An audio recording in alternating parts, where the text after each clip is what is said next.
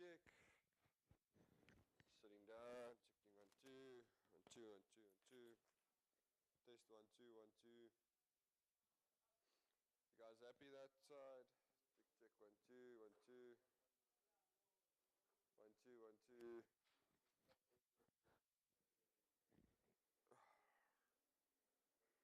Check 1 2. Yeah, I don't think you're gonna. Yeah. Check 1 2, 1 2. Happiness. Check 1 2, 1 2, 1 2.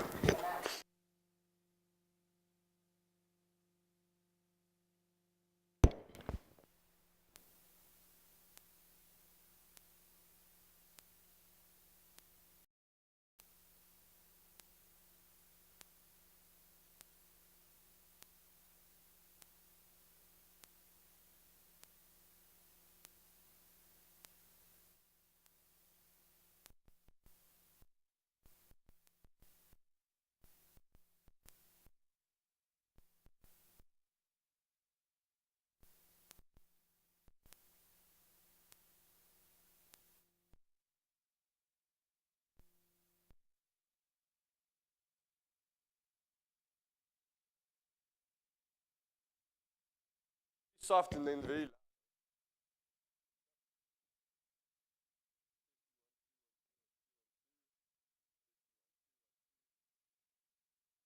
Check 1 2. Testing audio. Checking. 1 2, 1 2, 1 2. Check, check, check, check, check. Turning my head towards the sides. Speaking. Check, check, check. 1 2, 1 2.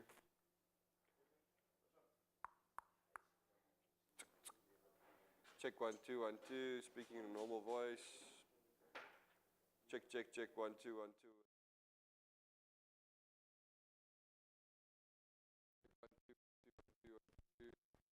Testing 2.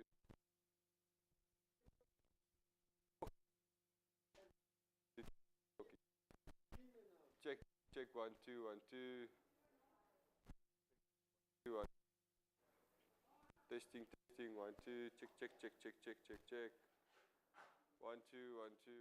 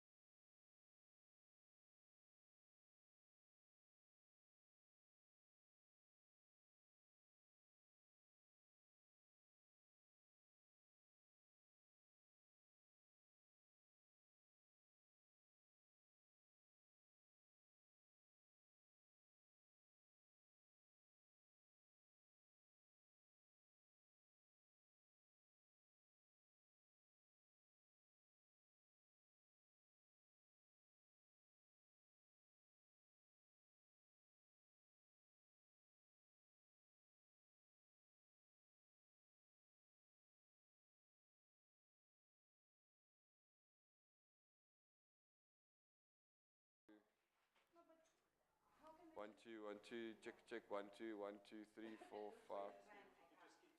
1 2. Thank you. uh, TV crew, yeah. And we're just sitting here where the presenter's going to be sitting, so we're just checking audio. Testing 1 2 3 1 2. Check check 1. You can speak to that guys, but audio, yeah. 1, 2, 3. As I stopped talking, was like.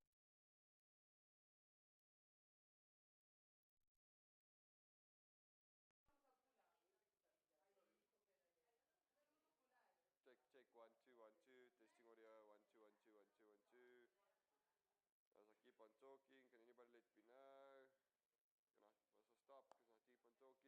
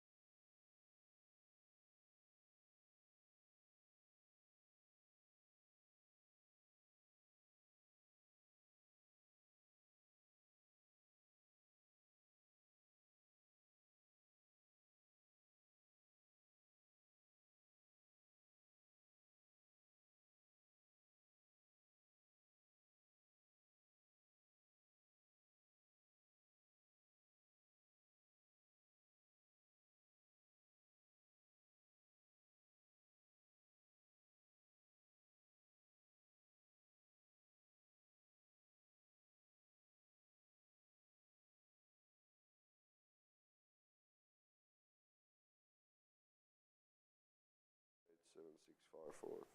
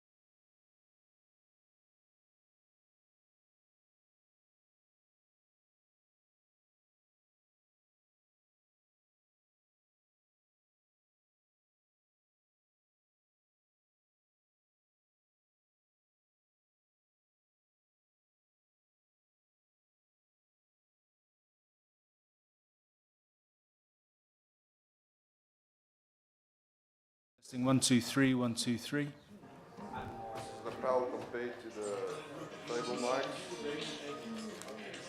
Hi, Shireen.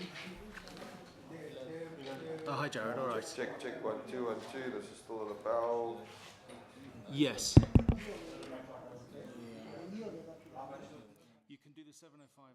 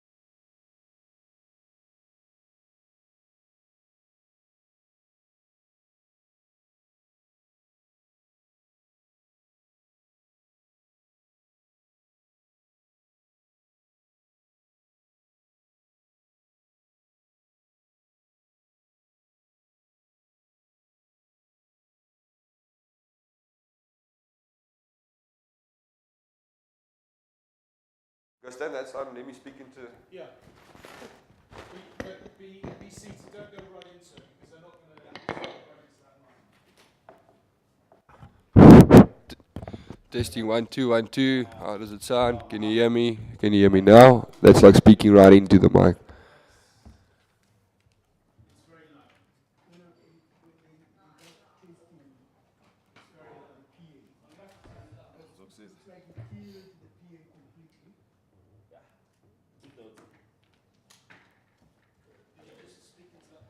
Check, check, 1 2 1 2. This is right. No. Yeah. Check, check, 1 2 1 2 1 2. Testing 1 2 1 2. Check, check, 1 2 1 2 1 2. Ah. Check, check, 1 2 1 2 1 2. 1 2. Check, check. Oh well, it's gonna be either like this, like this. Check, check, 1 2 1 2. Speaking around the table, looking at everybody. You want me to go back? Happy?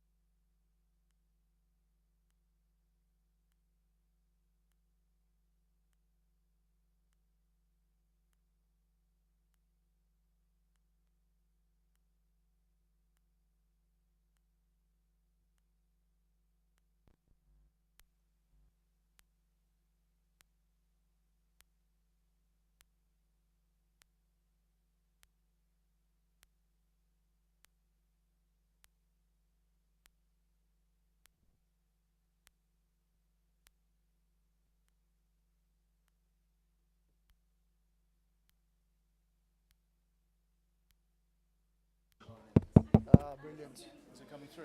1, 2, 3. Yeah.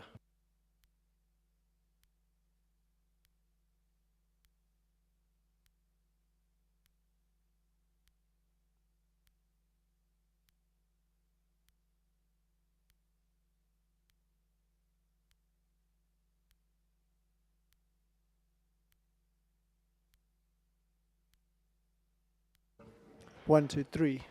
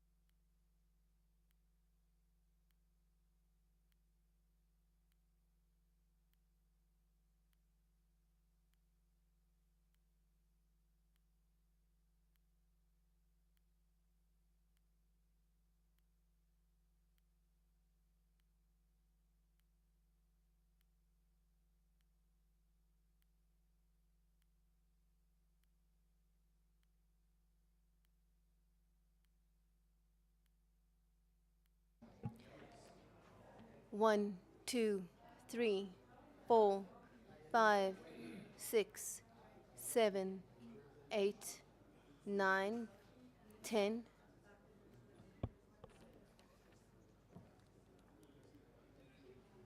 Yes, he is. His right is coming.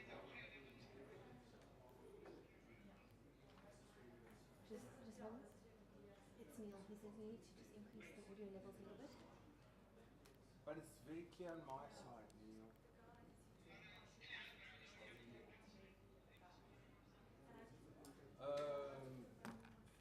Do you want me to count again? Count again.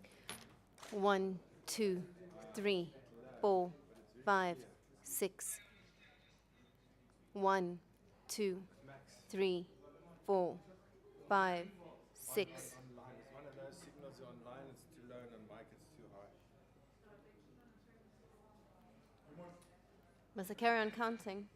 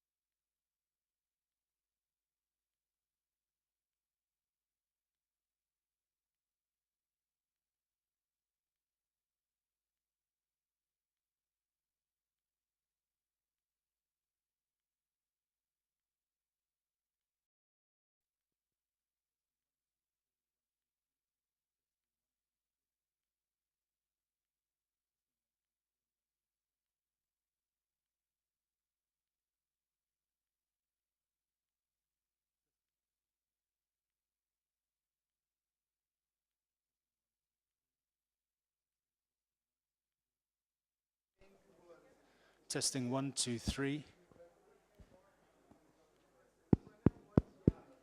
Testing 1, 2, 3.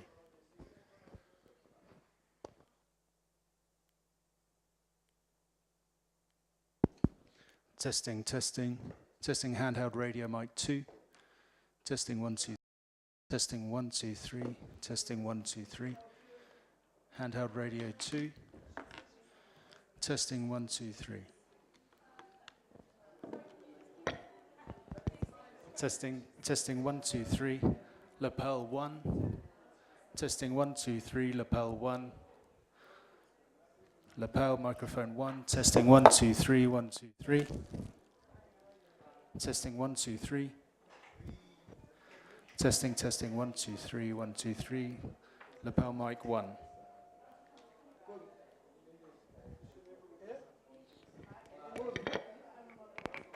Testing 1, 2, 3. 1, 2, 3. Testing, testing 1, 2, 3. Lapel mic 2. Testing 1, 2, 3. 1. Testing 1, 2, 3. Testing, testing 1, 2, 3. Lapel mic 2. Testing 1, 2, 3. Testing 1, 2, 3. Testing 1, 2, 3. Testing 1, 2, 3. 1, 2, 3. Lapel mic 2. Testing 1, 2, 3. Yeah. Testing 1, 2, 3. 1, 2, 3. Testing 1, 2, 3. Testing, testing 1, 2, 3. 1, 2, 3. Testing 1, 2, 3. Testing 1, 2, 3. Testing 1, 2, 3. Lapel mic 2. Testing, testing 1, 2, 3. Wireless mic 1. Testing 1, 2, 3. 1, 2, 3. Testing, testing 1, 2, 3. Testing 1, 2, 3. Testing 1, 2, 3. Handheld 1. Wireless handheld mic 1. Testing 1, 2, 3. Wireless handheld 2. Testing 3. Testing 1, 2, 3. Testing 1, 2, 3. Testing, testing 1, 2, 3. Testing 1, 2, 3.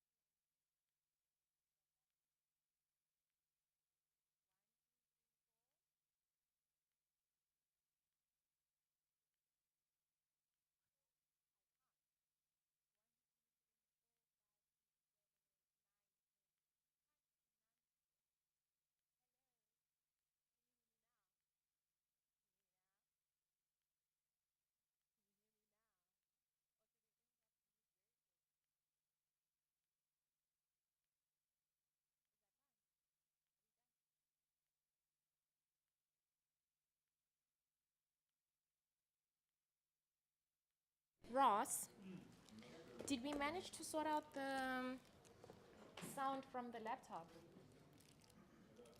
He's in this boardroom. Do they have? I see they've got speakers. Can they link it to the existing? Okay, it's all then I should. Because that's what we're going to have to. Otherwise, it's just going to have to have one next to his laptop. 1, 2, 3, 4, 5, 6, 7, 8, 9, 10. 1, 2, 3, 4, 5, 6, 7, 8, 9, 10. 1, 2, 3, 4, 5, 6, 7, 8, 9, 10. 1, 2, 3, 4, 5, 6, 7, 8, 9, 10.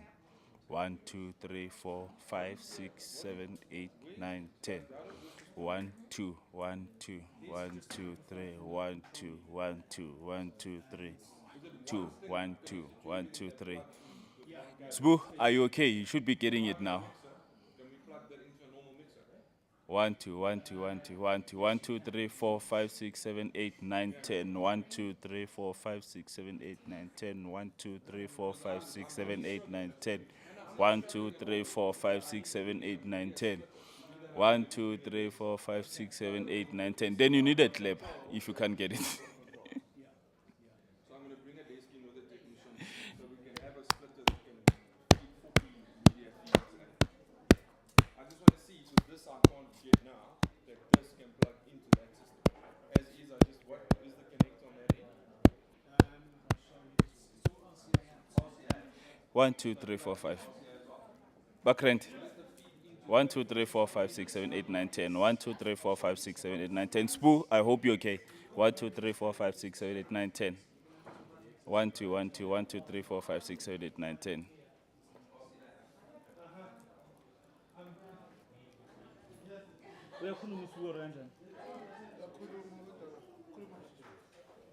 One, 2, 3, 4, 5, 6, 7, 8, 9, 10. 1, 2, 3, 4, 5, 6, 7, 8, 9, 10. 1, 2, 3, 4, 5, 6. Okay, I'm drinking.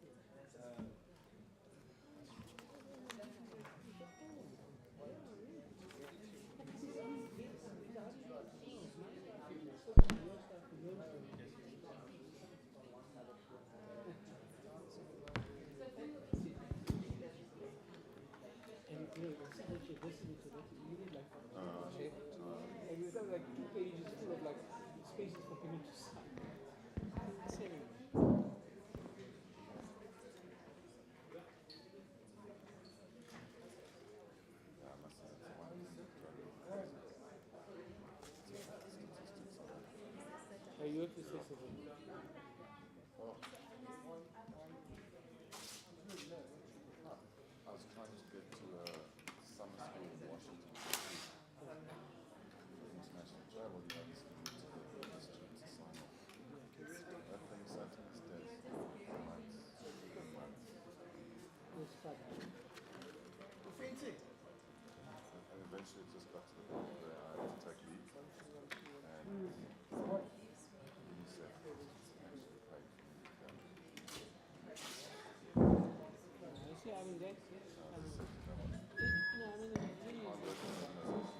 actually paid for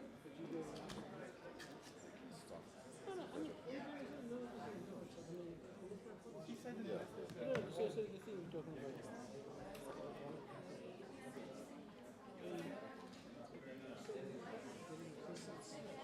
Yeah, then you must put the mic in front of. Then I'll take the mic and put it in front of you. Just for that, in front of those.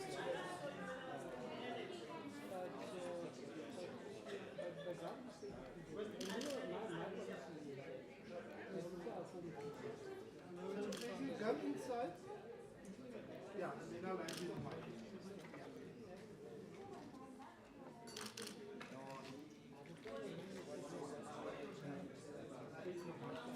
Under the table. Or you can also hand me Pumzile's one.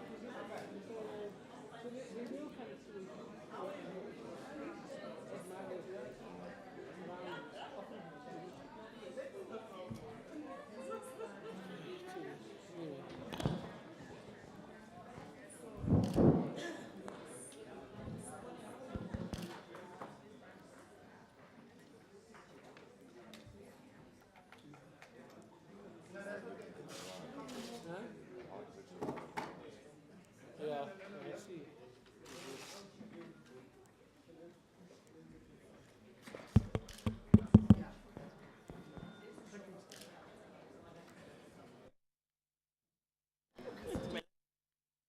That we just assume that everyone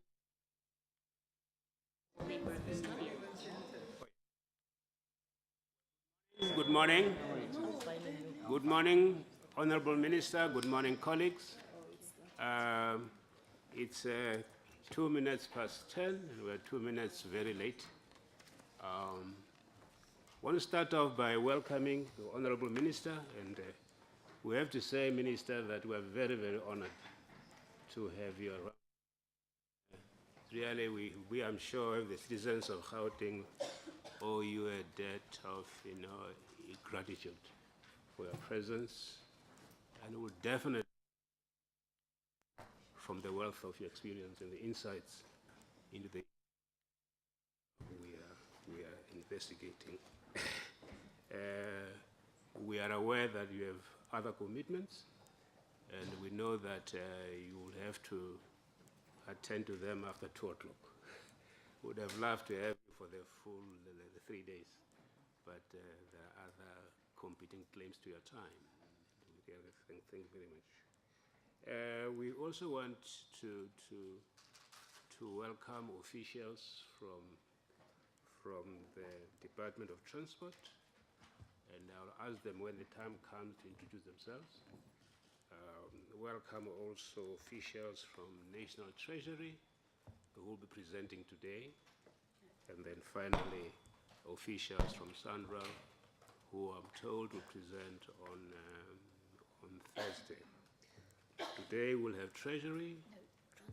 Today is transport, tomorrow Treasury, and then Thursday will be Sanral. Thanks very much. Honorable Minister and colleagues, we're just reminding you of something that you already know, that over 2 months, about 3 months ago, Makura, in his State of the Province address, announced the establishment of this advisory panel to do at least 2 things.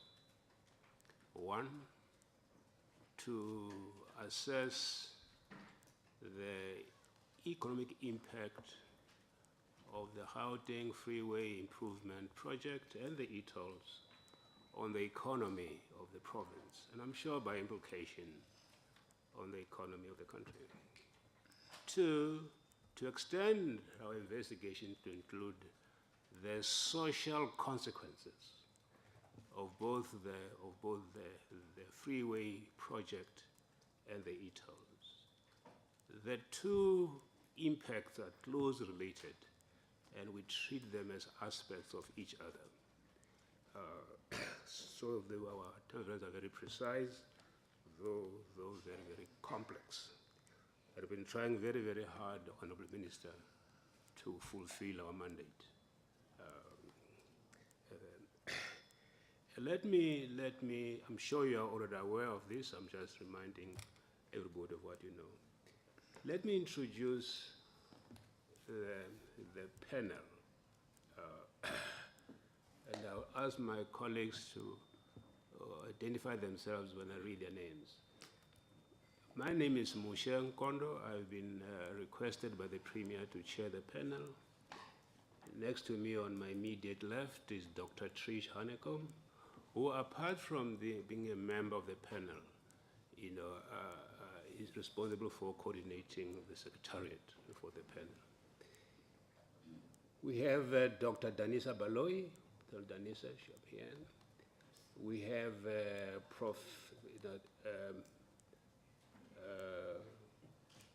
Miss Loretta Tefo, there she is. We have also Professor Christoph Fenter, who's there. The other colleagues who are held up somewhere, but they are on their way, and as they come in, we will introduce them. Thank you very much. Honorable Minister, this is an extremely complex process. It needs a whole range of complementary skills and competencies. It's not an easy matter. And that's why we're thankful that the Premier of the province put together a team that consists of key practitioners in the various fields. We have civil engineers, we have economists, we have political scientists, we have people, people from accomplished in the businesses. We also have policy practitioners. So I think we have and a whole range of social sciences that we need to make a full and comprehensive assessment of the material that we have been accumulating for the last 3 months. Let me, I don't know whether, we are accompanied, Honorable Minister, by, I haven't seen Mr. Tawa myself, is here? Tawa? The head of communicating with premiers is on his way here, and as he comes in, we'll introduce him. Yeah. We have also, we always have senior officials from the Premier's office coming to assist us with all sorts of things. Today we have Mr. Rashid Sidat, who's the head of the Gauteng Planning Commission. And let me ask Rashid, could you just introduce your staff, please, to the Honorable Minister? Thank you, Chairperson. My name is Rashid Sidat. I'm the head of the Gauteng Planning Division in the Premier's office. With me is Mr.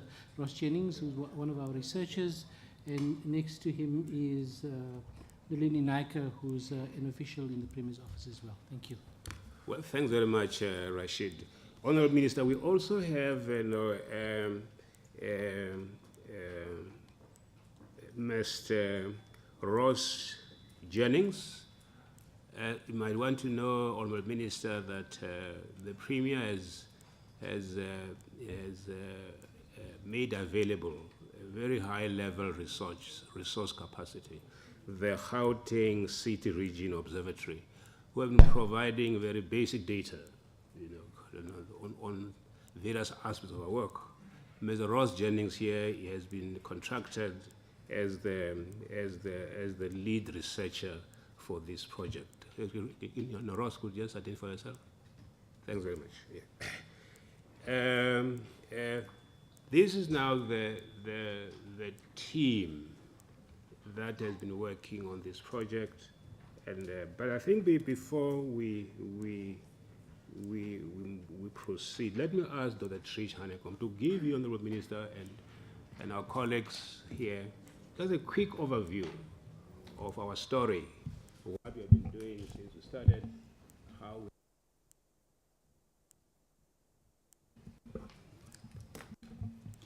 Thank you very much, Professor Kondo. Good morning, Minister, and the delegation that is accompanying you. I'll be very brief because we have had a lot of exchange of communication, and really just to recap for the benefit of the presence of the media as well.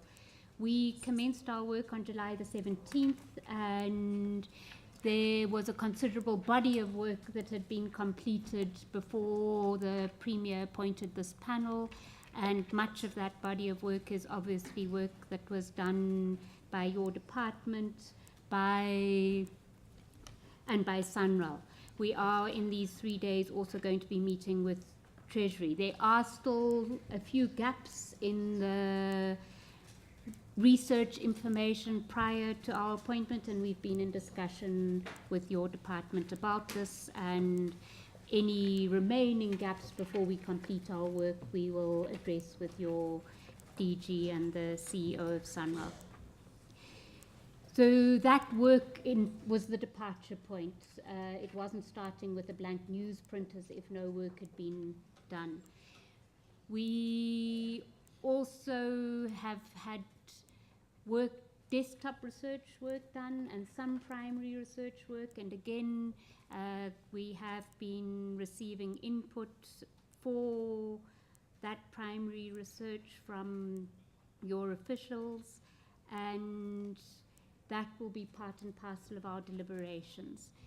We embarked on a fairly comprehensive consultation process, first speaking with key implementers and the entities affected by GFIP and e-tolls, that include metropolitan municipalities and the 2 district municipalities. We also did speak to PRASA and Sanral with regard to commuter and freight rail. We partially proactively and partially reactively met with organized labor, business, civil society and major transport organizations. So we invited all of the major organizations, and anyone who responded and requested an opportunity to present was afforded that opportunity, and we have shared the summaries of those presentations with the DG and with the CEO. And we look forward to your comments and responses to some of those issues. We held 15 public meetings throughout the province, and again we've shared that information with your officials. We also held some expert roundtable meetings on the completion of that process. That was in order to inform the deliberations of the panel, and that was not open to the public. We have also shared the summary of that information and are looking forward to your response to the comments, observations and proposals that were made. This meeting and our meeting with Treasury and with Sanral have the benefit of the inputs in the consultation process, and it's very fortuitous that this is the timing as at the end of the consultation process. We have also received 74 written submissions of varying complexities and varying subjects of consideration. When we have completed our consultation with the national transport policy makers, yourselves, and with Treasury, we will be working on drafting the report of our findings and recommendations to the Premier. Very quickly, just so that you are aware of our departure points, one of the major areas of consideration is that Gauteng is contributing the lion's share of the GDP, that we need good infrastructure, including transport infrastructure, to maintain and grow the Gauteng economy and the economy of the country, and that the good road and railway networks are important for movement of people, goods and services. We have also looked in detail at the findings of the National Transport Survey, as well as the Transport Master Plan for Gauteng, to understand the composition and the modalities of transport. In the concept note that we circulated to your officials, we indicated that our understanding of at a very high level of the decision to invest in the freeways was informed by the fact that the road network, both in terms of quality and volumes, could simply not sustain the Gauteng economy, that the decreases in travel time, congestion, fewer accidents and improved air quality would all be beneficial, and that it would contribute to addressing apartheid spatial planning problems by creating new opportunities for residential and business growth along public transport routes that would allow people to also live closer to where they work. So in our deliberations, we're obviously looking at the extent to which the planned impacts have or haven't materialized, and are interested in hearing your inputs with regard to the impacts that you have assessed and how, in your view, the costs and benefits are distributed across society and the economy. Thank you very much, and we're looking forward to the presentation. Well, thanks very much, Dr. Hanekom, and thanks everybody. I just forgot to acknowledge the media. The media, all ministers have been with us since the beginning, and we want to commend them for assisting us in communicating our work to the public. Thanks very much. We also thanks Mr. Tawa Maseves here. Tawa was here. He is in charge of communications at the Premier's office. And a member of the panel is here also, Mr. Kehla Shubani. Could you just identify yourself, Kehla? Yeah, therefore, well, thanks very much. Honourable Minister, I don't know how you want to proceed, but would like you to make an opening statement, and then we'll ask the Department of Transport to thank you very much. Yeah.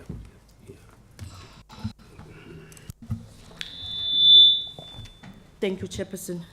The Chairperson of the Advisory Panel, Professor Nkondo, and the 5 members of the Advisory Panel who are here, members of the Sanral Board who are also here, the Acting Director General of the Department of Transport, Ndate Mawetu Vilana, the DDG responsible for roads in the Department of Transport, as well as other DDGs who are here, the CEO of Sanral, Mr. Nazir Ali, all other government officials who are here, both from the province as well as from the national offices, members of the media, distinguished guests, ladies and gentlemen.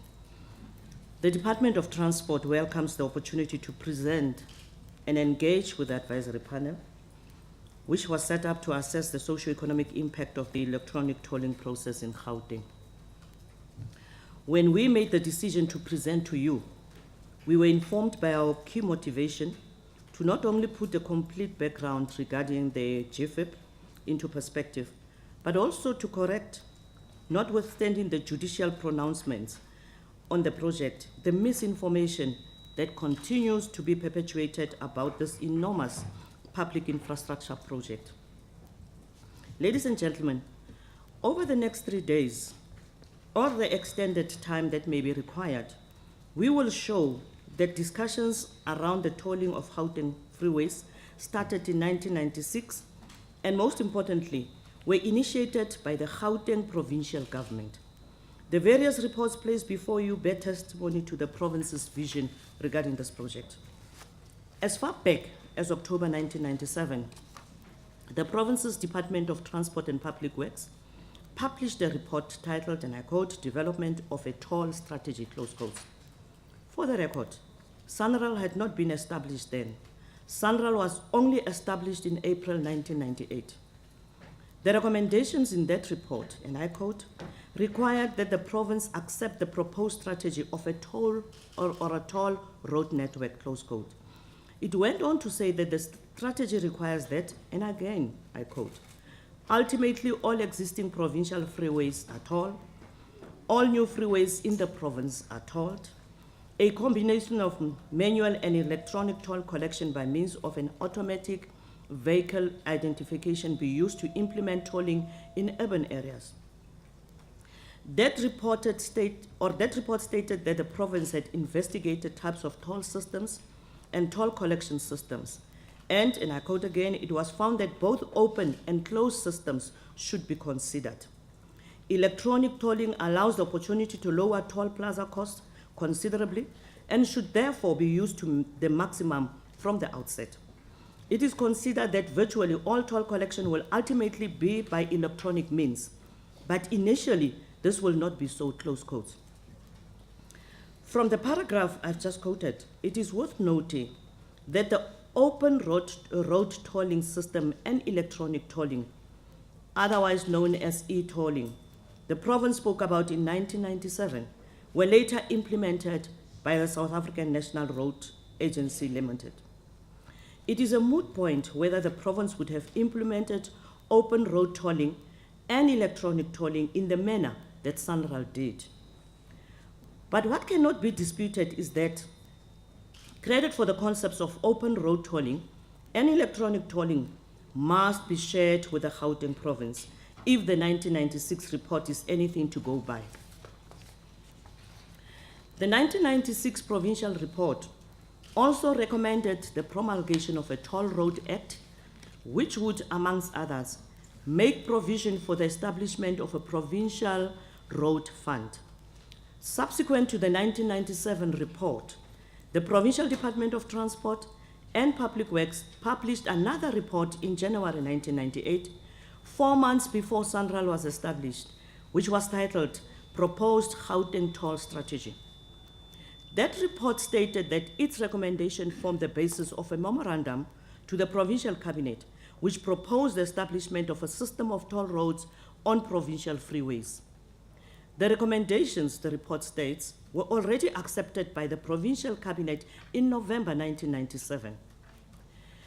I don't know if the esteemed panel had sight of these reports, but in case it hasn't, we do have copies available. I deal with this aspect, ladies and gentlemen, to clear the confusion about the genesis of this project. The Gauteng provincial government was the first to propose a Gauteng toll road strategy. The provincial government had then proposed to establish a toll roads management section in the Chief Directorate of Strategic Planning of its Department of Transport and Public Works to manage tolling in the province. This is how seriously it took the initiative. Now, how did what was originally a provincial initiative become a national project, with Sanral assuming responsibility for it? A province, unless it has special legislation to that effect, does not have the competency to declare and operate tolls. This can only be done through national government and its agencies. To this end, in 2005, a working group chaired by the Department of Transport, consisting of Sanral, Gauteng Province, and the City of Johannesburg, was formed. And it produced a report in 2006 after looking at the necessary and feasibility of the project and investigating a wide range of financing options available to government. Indeed, this was followed by a process of further collaboration with provincial and local government, consultation with civil society and members of our communities. At its core, the Gauteng Freeway Improvement Project was approved by the Central Government in 2007 to rehabilitate and improve road infrastructure in Gauteng. The Albertina Sisulu Highway, previously known as R21, was handed over to national government by the provincial government of Gauteng in April 2008. South Africa is estimated to have about 10 million vehicles. About 2.5 million of this estimated to be in Gauteng. Of this 2.5 million, an estimated 1 million users per day travel on the toll roads that account for only 201 kilometers of South Africa's overall 750,000 kilometers road network. Members may be interested to know that traffic volumes on Gauteng Freeway increased from 27% to 42% since 2006. On the N1, between the Allendale and Buckley interchanges, for example, morning peak hour traffic increased from 9,000 vehicles in 2008 to 13,000 vehicles in 2013. An independent survey done by a company providing navigation services showed that since the implementation of the Gauteng Freeway Improvement Project, this has led to a 50% reduction of travel times on the N1 between Johannesburg and Tshwane during peak hours. It is also important, Chairperson, to remember that toll collection was postponed on 2 occasions. The first postponement was in March 2011 after various stakeholders raised concerns. The postponement allowed further consultations to take place. A steering committee, co-chaired by the Department of Transport and the Gauteng Province, was then established, which recommended to Cabinet a comprehensive discount approach to be taken, which included 0 rating of public transport. Government decided to suspend the tariffs and consequently appointed a task team to review the fee structure. The task team held public hearing where interested parties, including business and organized labor, made representations.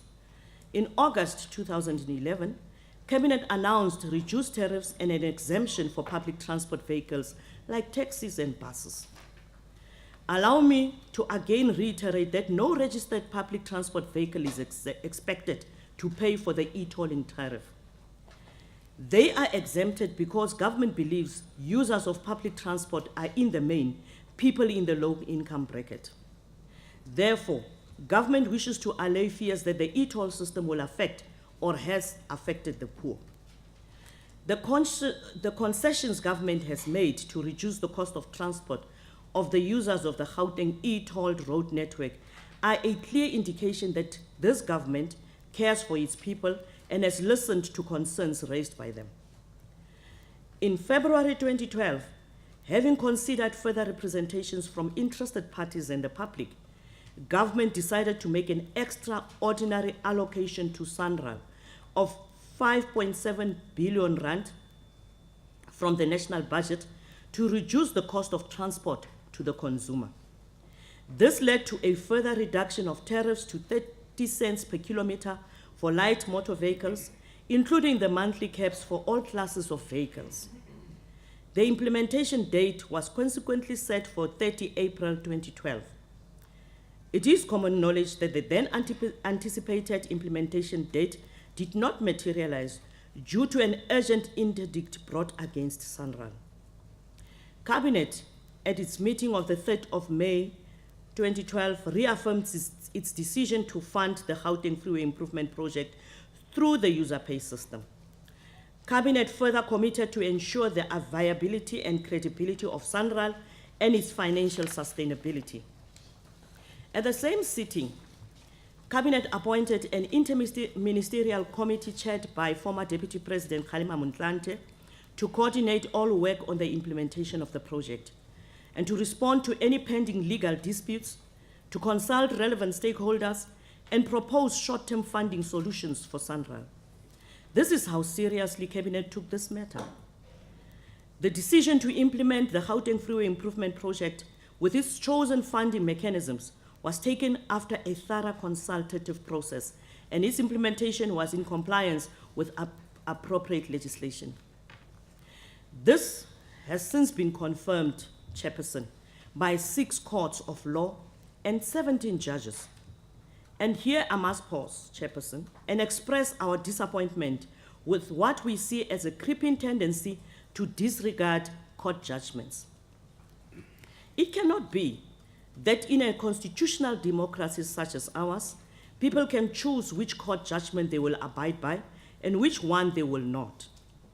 Ladies and gentlemen, Gauteng is the economic hub of our country and occupies a prominent place on our continent.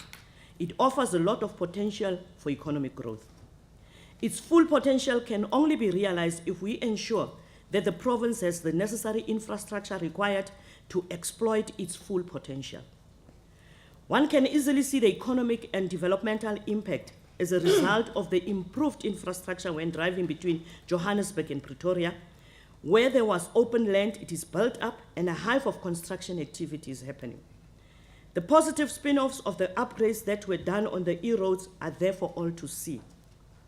We therefore concur with the views expressed by former Gauteng Transport MEC Ignatius Jacobs when he said in 2004 that, and I quote, "Our goal in the next 5 years is to ensure increased mobility and accessibility of Gauteng citizens, particularly the poor, to transport and socio-economic infrastructure that facilitates their meaningful participation in economic and social activities," close quotes. Launching Transport Month in October 2006, Comrade Jacobs affirmed, again I quote, "Together with the South African National Roads Agency Limited, we are currently piloting an intelligent transport system on the N1 between City of Johannesburg and the City of Tshwane. This is meant to ease the pressure exerted on that important corridor for the benefit of the economy of our province and our country, South Africa," close quotes. But such developments as the GFIP come at a cost. And we all know that often what is required may not be afforded due to a range of demands, especially our social wage bill on the fiscus.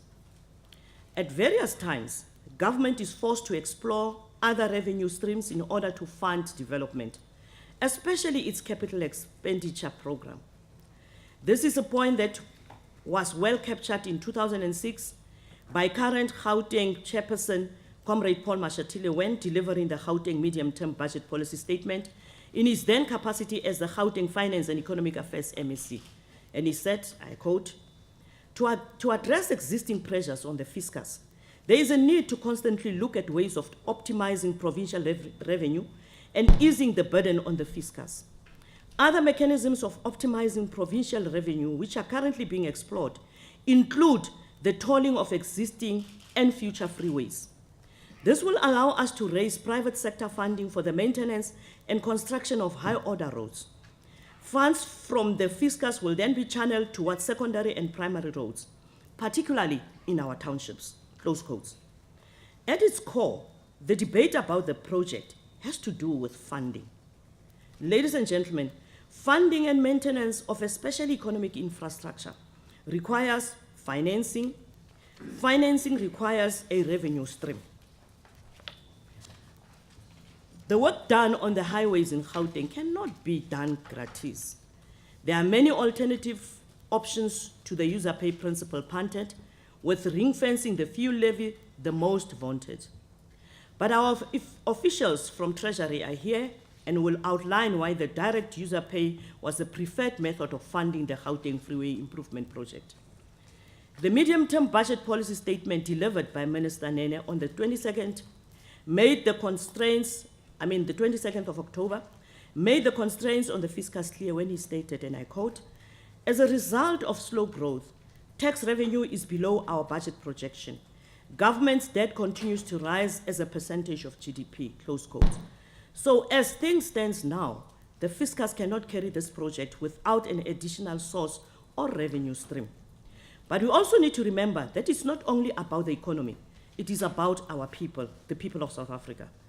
Undoubtedly, without a national road infrastructure, there can be no trade and there will be little economic development and marginal improvement in the quality of life of our citizens.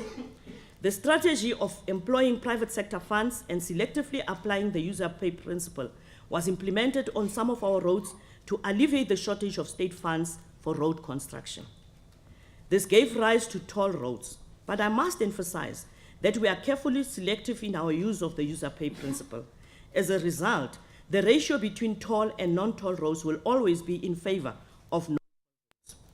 Currently, our national road network constitutes of 85% non-toll roads and 15% toll roads, with the Gauteng Freeway Improvement Project constituting only 1% of the entire network that Sanral looks after. Ladies and gentlemen, according to the National Development Plan, by 2030, investments in the transport sector will ensure that it serves as a key driver in empowering South Africa and its people, enabling improved access to economic opportunities, social spaces, and services by bridging geographic distances affordably, reliably, and safely. The NDP further states that moving towards 2030, South Africa's transport system will support economic development, job creation, and growth, providing equitable access to opportunities and services for all and reducing poverty. In spite of what may appear as differences between ourselves and the Gauteng province, I'm encouraged by the Gauteng Integrated Transport Master Plan published in 2013, which indicates support for the Gauteng Freeway Improvement Project. In that plan, it describes the project as, and I quote, "vital for the future development of the province," close quotes.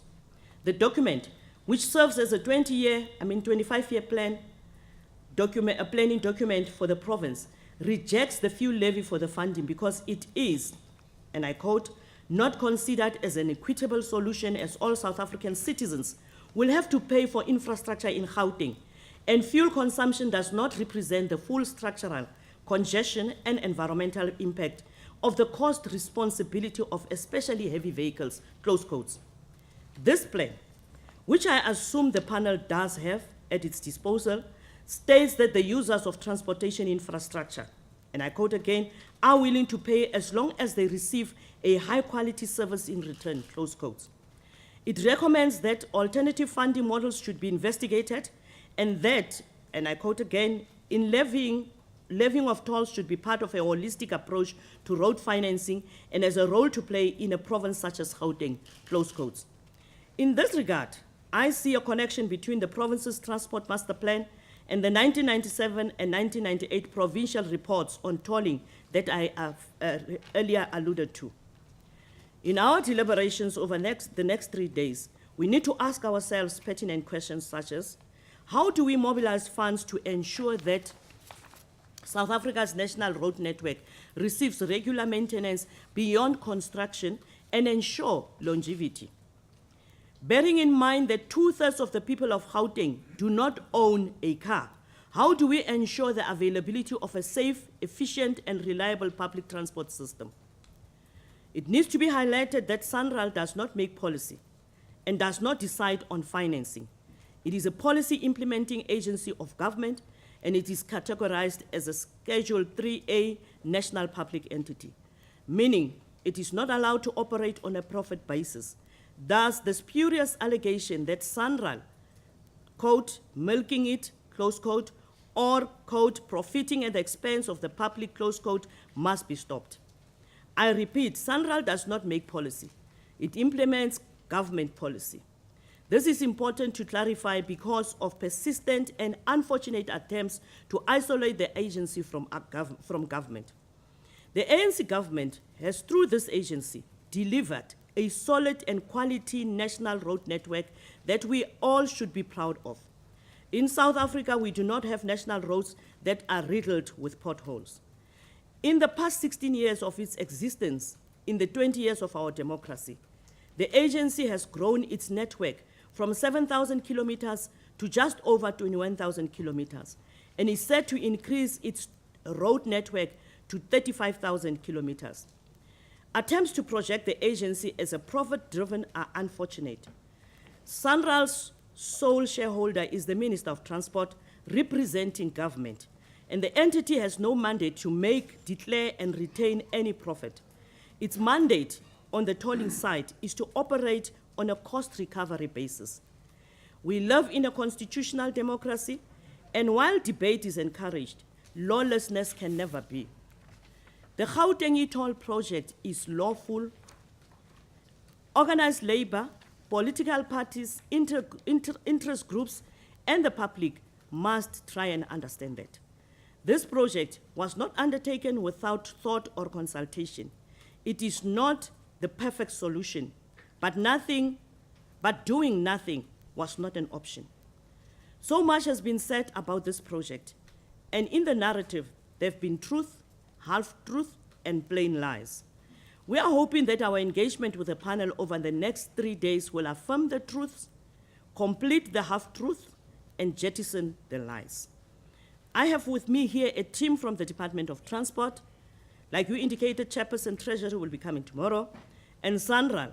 And I have directed that their presentations should, in the spirit of openness, be made available to the public through various forms of media so that South Africans can hear directly from us and appreciate the complexity of the issues we are dealing with and why we make the decisions and policy choices that we do.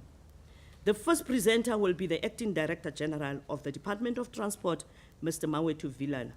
Thank you very much, Chairperson, and thank you to the panel. Well, thanks very much.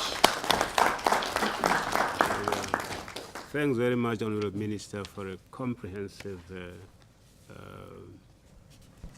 overview of the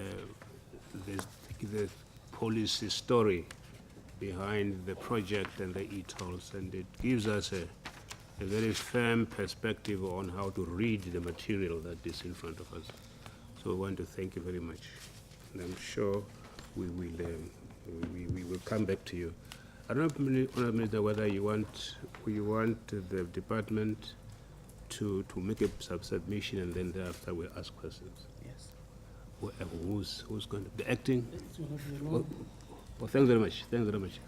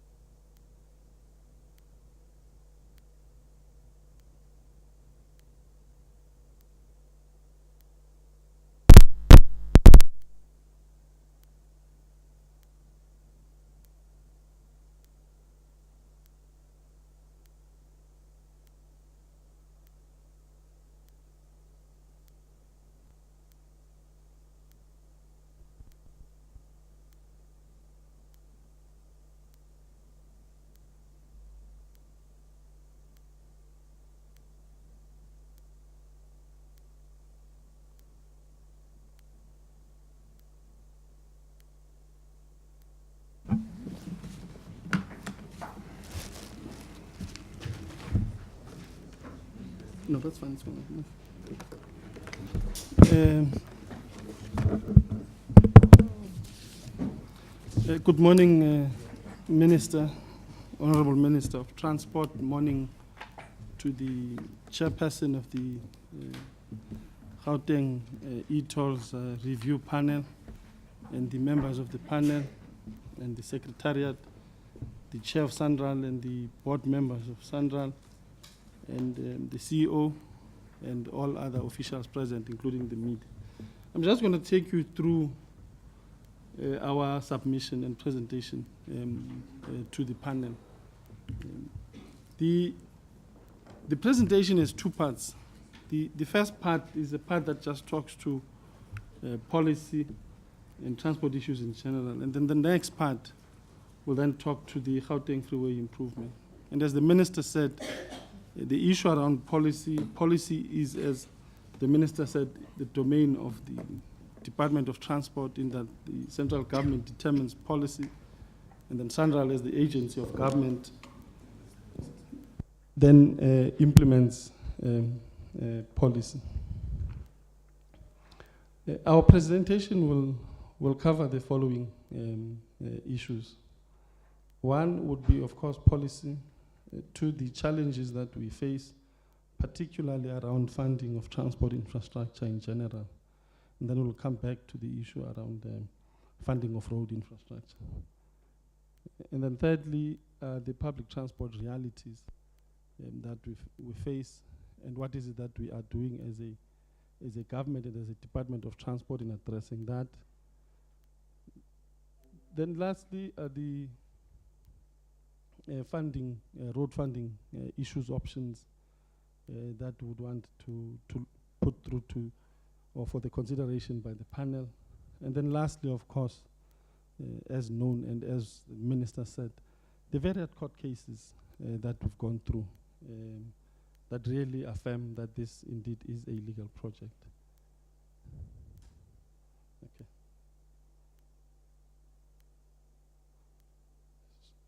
Our apologies.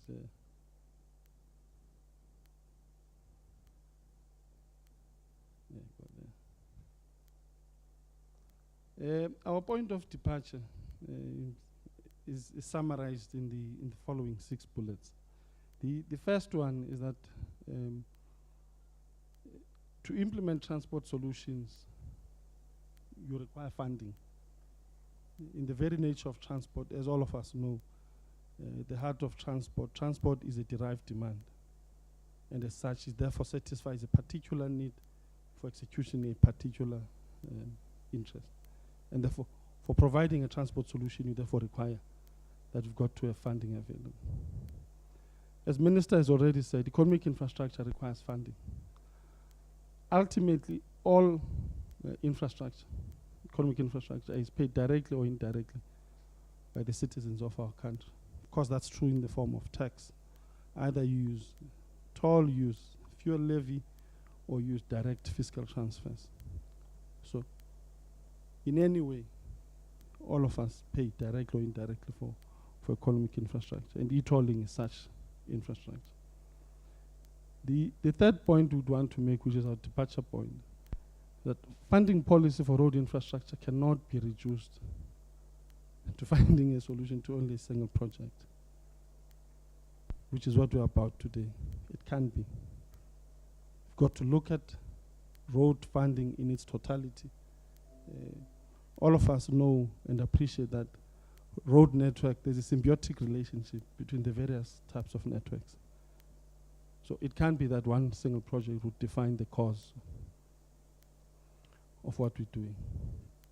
The fourth point we would want to make as our departure point, that when considering the current funding model of the GFIP, as well as other alternative, we should consider the holistic transport funding policy and requirements of all road infrastructure in the country. And we'll come back and talk to this, and talk to the issues and the various challenges, and why, therefore, ourselves and the Gauteng provincial government decided on e-tolls.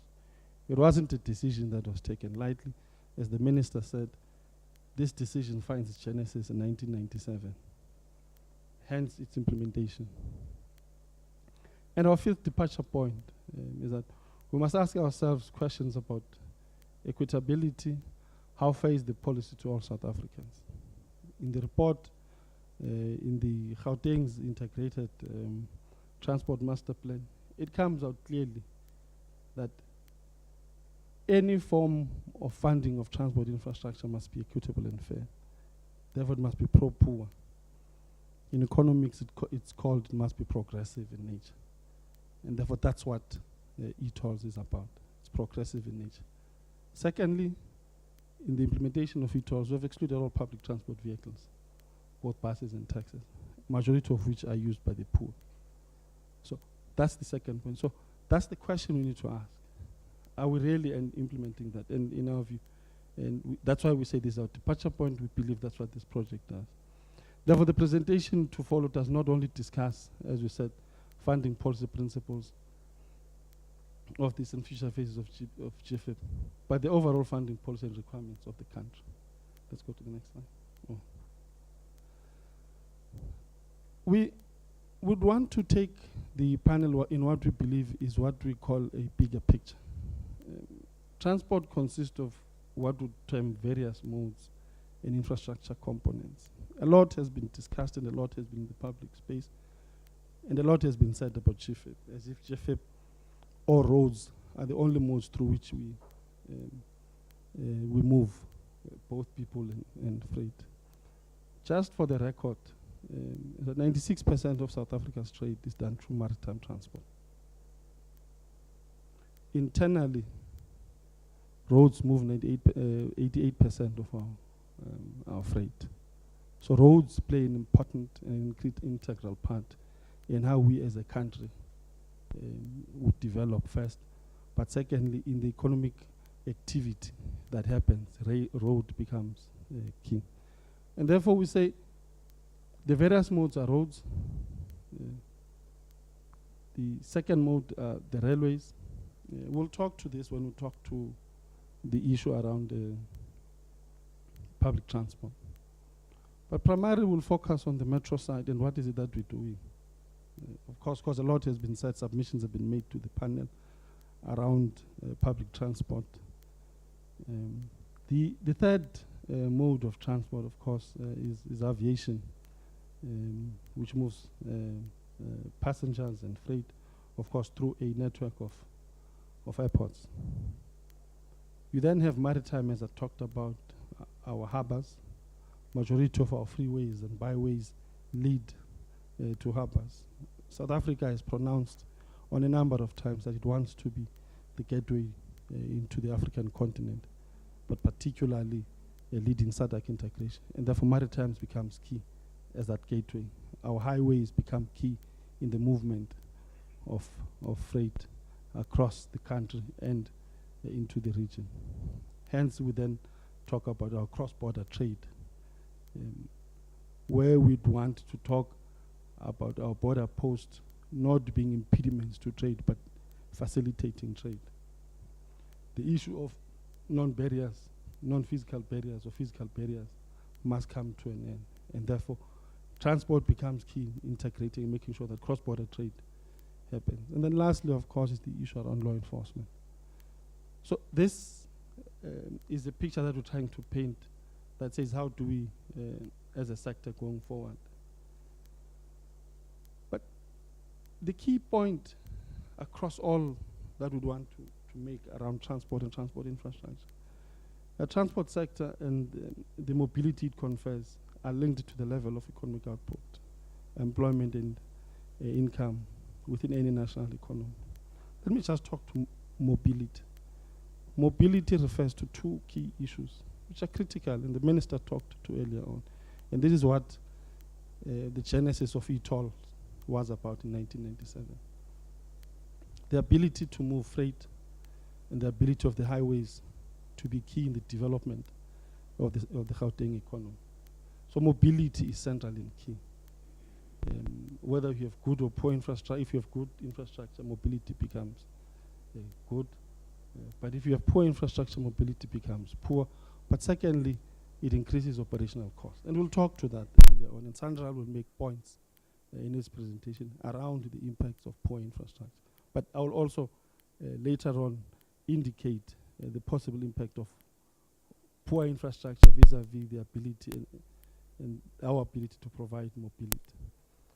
But the second issue we're raising on this slide is that it impacts directly on the development and welfare of the population. Transport infrastructure is key in making sure that that happens. If it doesn't, it really has an impact, both on the development, which leads to economic, on the welfare side, our ability to get people to social centers, either be it hospital, clinics, schools, of course, recreational issues. And that's what the head of secretariat, Dr. Hanekom, talked to earlier on, as what becomes key, the social impacts of what the remit of the panel is. And so that's what we say it has an impact on. And then the third point in the slide we're making, that poor infrastructure is an obstacle to economic growth. This is an undisputed economic fact. All of us know this. Hence, the engagement and the interactions between ourselves and the Gauteng government, and the need for us as government, the three spheres of government, to then begin implementing the e-tolls project, or the Gauteng Freeway Improvement Project. South Africa faces twin challenges with respect to infrastructure. One is that we've got to maintain what we have. Roads are our national assets. If you do not maintain, do not take care of what we have, we would have challenges. It would really impact on the development. I don't need to say more. Those of us who stay in Joburg, who were victims of lost power because of the challenges of what happened in the power station, it's a serious problem. All infrastructure industries, whether you're talking about roads, whether you're talking about electricity, whether you're talking about telecommunications, all infrastructure networks are key for economic growth and development. And therefore, maintenance of those assets becomes a priority. And that's one of the two key issues that we want to talk to. And we say, if you do not do that, therefore you're going to have serious problems. Provide for non-service and under-service communities. As a result of our past history, this reality stares us in the face. And therefore we've got to, as a Department of Transport, respond to that. And that's what we do in our infrastructure provision. And then lastly, we firmly believe that road infrastructure helps us solve both long-term and short-term economic problems. In the short term, investment in road infrastructure helps, of course, provide jobs, because it absorbs. It's one of the mechanisms the world over that's used as an absorption method to absorb labor. Many of those of you in the panel who are economists will remember a very famous statement that got one president of the Americas elected 3 times, and the only president to be elected 3 times in the US because of his public sector programs. Key to that was developing the national roads and the network to build the American economy, on whose success and wealth is dependent on. And that's what South Africa is seeking to do, and that's what we'll continue to do. And then lastly, we're saying in the long term, this has a wide range of benefits. One is the issue around multiplier effects, which creates both direct and indirect jobs. But key, and these are the issues that the head of the Secretariat talked about in the remit that the Premier gave this panel. One is how you deal with issues around congestion. But secondly, how you deal with issues around air quality as a result of carbon emissions. And in our view, that then gives us a great deal of benefits. And then lastly, the benefits for business in the reduction of costs. Reduced travel times results in business benefits. And therefore that's what our bigger picture is, and that's what we'd want to say as the last point in the slide. But let me then, in this slide, just give you a sense of what I talked about earlier on, and just elaborate more and provide you with a graph. I told you earlier on that in terms of freight movement statistics last year, roads moved 88% of freight. Total freight moved in terms of tonnages last year was around the region of 1.5 trillion tons of freight. 88% of that moved through our roads. Imagine over 100 or over 1 trillion tons of freight moving on our road networks. And I'm sure those of you who travel on our highways, let me make the M2 as an example. The M2 in Gauteng between Joburg and Germiston or R route moves more freight than the N17. And the M2 is a municipal road. And that's how key and important M2 is to the economy, not only of Joburg as a city, but of Gauteng as a city region, but of national. Ability to move freely on that road becomes key. N1 and N3, those of you who travel on the N3 between Joburg and Durban see this all the time, the amount of trucks that move. But the second point we'd want to make is that 94% of the 35 million daily motorized passenger trips recorded in South Africa are road-based. And the last point, which the minister made, is that vehicle population in the country has doubled since 1994. And Gauteng as a province has a third of that, about 2.5 million cars. It's huge. Those are huge numbers of cars that travel. Of that, about 1 million moves on the 201 kilometers of freeway. Let's, by way of a statement, make the following. We're saying the DOT needs to ensure, as a mandate, a sustainable transport sector that is first, efficient, second, provides economic and social opportunities. You would not be in a position to provide for both social and economic opportunities if you have bad infrastructure. You can't, because mobility is impaired. It therefore becomes important in how you deal with that.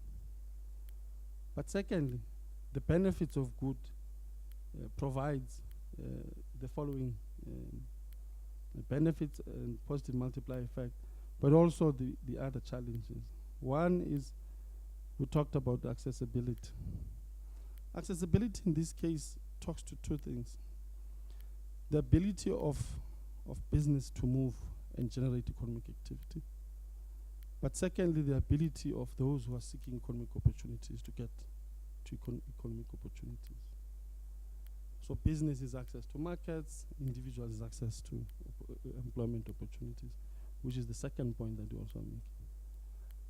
Also on accessibility is the issue around accessibility to social infrastructure, ability to access hospitals, ability to access clinics, ability to access schools.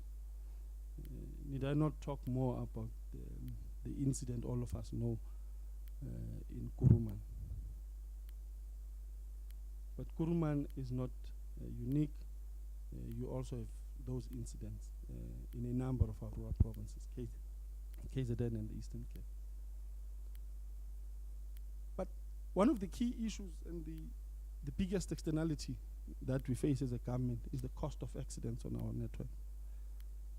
And the ability of this project and the impact it has had on the Gauteng freeways is enormous in the reduction of accidents. Of course, we do have accidents like the one we had on the N12, but the number of accidents have indeed reduced as a reason of this thing. But lastly, we want to close with a quote from one famous American president, John F. Kennedy, who said, "Best road to progress is freedom's road." But he went on to further say that American wealth is built on the back of its roads. And I'm sure many of you, when the RFA came and presented in front of this panel, they told you that if trucks stop operating, South Africa stops. And that's a fact. Roads are key into building our national wealth as a country. Just to again emphasize the fact around mobility, we talked about it, but I thought one of the things I would want to to lift out in this slide in that particular point is what we term as an important characteristic of mobility, which is economic activity. But secondly, is that apart from direct cost of congestion on the economy, hours lost, vehicle operating costs, those of us who are in the space understand the marginal importance of a reduction in vehicle operating cost and the survival of a business. And therefore it becomes important, a bond that we really stress in this. Of course, the social impact of congestion on society is a major concern. One of the key externalities that we talked about, that the minister talked about earlier on, that the head of the secretariat of the panel talked about, I've talked about earlier on, just emphasizing in the bigger picture how this becomes a serious problem and a challenge. And then the 3 points that we make here, and we'll also make later on, that commuters spend hours to get to and from work. It's a fact. Many of you know that, and all of us know that. And the reason why we're here is to present to you and say, travel times between Joburg. One of the travel demand management as part of the remit that the Premier gave this panel was, what has been the social economic impact of that? In economics, your management of travel time and your ability to reduce transit time is one of the key in transport as well. Transport economics is one of the key indicators for an effective, which is what we said is our mandate, and an efficient transport system.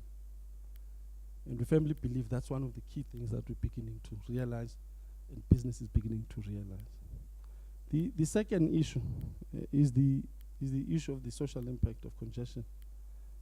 That first cannot be calculated in only monetary terms, but manifests itself in the social health of families. The ability of parents to assist their children with homework, ensuring that they attend to school, and family time. Later on, we'll show you a video of one of our departmental workers who leaves home at 3 and gets home around 10. Is that what we want? And our view is that no. On those that commute on this network, has that time been reduced? In our view, yes. The peak hour before the implementation of the e-tolls, many of you will remember, and the challenge we had at Allendale, is that the peak hour was beginning to creep into 2-hour peak hour period.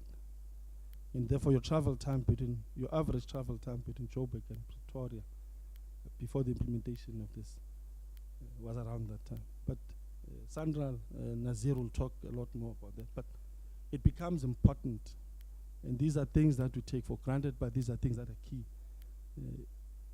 in dealing with the social fabric of our society and how working mothers and fathers help in the growth of their children. But lastly is the issue around the social impact of congestion, the issue around anti-greening and carbon emissions. We talked to it earlier on.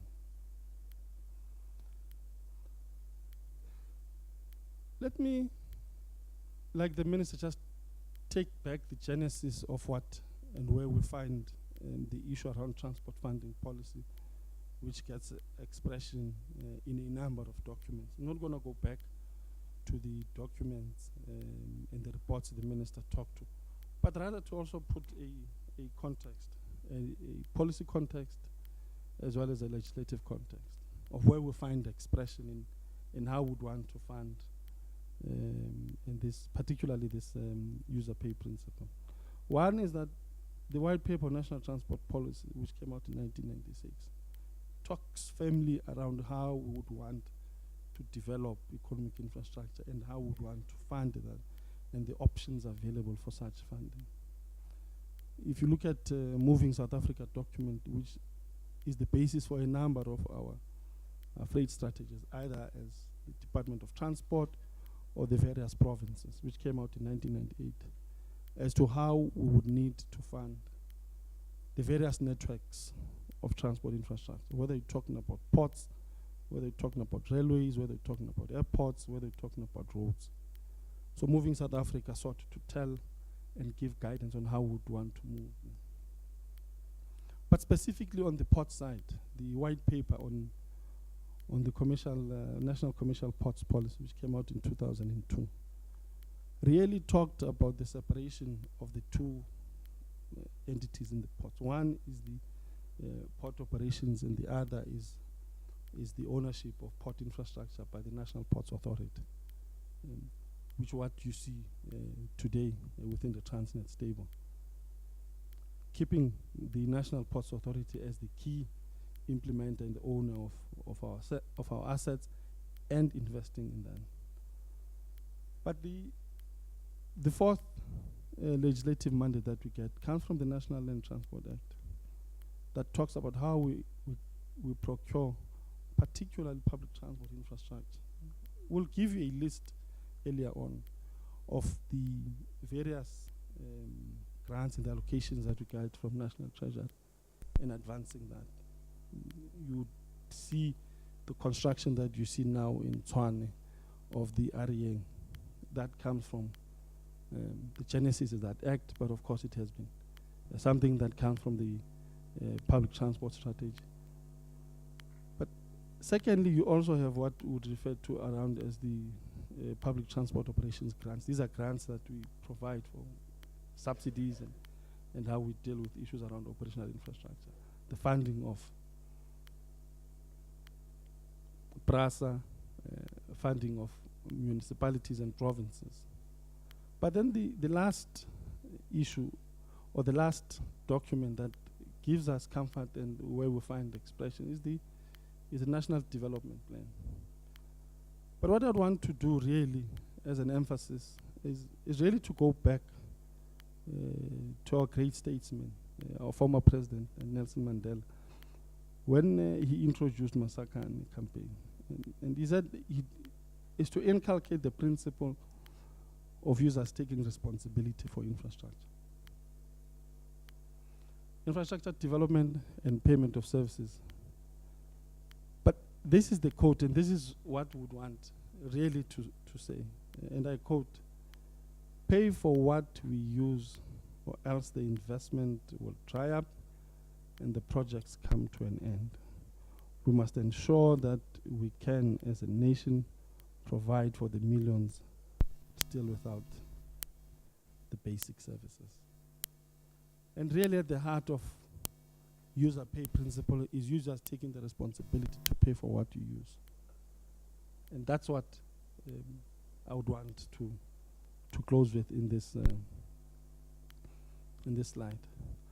But going forward is just now an enunciation of what in each of the policy documents you see coming and what are the key issues. From the national transport policy, the white paper national transport policy, you'd see that the user pay principle was accepted in making sure that ongoing investment in either road infrastructure or any transport infrastructure goes ahead. But what becomes key is that we talked to issues around the development and maintenance of transport infrastructure in accordance with sustainable economic development principles within the context of what we term a sound financial base. And that's key in how we then deliver, in our view, what we call sustainable economic infrastructure. But secondly is to encourage a more efficient land use, correcting the imbalances of the past, but also reducing travel distance and time. And in transport, all of us know that transport is a three-dimensional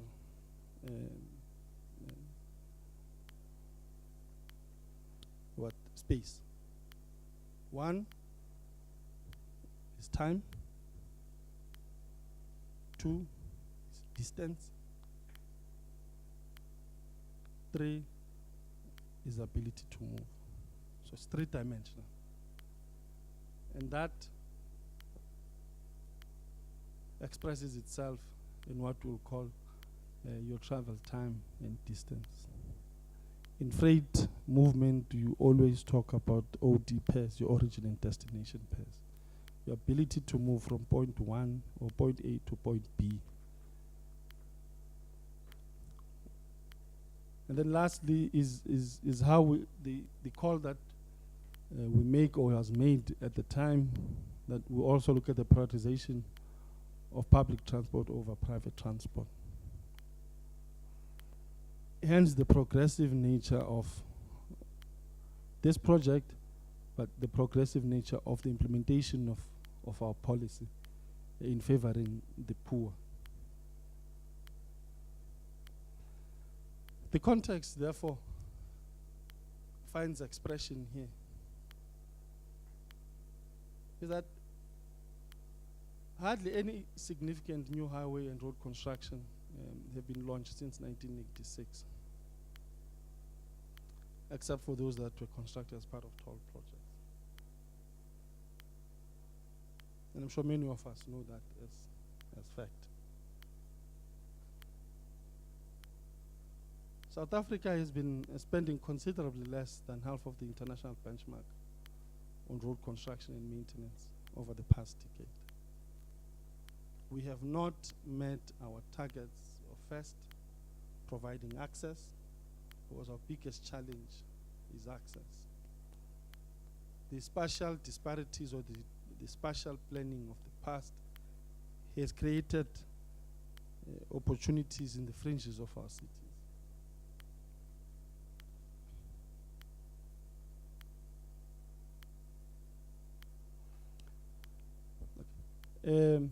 And therefore, that has created, therefore, the inability for us to meet the what we call the international benchmark.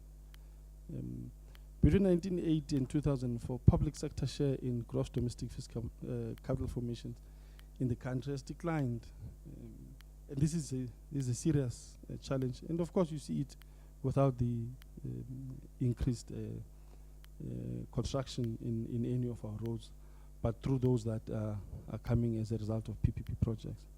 But one of the biggest challenges we have is the ever continuing and ever increasing backlog of almost 200 billion of our national and provincial roads, excluding municipal roads. Many of us know that municipal roads are a serious challenge.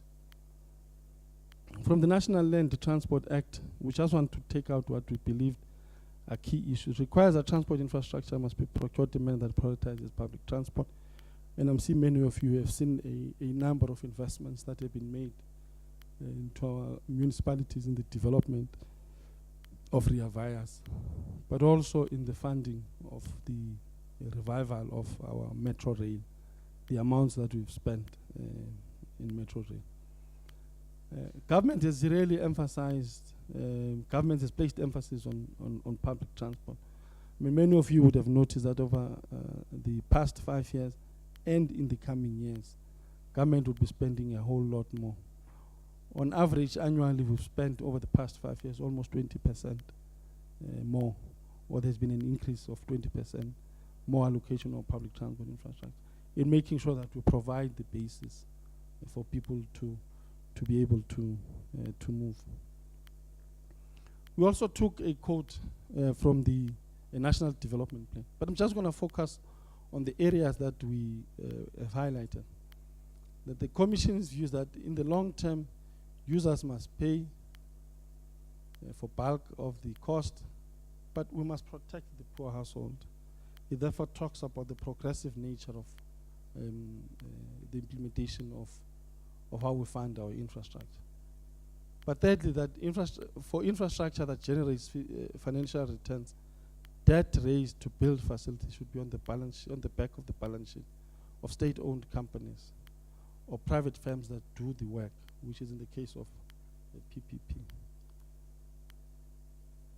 But also subsidies to the poor households should be as direct and as transparent as possible, in our view of subsidizing the passenger rather than the operator. Then, of course, lastly, is that infrastructure does not generate financial return. Infrastructure such as schools, hospitals, should be financed from the budget. The bulk of funding of road transport infrastructure is still funded through the fiscals. And these are the figures the minister talked to. 85% of our funding of transport, primary national road transport infrastructure, comes through the fiscals. You go down provinces, pretty much the same, if not more, comes through the fiscals.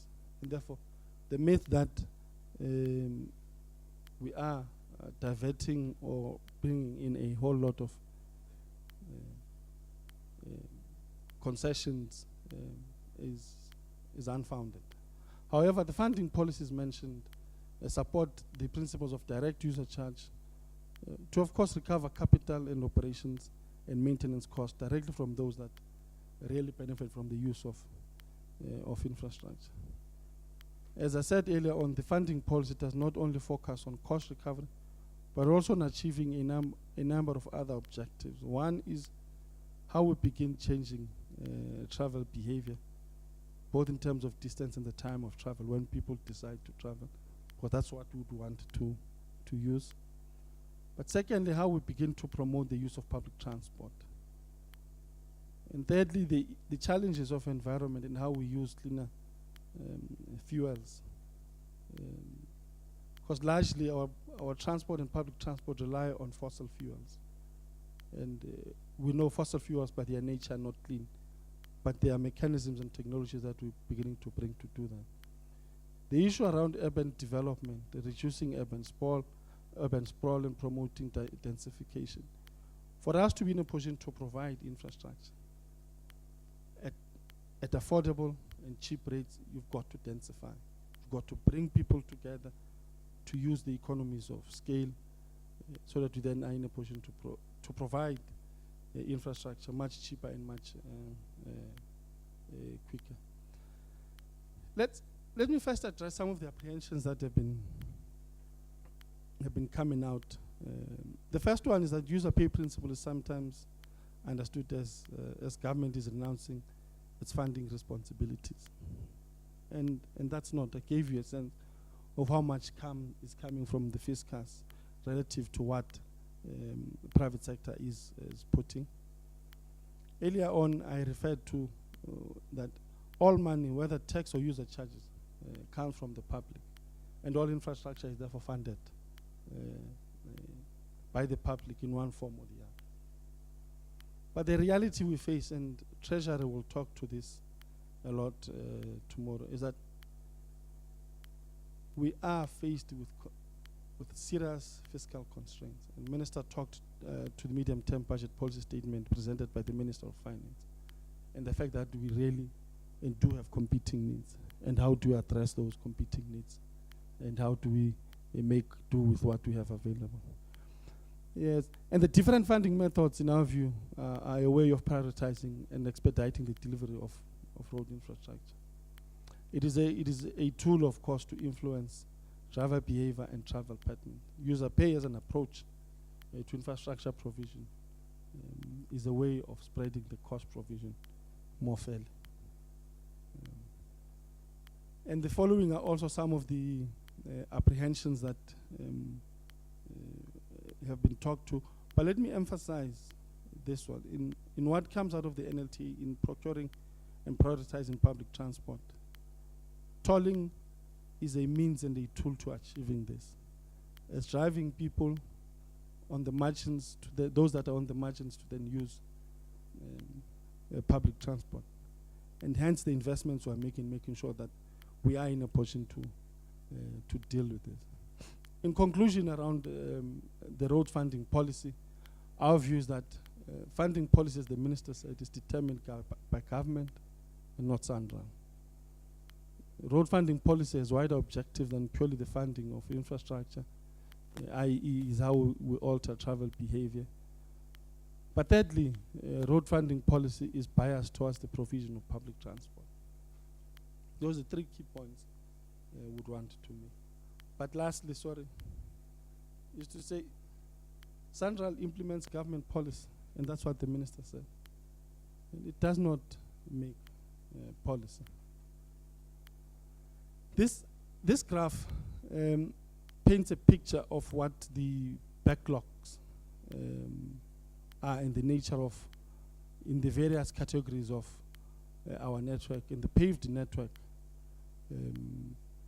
the total backlog in terms of network and the total backlog in terms of rands and cents is 161 billion. But if you also include the issues around gravel, you're looking about 36 billion. If you look at the categorization of the network, majority of provinces or provincial road network requires 130 billion rands. This is just purely backlog. And on the gravel side, on paved network, it's about 148 billion. Then municipalities require about 29, and then Sanral, for its 2,200 kilometers of road network, requires 19 billion. And this is where the figure of the total backlog comes from.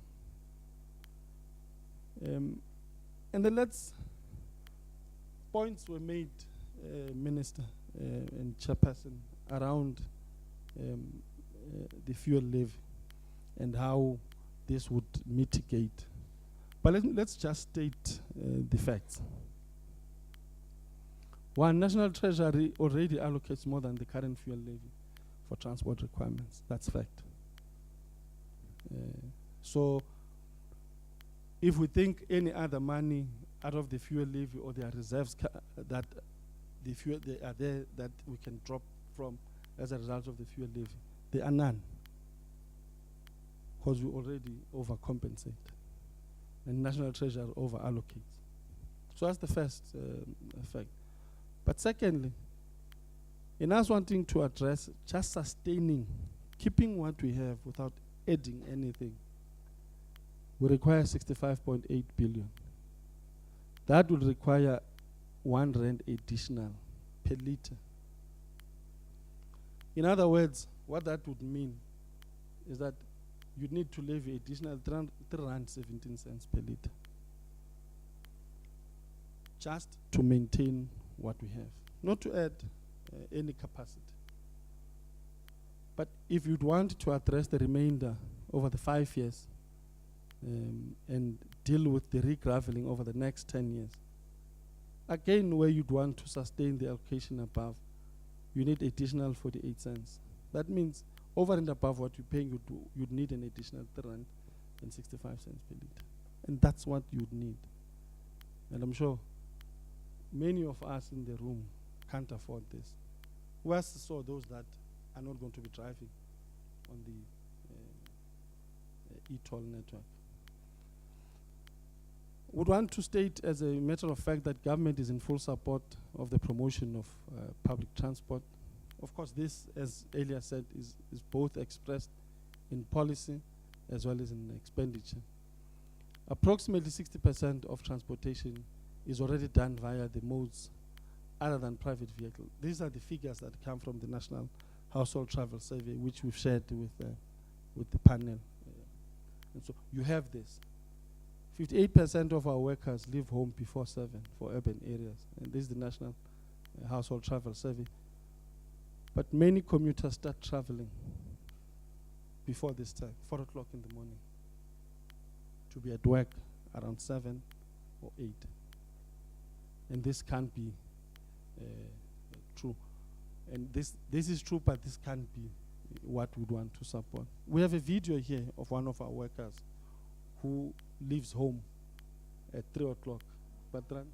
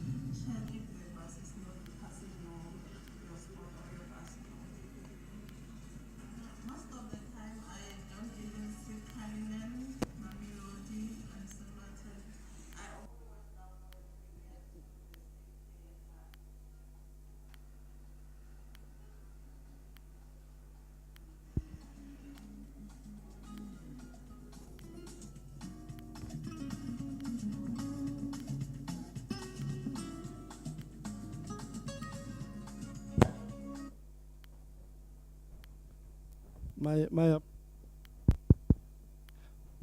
apologies. I thought probably we needed a break, but the key message here is to say,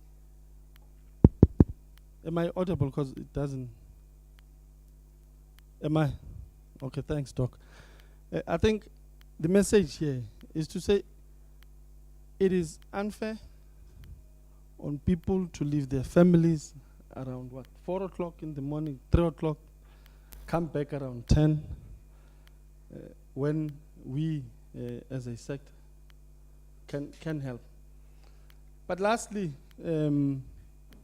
I said I'm going to talk to issues around public transport realities, the realities of what we face in the public transport space. First, we would want to acknowledge that public transport is not yet at the level of them being fully accessible, but secondly, an integrated system. And due to, of course, all of us understand the lack of investment, which is what we are beginning to rectify. But, I mean, this is historic. We know that. But we would want to accept that. And not sugarcoat, but say it is the reality, but it's the reality that's beginning to change for the good as a result of the investments we're making. And many of you are being inconvenienced for the short term. Here in Tshwane, in Joburg, you had the same inconveniences, but people now have the ability to travel. Secondly is that the various public transport alternatives are currently in place and have been improving over the past 5 years. And this is an experience that is experienced both by commuters daily and private car users. One of the biggest challenges we have is the culture of private car use, which really renders the alternatives first ineffective because it results in insufficient demand that warranting improvements and expansion of these services on any typical road user routes. But the fourth point we're making is that millions of commuters are dependent daily on train, bus, and taxi services that are currently being operated in the province. Issues are to improve the standard of public transport services, which of course is linked to the first one. We are progressively implementing and changing the face of public transport. And this is how we are beginning to change this. Over the next 10 years, many of you know and understand that we are putting in 53 billion rands in the modernization of railway coaches. But there's been a lot of money that's being spent. In the past 5 years, we've been spending on average about 7 billion rands in trying to get first the network ready, doing signaling system ready. Those of you who understand train operations, signaling becomes key in the movement of trains. So we've been investing a whole lot of money in trying to get ready for the 53 billion, which has been allocated and approved by Treasury, gazetted in April this year. We've been approximately spending, and this is what is earmarked for BRT expansions in Gauteng, in the 3 metros. We have Ekurhuleni, which is still in its planning phases.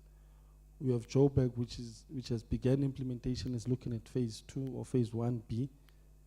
You have Tshwane, which is now implementing.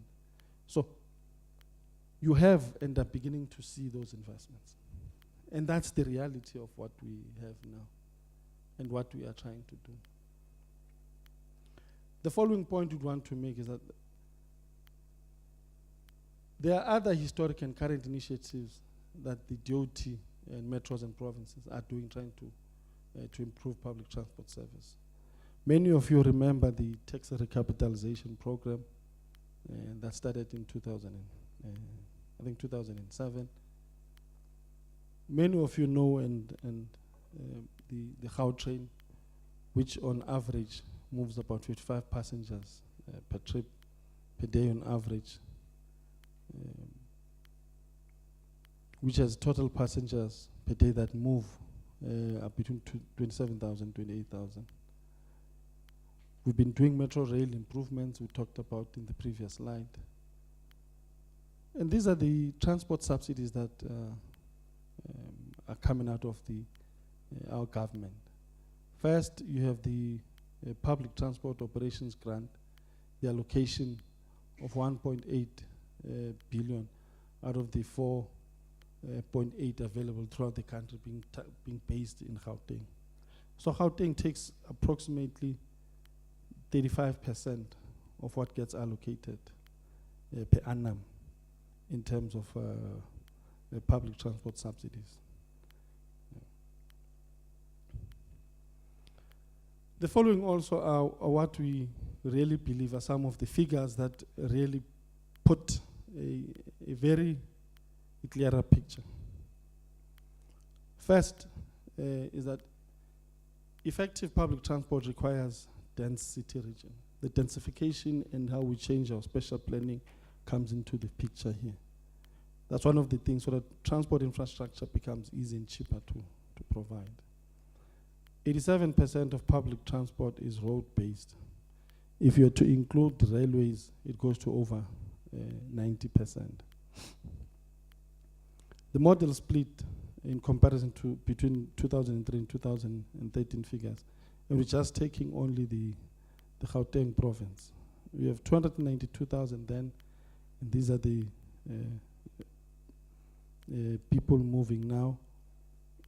On the trains, that's what you had. In buses, that's what you had. On taxis, this is what you had. The latter two are exempt. So in our view is that both capital and operational costs for public transport are largely subsidized by government, since full user cost recovery is too high and will negatively impact especially the poor. Because as you remember earlier, I said the implementation of this is that its character is that it's progressive in nature and would continue to keep that progressive character. And then lastly, that as a result, the provision and operations of public transport infrastructure is expensive. Hence, largely that's being taken over by government in the form of the grants, which is the public transport infrastructure and systems grant that gets given to metros and municipalities. This is a picture we just want to paint what we just said in a pictorial form of the trips that are made per day on the BRT and the users per day and the operational subsidy that happens. If you look at the operational subsidy per trip on the BRT, it's anything between 11 Rand 76 and 15 Rand 12. And on the Gauteng, it's 60 Rands. But what we would want to do and would want to send, a message that we would want to communicate, as a result of the capital allocation by National Treasury of 5.75 billion, a once-off. On the GFIP alone, you have 2 million trips, which is more than 1 million or about 1 million users, but there are no annual operational subsidies, nor there are no subsidies per user. This, therefore, is the argument that we're saying, please consider this. The last point I would want to take is just this point, the last point. The annual growth on our road network, conservatively, we put it at around 3%, which means you're at least going to have 30,000 additional travelers per year. If nothing is done to this number, you are going to have serious challenges.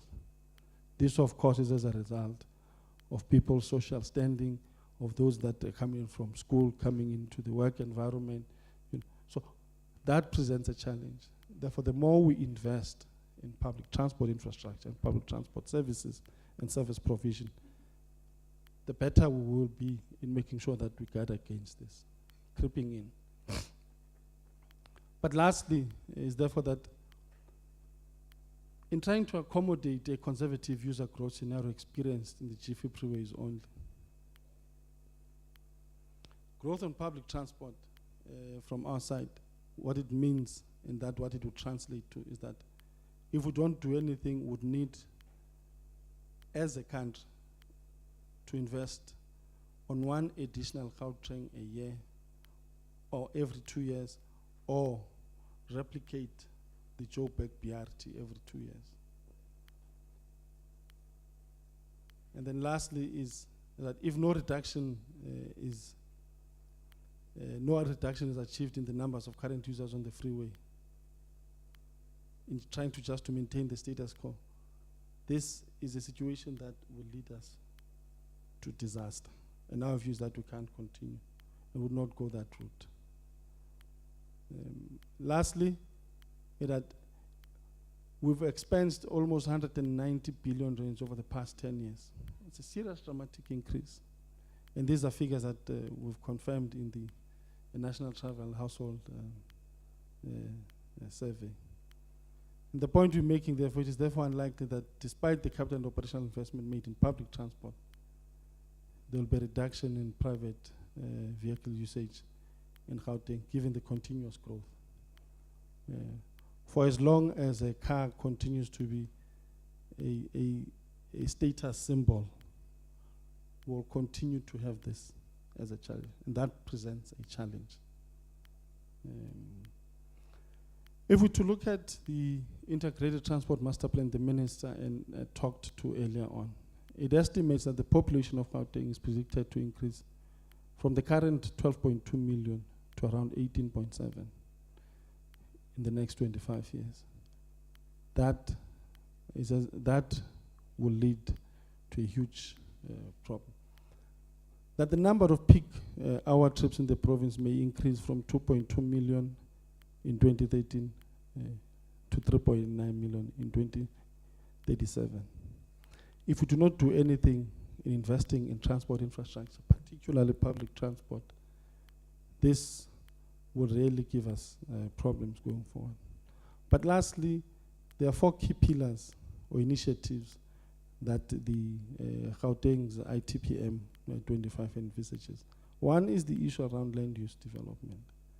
Going forward, how do municipalities provide for densification, the use of available land to densify, to create economies of scale? But secondly, the investment must be driven largely from a public transport network. But thirdly, in removing competing movements on the road network, the view of ITPM or ITMP is that we've got to create freight hubs, so that on the fringes of cities you have these hubs, and then you have smaller trucks coming in, so that you do not have and create nuisance and congestion. And the issues, of course, of road transport continuing. And therefore, in our view, having looked at the realities, is that a debate is required about how transport first is priced across the different modes. But second, that public transport should be more attractive than private transport, both in terms of convenience, which is trip time, which is the key indicator, and then second, in terms of pricing, which is the reality of what we see today. And then lastly, we should change the concept that public transport is only for the poor, but rather an option for all. And this is what you're beginning to see on the use of the Gautrain. Because you'd want to see a cosmopolitan public transport service and public transport usage, rather than one that seeks to define and be used on the class basis. How to make transportation more effective?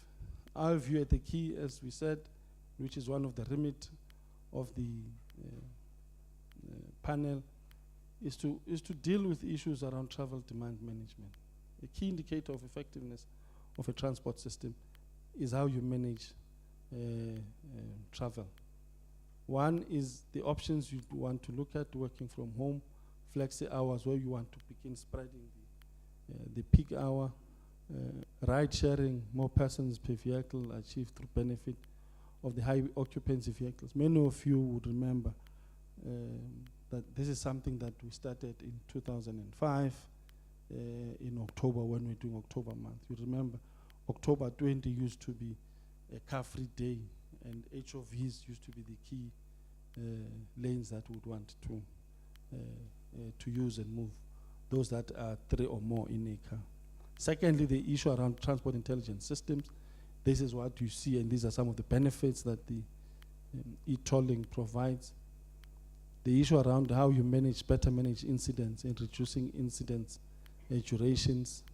But lastly, how you promote the use of public transport across the 3 key modes, which is taxis, which is moved the most, buses, as well as the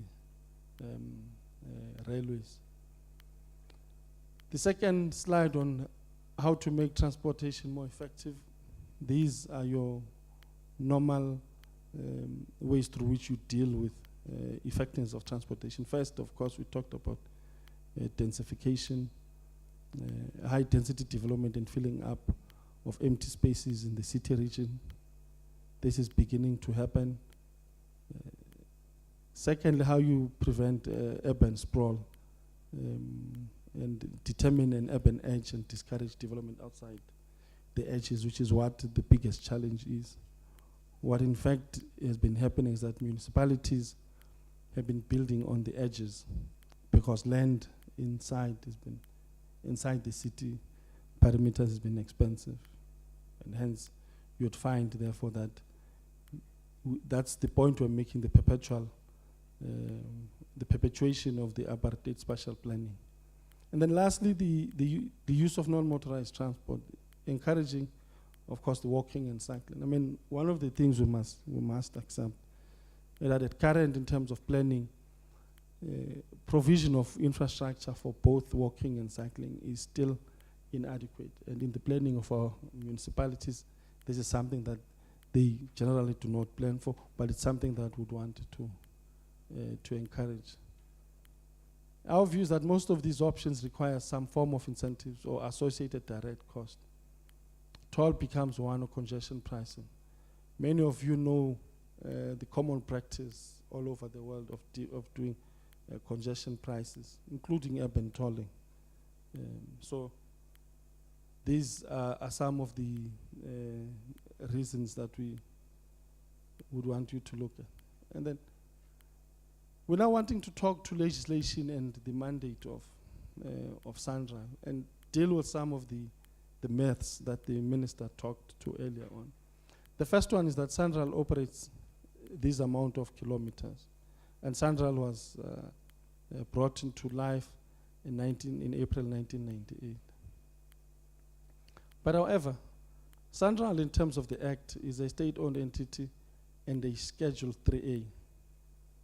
And those of you who understand the PFMA, a Schedule 3A entity is not allowed to make a profit. But secondly, Sanral is not a business enterprise. It therefore can't make profit. The myth that Sanral is making profit, Sanral is milking, are unfounded. And they remain what they are, lies and a myth. But lastly is to really indicate that there is only one shareholder of Sanral, which is the Minister of Transport, who represents the government. The Act really determines how funding sources determines the sources of funding that Sanral can have access to. The first source, of course, is by means of a budget allocation, which comes via the Department of Transport. But the second source is that Sanral goes through the markets and borrows by issuing bonds or other financial instruments. One, Sanral operates, the two options to implement tolls are that Sanral operates and maintains its own, the state tolled or funded roads. But secondly, you have the concessions, which generally and largely are some of the ends. You have N3, N2,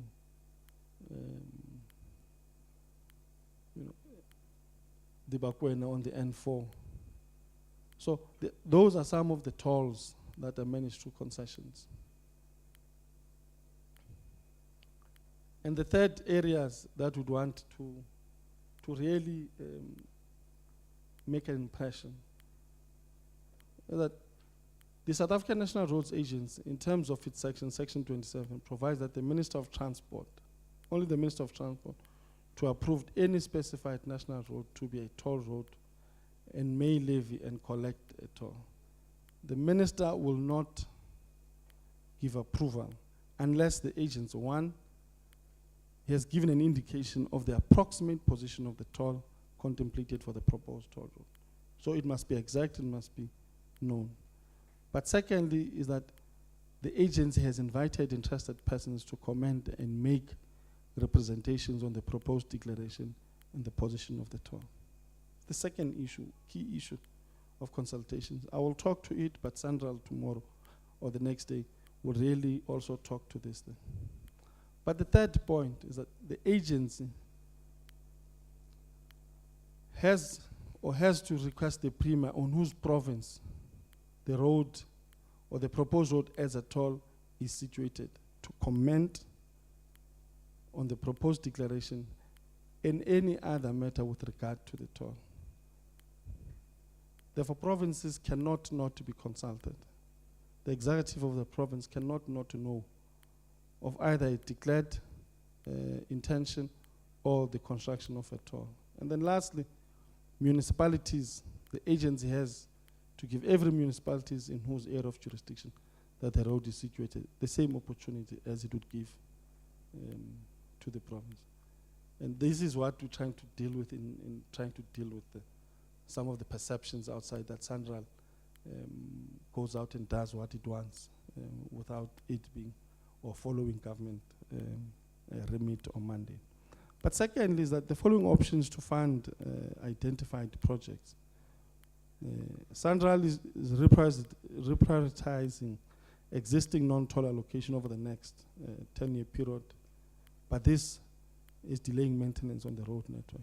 In our view, and we'll show you the slide, this is not desirable because what it will result is in maintaining but not expanding the network, and therefore there will be certain portions of the network that will be congested. But this will be disastrous for the remaining non-toll network.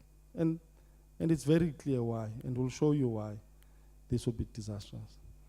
With the current allocation, or with the current baseline allocation for national roads, if that stays at what it stays, it would deteriorate at about 11% of poor to very poor. So there's going to be changes in the composition of the network or the character of the Sanral network. And then 47% of the network of the very poor and vulnerable conditions by 2024. This approach, in our view, will be disastrous for users throughout South Africa, and thus then, in our view, will have an impact in the economy of South Africa. What I would do is I would ask Alex to come in and talk to the slide, but just briefly, this bar indicates the condition. This is the legend here. This is what we'll call, there's a very small red line that's moving here of what we call very poor, and largely this would be what we call poor, and largely that would what we call fair, and the green portion is good and very good.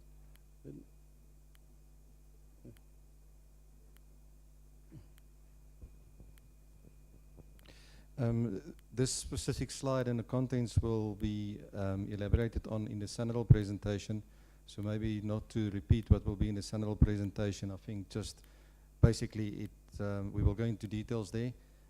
It shows that the number here of very poor and poor roads increased dramatically versus the one where we've got the ability to toll. But that will be explained in detail in our submission. Thanks, Alec. Let me then move quickly. Alternatively, in terms of road expansion projects not implemented at all, mobility is one of the fundamental and important characteristics of what earlier on I talked about in terms of economic activity would really be compromised if nothing is done. Direct cost of congestion will increase. The social impact of congestion on society, economic and health is compromised. I'm sure many of you, if there's an accident and then there's small congestion or congestion, the frustration that comes out of people and that results in road rage. Many of us have seen that, and many of us have seen a number of deaths that happens as a result of road rage, either caused by congestion or just driver behavior. Excuse me, don't mind. Excuse me, I'm sorry.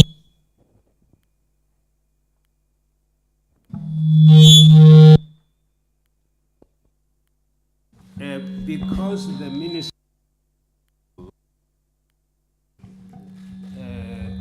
we need to have enough.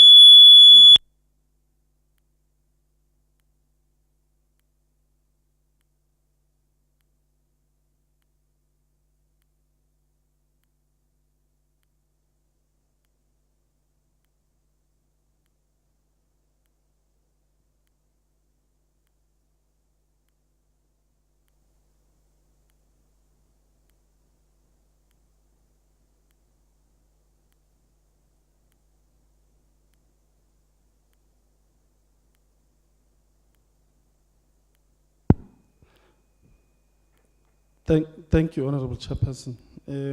I will indeed do that.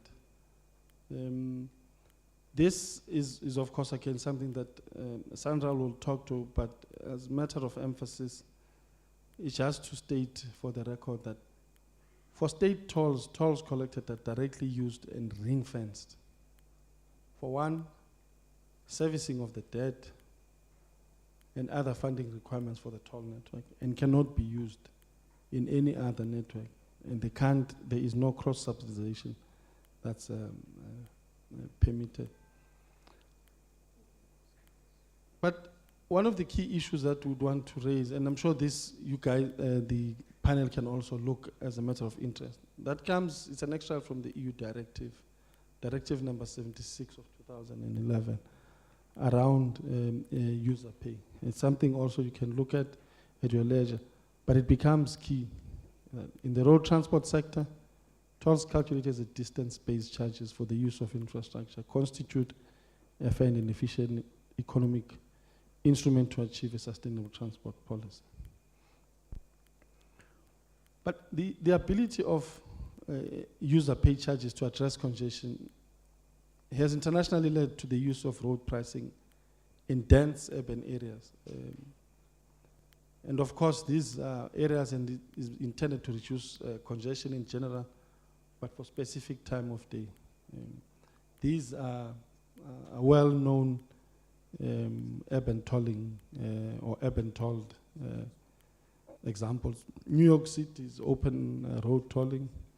Singapore, we know that you first have to buy a license plate before you even buy a car.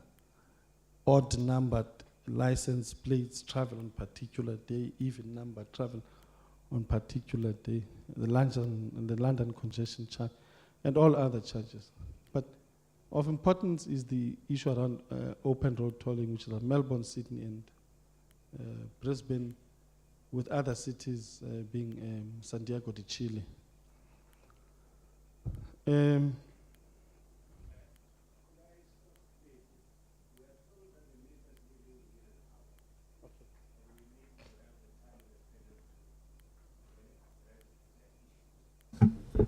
So if you don't mind, you'll continue after she's left.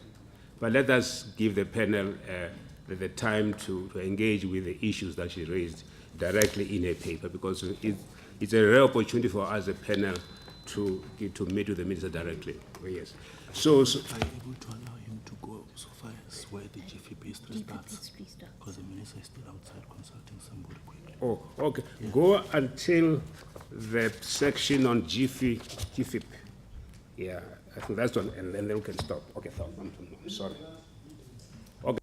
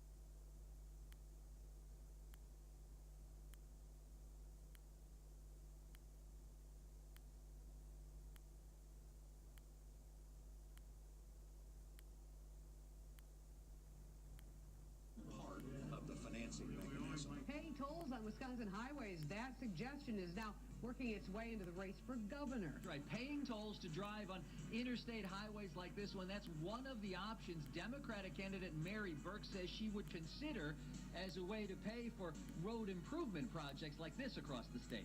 We should have all the options out on the table, and that toll roads certainly are one of those options, and I would consider looking at that.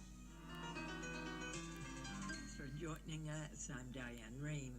Potholes, crumbling pavements, and structurally deficient bridges. There's lots of work to be done on the nation's roadways. Chris Edwards, do you think more tolls would be the way to go? More tolls are the way to go. It is true our interstate highway system is it's aging.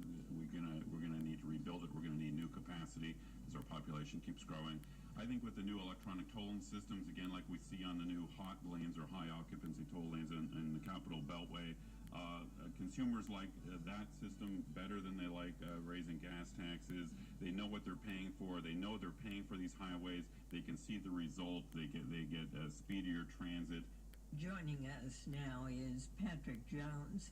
He is Executive Director and CEO of the International Bridge, Tunnel, and Turnpike Association. Thanks for joining us, Patrick. Thank you for having me, Diane. It's a pleasure. Patrick Jones, what do you think?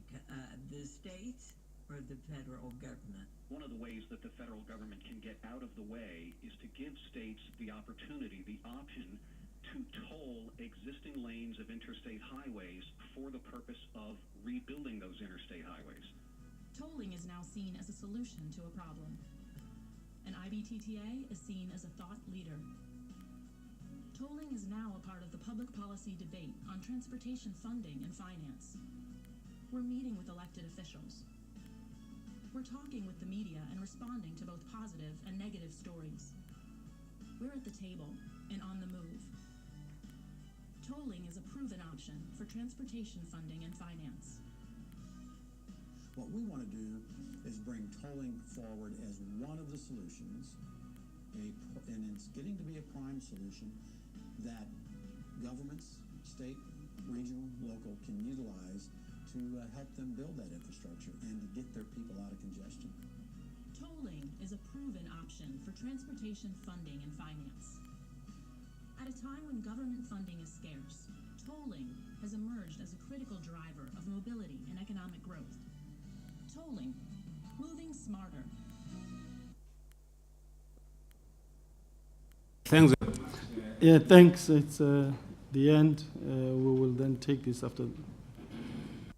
Thanks very much, Acting DG, for the wonderful work. A lot of organizational work has gone into the way you have arranged the data there. Honorable Minister, let me introduce the new members of the panel who have just come in. There's Professor Fiona Trek, who just identified herself. Yes, and then we have Mr. John Kwabeda, the next one.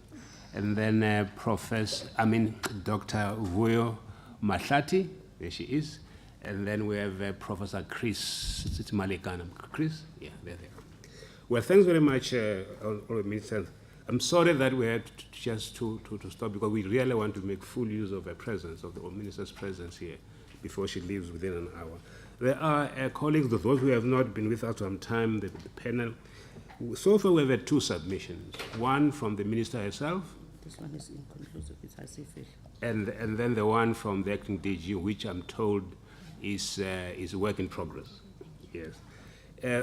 4 things have been done so far. We have been taken through the policy origins of the freeway project and the e-tolls. We will take the policy origins of the freeway. And then, of course, we also were given a very, very good analysis of the founding principles of the project and the e-tolls, and of course the envisaged outcomes. So it's a very, very comprehensive description of the story of the project and the e-tolls. 2, we're taken through key policy, legislative, and regulatory steps that have been taken so far since 1996. I think the rich story there, and with a lot of data now that we have to analyze. And the three we have been given, and particularly towards the end of the acting DG submission, their official perspective on the impact of the project and the e-tolls. There's a lot of detail there that we will look at. We are particularly thankful, Honourable Minister, for directing our attention to the key documents that we have to look at. You know, the Moving South Africa document, and other, because there's a lot of documentation here that we have to work with. But it made it easier for us to really focus on what we regard as the key documents that are critical to this work.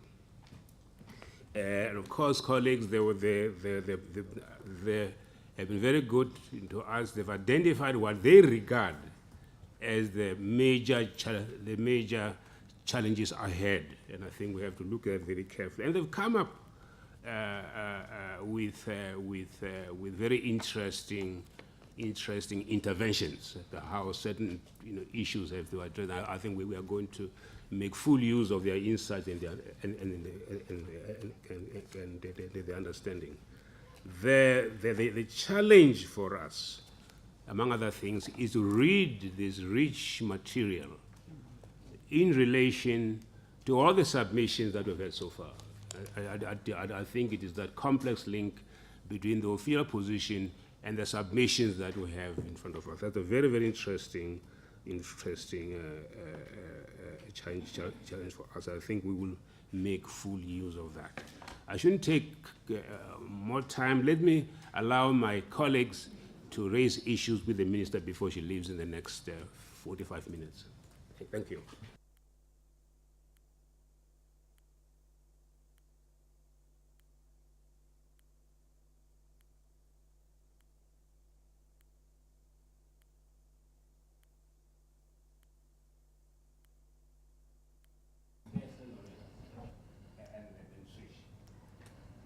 Thank you, Chairperson, and once again, thanks to the Minister for providing us with a detailed reference to documents that are available that show the genesis of the project. I've got two questions for clarification. Going through the presentation by the Minister, from page 1 to page 4, the impression I get is that there seems to be a challenge of political leadership when it comes to this issue of particularly the GFIP and e-tolls. Would I be wrong to say that there is a challenge of political leadership where basically the province came with the project and the national through Sanral takes over the project and the leadership in the province turns around and begins to raise doubts in the project? That is what I mean by a challenge of political leadership. Would I be wrong to say that we have got that problem? The second question is in relation to page 10. Basically, let's look at page 8, where the minister says the strategy of employing private sector funds and selectively applying the user pay principles was implemented on some of our roads to alleviate a shortage of state funds. And then in page 10, the minister says that Sanral is not a profit-making institution. Now, would it be incorrect to say that through the employment of private sector funds, Sanral is basically a conduit of profit-making by the private sector, since Sanral is using private sector funds which are raised from sources that maximize profit, but Sanral itself is not profit maximizing. So in that sense, the profit markups that come with the funds are then translated through Sanral's charging. Even if Sanral does not retain profits, but it then transfers the funds to the private sector. Thanks.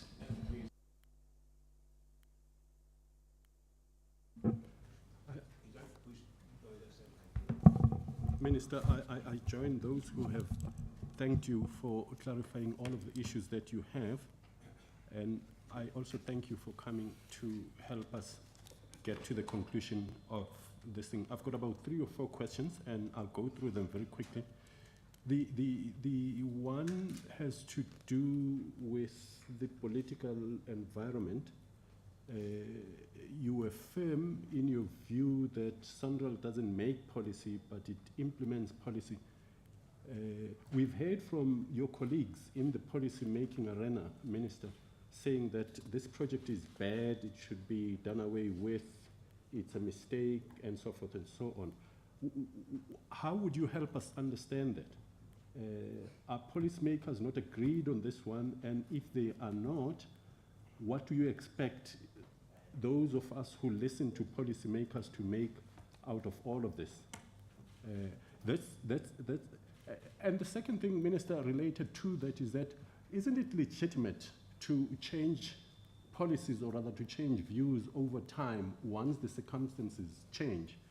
My impression is that your colleagues in Gauteng would argue that they were once of the view that this viewpoint is correct, but circumstances have changed to such an extent that they have now decided to go against whatever it is that they might have held as a view in the past. Paul Mashatile spoke very passionately of the fact that people he's leading are saying this thing is bad, it is killing them, they can't afford it, and so forth and so on. And he is listening to those people, and all that is doing by opposing this thing is simply giving voice to people who support him politically. If you can comment on all of those issues, Minister, with a view to helping us understand what we should make of this, I'll appreciate it. And the next question is this. It has to do with the position that Sanral has been left to play, rather the role that they have been left to play. In the absence of policymakers intervening in the environment to lead discussion and to engage with people who aren't agreeing with this, Sanral has been left to play that role, and I think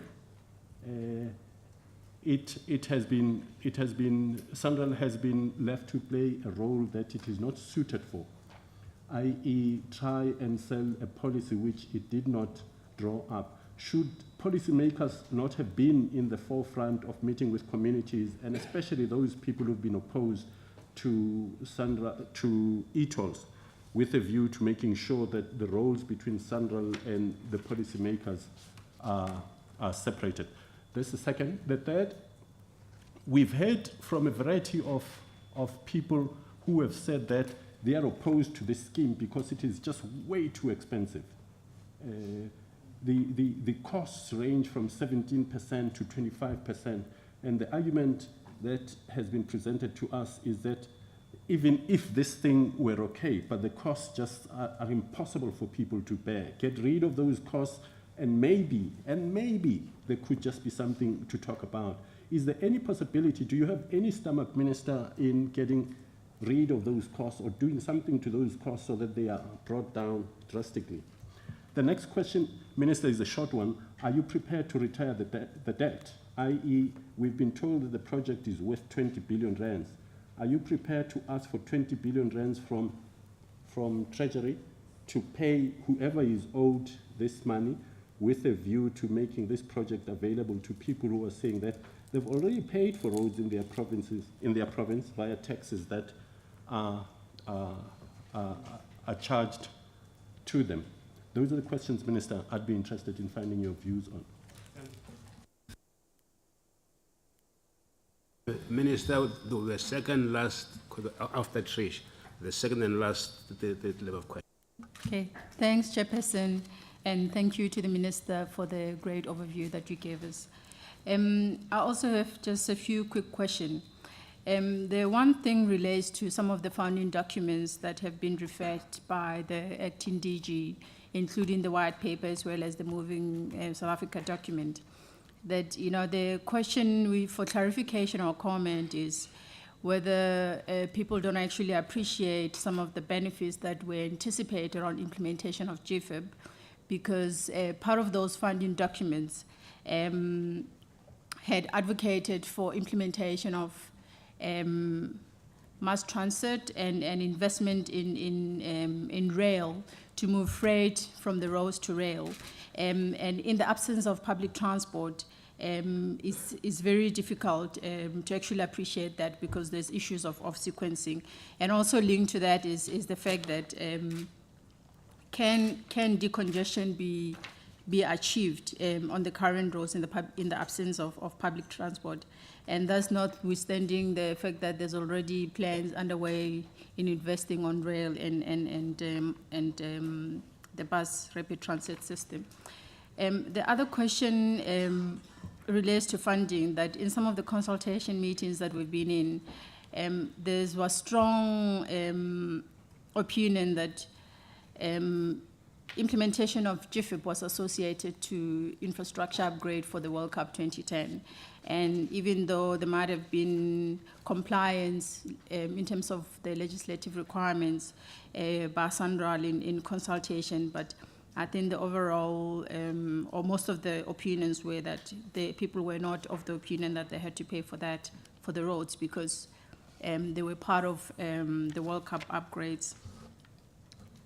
And then the final question is there's been reference by the acting DG to that transport infrastructure in South Africa is being funded from the fiscus in one way or the other, including through fiscal transfers.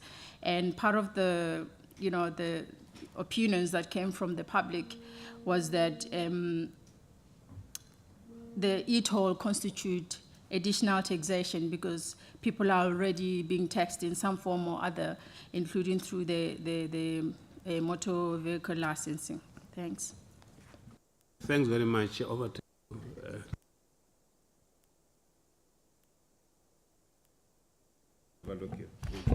Thank you. I'll be very brief because I'm sure other questions can be addressed in the afternoon. But Minister, thank you very much for the presentation and focus on the history. One of the things that would be helpful to have your comment on is that a contention is that both from various role players as well as in the presentations from political parties is that the MOU was not implemented exactly as envisaged, and that something a little bit different to what was planned was envisaged in the agreement that were signed, and it would be useful to have your comment on that. The second is that our understanding is that there were agreements with Joburg and with Tshwane, but not with Ekurhuleni, West Rand and Sedibeng. So it would also be useful to have your comment on that. And then thirdly, in terms of policy positions and the rationale and the thinking behind the policy position, sometimes there are unintended consequences of the decision that gets taken.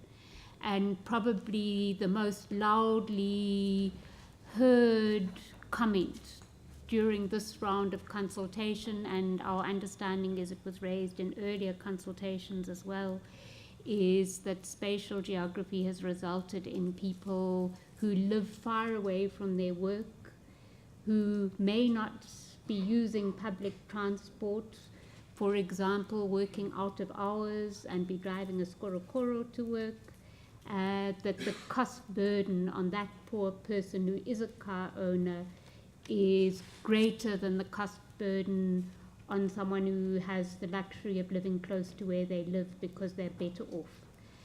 And that may not have been something that was envisaged at the time of implementation, and whether you have any comment on that, which would really be a specific problem for lower middle income and low income car owners who might not be able, for various reasons, to use public transport. Thank you. Well, thanks very much, Trish. Over to you, Honourable Minister. Thank you very much, Chairperson and the panel members. It is unfortunate that these questions are being raised before we could conclude the presentation by the acting DG, Mr. Villana, as well as the presentation that would be done by National Treasury tomorrow, and the presentation that would be done by Sanral, because the history as well as the different phases that were followed, including to the extent of making it possible that the model as adopted was followed in the way in which one of the panelists was saying is different from the original model. That would have been part of the presentation that Sanral would have made. The presentation that the acting DG made ends with the next step was the build-up to GFIP, which was going to give you the total history since the 1990s up to what happened to 2005 when Minister Jeff Hadebe constituted the task team, but also the different stages from then on. But let me just try and respond to aspects of the presentation that have got relevance to what I have said this morning. The first panelist asked the question about the challenge of political leadership, and indicates that it seems that Sanral was given a project which now the province is turning around. I would believe that the Gauteng province is, in particular at a political level, being the African National Congress, is better placed to actually answer the change of approach and the change of mind with regard to this particular project. And I want to indicate that it is correct, and there's also the one that Mr. Shubane raised, which is linked to the political environment. We are on record, I said it, the acting DG said it, that Sanral is an agency of the state. Sanral does not make policy. Government makes policy. And as we speak, in the last 20 years, the government that made policy that governs the agencies that implement these policies is the ANC government. The change of mindset or the change of scenario in Gauteng, I would not know what led to that. 15 years of the 20 years of this government, the present chairperson of the ANC, Comrade Paul Mashatile, was part of the Executive Council in Gauteng. And 5 years of the 20 years, he was part of the National Cabinet. And throughout, even in my presentation, I gave an indication of the different processes that we have been involved in as a government, from the process, from the time of MEC Musunkutu to the time of Ignatius Jacobs, up to the time of Ishmael Vadi as at present. So, in fact, even in the presentation, we do make reference to the Gauteng Transport Master Plan, which also speaks to this particular policy. Where the change of heart came, I would not be informed or know, because the Gauteng government has not as yet informed me personally on what led to the change of heart and of direction. And Mr. Malikane says Sanral is not profit-making, but a conduit of profit-making. We're saying Sanral must engage with the markets to be able to get the necessary funding, which Treasury would speak to, and which the National Development Plan also speaks to, that as an agency of the state, for us to accelerate infrastructure development, we should use the balance sheet of state-owned entities to go out into the market and get the necessary funding to be able to get to that point. Yes, the people or the companies that do construct the roads, the agencies or companies that actually are service providers to Sanral, we cannot speak for them as at this particular moment, because you know the private sector is profit driven. The private sector does want returns on investment. So I just wanted to put that as an indication. There are questions that the presentation would definitely respond to. The one about Sanral having been left to play the role of policymaker because the policymakers have left the matter to Sanral.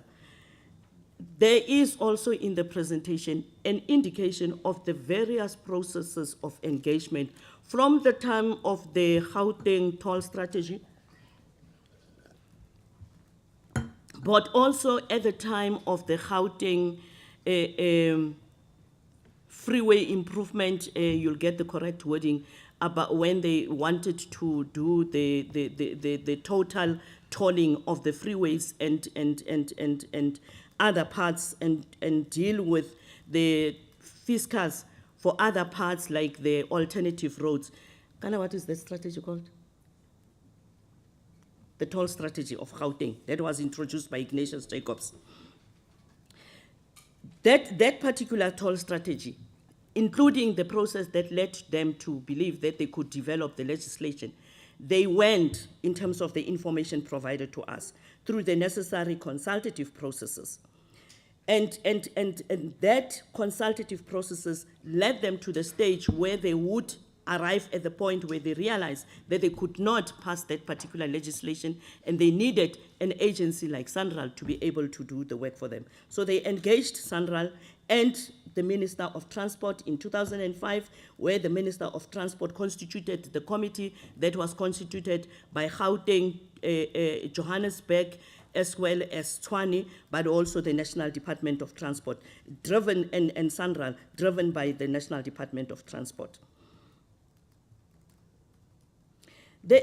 I have given indication, Mr. Ketla Shubani, various times that we are listening to the people. In the first instance, there has been these interventions that led to the investment by national government in the reduction of the tariff from the 58 cent to the 30 cent. Secondly, there was intervention that led to the more than 5 billion rand that National Treasury gave to Sanral to be able to cushion the impact of the non-implementation of the tolls. That was also an indication of how Sanral and government was listening to the people. But also remember the IMC that was constituted, that was driven by the Deputy President, the former Deputy President, Mr. Kgalema Motlanthe, which actually went into various platforms of engagements, various platforms of consultation, up to including the stage where they had actually reduced the areas of contradictions to about 3 areas that were a bit of a challenge, that were related to the matters that Outer raised and the matters that the churches had raised, and another matter that was raised by the trade unions. And you would know that there's been 6 court outcomes, and then, like I've indicated in the statement, more than 17 judges who presided over the process. So the consultations have been done. And I am on record as having indicated that one thing that we realized during the process of implementation of this e-toll process was that the people want to consistently be briefed, be informed, be reminded on exactly what the objectives of the project or the ultimate intention or the outcome would be. The other thing that I'm on record as having indicated is the fact that at the time of conclusion of the project, the fact that we had 2 years running before the implementation of the tolling, that in itself is a challenge. And we have indicated that because this is the first year of implementation, we have in the first 3 months considered the challenges of the billing. The President also in the State of the Nation address in February raised the challenges related to the billing. And because of the issues and the matters that people raised through the hotlines, we could be able to address the challenges of the billing system. And we have been able to address that. Sanral will give details on how the responses that they gave as Sanral to the billing process led to where we are as at present. But also I would want to indicate that you'd remember 3 months into the implementation, we then did what we call the grace period, so as to give people the opportunity to engage with regard to what was called the violations processing, but also the debt that they were said to be owing to Sanral. That was some of the interventions that were done, the grace period. But also you'd remember, which I would believe in the presentation by Sanral or later on by the acting DG, they would make an indication of the interventions that we have made. President Zuma is on record as having indicated that the 7 days requirement, Chairperson, I need more water.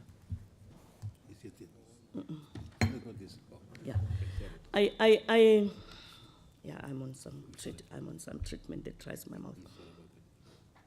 The president, having made a special plea about the billing, is on record as having indicated that the requirement for payment within 7 days is a bit stiff, because in South Africa, as far as you can remember, many people are paid monthly, and the 7 days would put pressure on the people. So we need to look at allowing for space for people to pay within at least 30 days or more than 30 days. And taking into consideration the postal arrangement and the fact that right now the law does not allow us to send bills by SMS or send bills by electronic mail, we factored in the length of time it would take for the mail to go through the post. And that is why in the budget speech I've given an indication of the 51 days, and which is 30 days plus the 21 days. Further details on how it is broken down, or Sanral will be able to give you that. And that, Shubhani, you say, are we prepared to ask National Treasury to pay the debt? The different interventions that we have made is an indication of the engagements that we have done with National Treasury. And once more, we are on record as having indicated that the e-tolling or the electronic payment method is not necessarily a road construction matter, but a funding matter. And that, Chairperson, I would believe, is what National Treasury would be making presentations on tomorrow. And what are the challenges for the fiscus and all those other particular matters. And because we have a cabinet decision, and that Shubhani, you would know that in cabinet, it's all the ministers, including President, Deputy President, and the Minister of Finance. So obviously, the Minister of Finance knows about this particular challenge. And like we indicated that at the time of the IMC, the cabinet had a standing item. It is on rare occasions that you would have cabinet having a standing item, which is a matter of national interest before it. And this is one matter which ultimately, after the Deputy President had given the final report, Cabinet agreed that now we can remove the matter of the e-tolls from the standing item of Cabinet. And to indicate that we are still even engaging with regard to these matters, the Deputy President of the Republic of South Africa, Deputy President Sanral Ramaphosa, is convening a platform, and that platform involves many of the very ministers that were responsible and part of the processes that were engaging with regard to these particular matters. The one thing that I raised in the budget, in the presentation, is the indications from the Minister of Finance on the 22nd of October that there is no additional money. And if we are to go and engage Treasury with regard to this matter, the issue would always be, is there additional money, and where does that additional money come from? The issues that have been raised by Gauteng ANC chairperson about alternatives. I think Comrade Mashatile is clear. He indicated that they have a challenge with regard to the e-tolls in the present form. And they make particular proposals. And those proposals we have spoken to. In the presentation by the acting DG, and he will give details on how they arrived at the 3 Rand 17 cent and the 3 Rand 65 cent, that he made an indication that if we have to go the route of the fuel levy, We cannot go the route of the fuel levy for 201 kilometers only. We need to consider the total 197 billion rand backlogs of road infrastructure that we have in the country. And we are also on record, and I gave an indication that even in the MINMAC of the 5th of September, the MECs of roads and transport in South Africa gave an indication that the issue that is being raised about the fuel levy for 201 kilometers of roads in Gauteng will very much be unfair for everybody else in the country. The acting DG made reference to the children that lost a year of schooling in the Northern Cape. Unfortunately, or fortunately for me, I'm from the Northern Cape, and I know what it means to be driving on those roads and to be traveling on those roads. The team from SABC can tell you when some of them went to record the launching of the radio signaling in that particular part of the province, what happened to many of them. And the police who ride on those roads will tell you. The team from Cape Town of Sanral of engineers who went to that particular community in Lexi can tell you that to drive 80 kilometers, and I mean to drive 3 hours on an 80-kilometer stretch of road is no child's play. The community there will tell you the challenges that they are experiencing. And I'm very happy that Comrade Mashitile, in his other responsibility, is chairing what we call the Select Committee on Appropriations. On the 9th of September, I made a presentation together with the team of transport to him and his committee about the challenges that we are faced with regard to transport infrastructure funding. And I even indicated to him that it would be of importance for us as South Africa to engage on transport infrastructure funding broadly, and that is why the presentation of the acting DG covered everything else, and I would believe that some of the questions, especially by Madam, is it Loretta? They are answered by the presentation of the acting DG, but also the presentations that will come, because it speaks to how do we deal with the challenge of transport infrastructure funding. Public transport broadly, which the African National Congress government says that in this 5 years, we need to finally have before the nation a plan that can be able to speak to how we provide this reliable, efficient, sustainable, safe, but affordable public transport.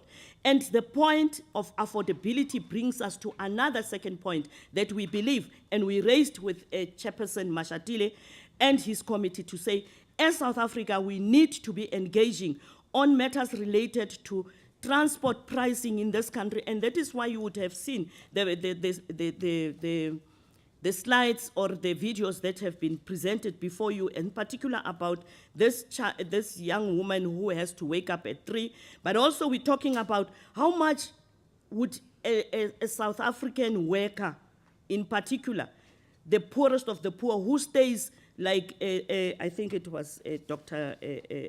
Hanekom who raised it, who stay very far, no, somebody raised, I'll get to that point, who stay very far from their places of work. How much would be an affordable or an equitable transport cost? How much would we as South Africans want to subsidize a domestic worker, a gardener, but also how do we want to transform our public transport system from a transport system that only caters for the poor because they have no alternative to the one that caters for the people of South Africa, where you, Chairperson, as Professor Nkondo you can safely get out of your house, get into the nearest means of transport. And we believe that at least you can be working or walking about 200 meters to the nearest point of transport. From there, get the transport that will be able to get you to your place of work or to your place of worship or to your place of recreation or whatever place of contact you would want to go to. So transport infrastructure funding as well as transport pricing should be what we are engaging about as South Africans. And the debate that we are having now about e-tolls probably gravitate us towards that, but it cannot end with the 201 kilometers. It must speak to the thousands and thousands of kilometers that we need to speak to in this particular country. It must give that old woman who is in a village in the Eastern Cape confidence that as men or winds, when I have a funeral, I will not be forced by circumstances to get out of the funeral vehicles and carry the coffin across the streams or the rivers to get to a graveyard. The children in Msinga would be confidently knowing that when the rivers and streams are full, they are not going to be kept away from school, but also that they are not going to be traveling 44 kilometers to get to a school that is less than 2 kilometers from where they are. So it is important that we engage as a country with regard to transport infrastructure funding. I would also say that it is important, and the presentation was going to speak to this particular matters, Mr. Malikane and Ketla Shubani, as well as Madam Loreto and Trish. The GFIP, for us, the GFIP speaks to the Gautrain and its feeder buses, whether we've been able to achieve the benefits that this particular intervention was intended for.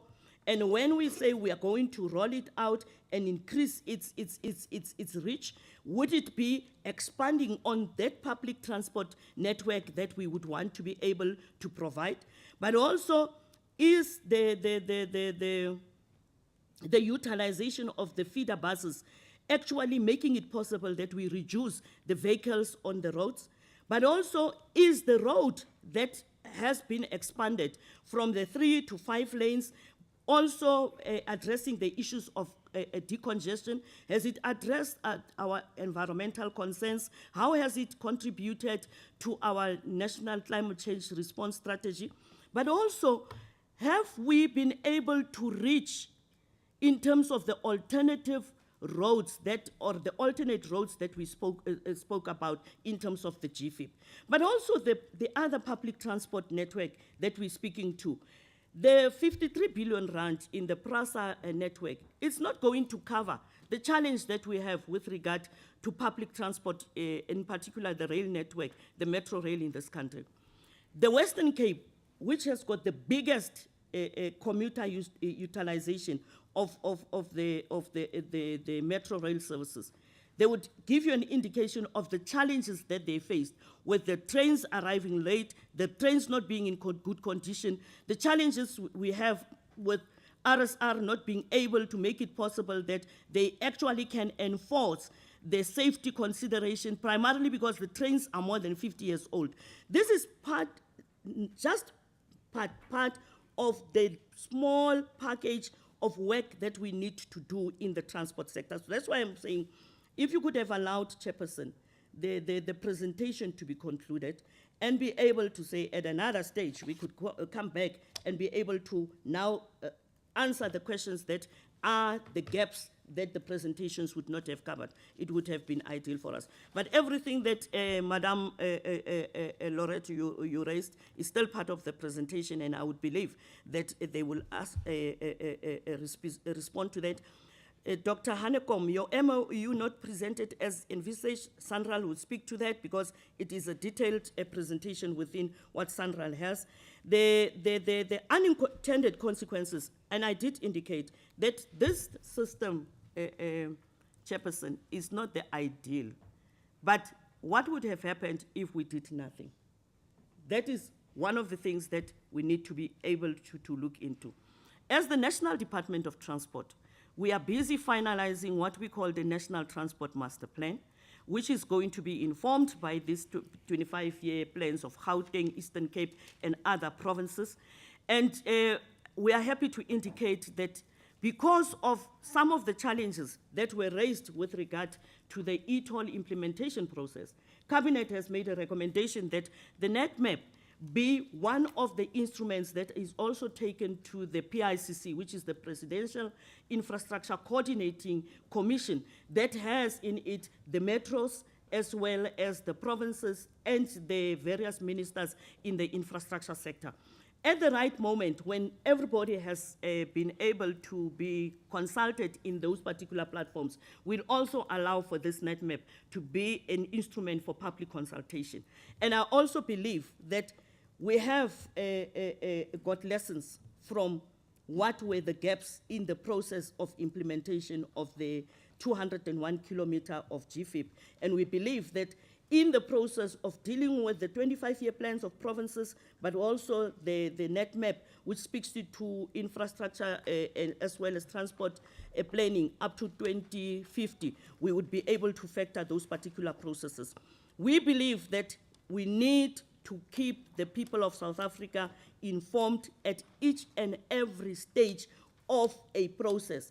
But we also believe, Chairperson, that the lessons we're getting from here of the e-tolls is that we, as the transport fraternity, should never ever implement a project unless the funding model to its ultimate conclusion has been worked on. Because immediately we started implementing this particular project, you realized that there are, you know, in South Africa, we do love beautiful things. And we would want to continue having those beautiful things. And good infrastructure is very important for the growth, the economic growth trajectory we want to see happening in this country. But the problem is we don't have the resources for that. Then we're saying, the NDP says, go out through your agencies to be able to get the resources. And we could, because Sanral was one of our well-run and still financially viable agencies, they could go out into the market and be able to borrow the resources.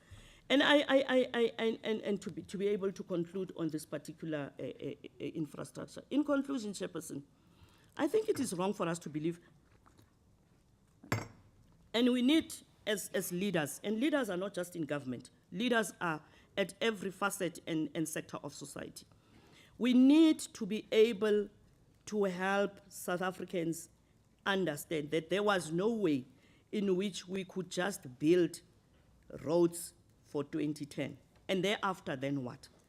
We knew that the FIFA World Cup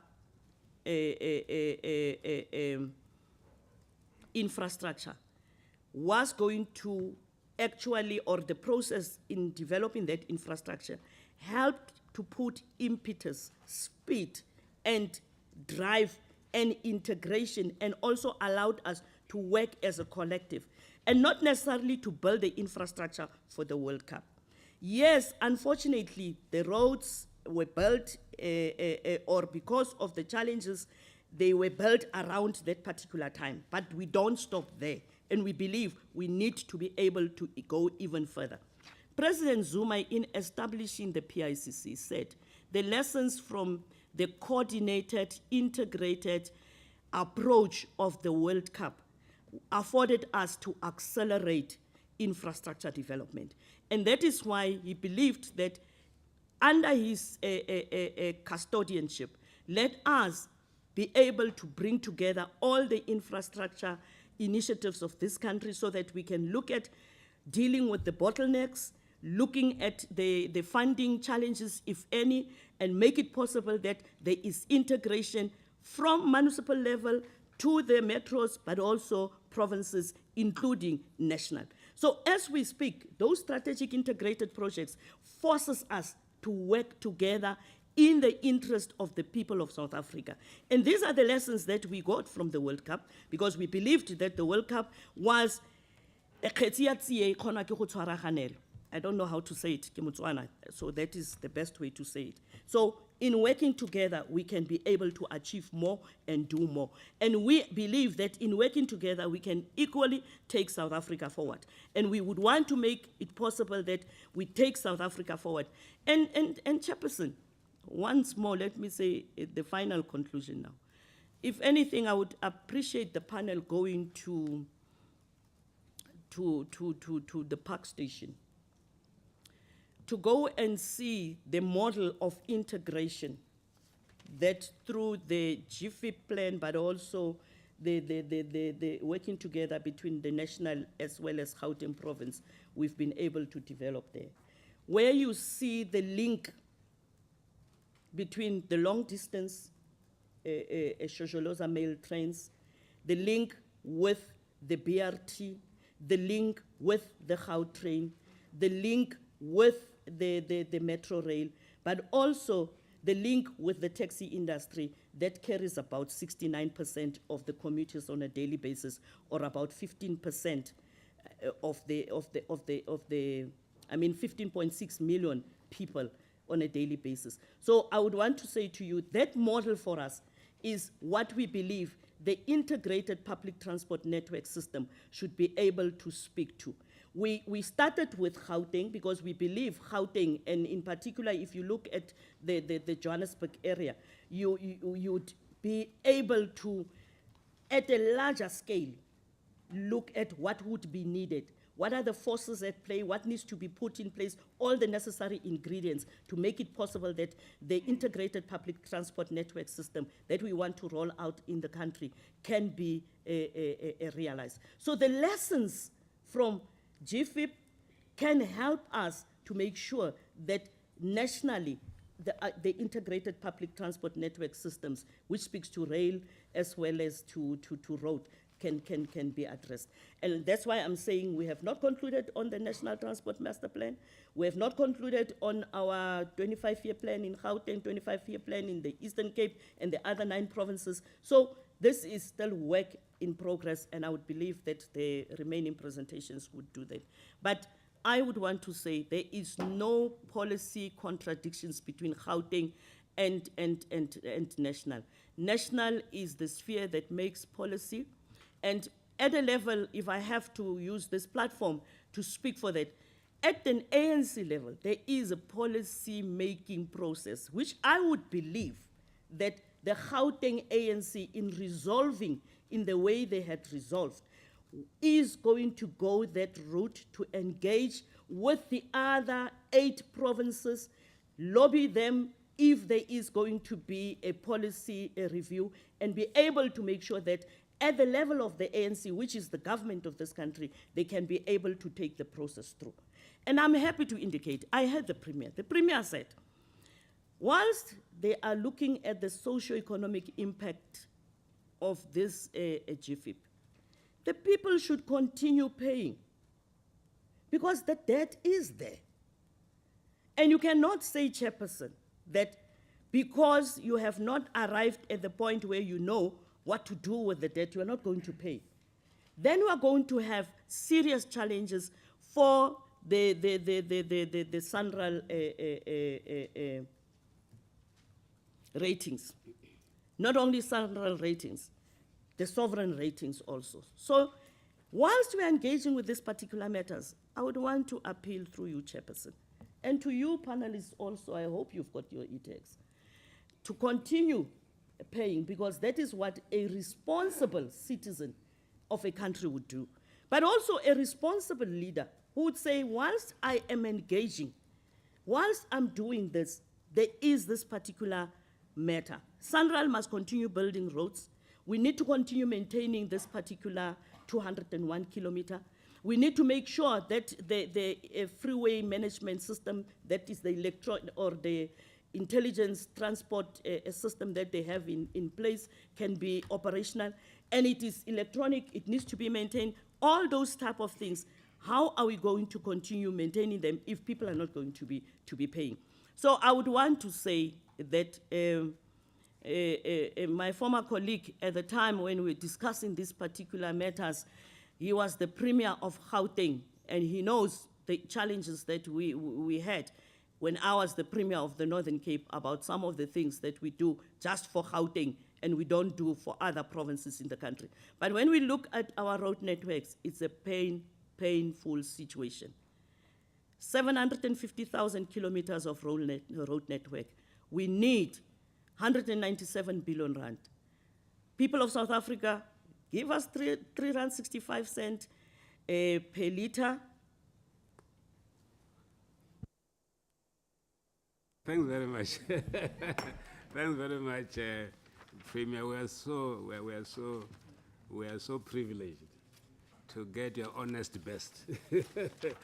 Very, very honest, very straightforward, very comprehensive, and we really appreciate that. Colleagues, it's now 1 minute to 1. We had 5 more questions, but we are going to reserve them to the Treasurer and Sanral. There's one question from our legal expert here. John. Thank you, Chair. Honorable Minister, I have several, but I'll limit them. The reality is that the Premier says that she's a trained social worker, and not a lawyer.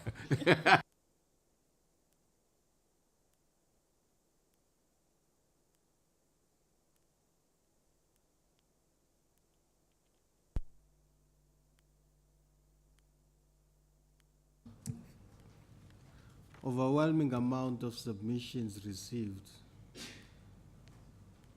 People are saying to us as a panel that they have no issues with paying for a debt.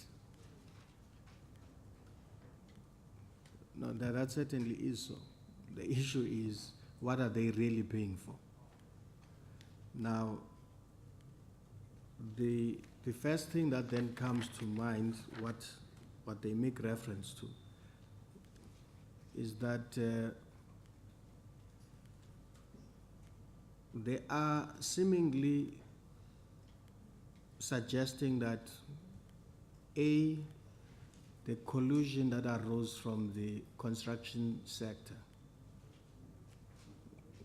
which is in this instance constructed some of the roads that are being tolled. There's an administrative fine that was levied. Total overall is 1.46 billion rand.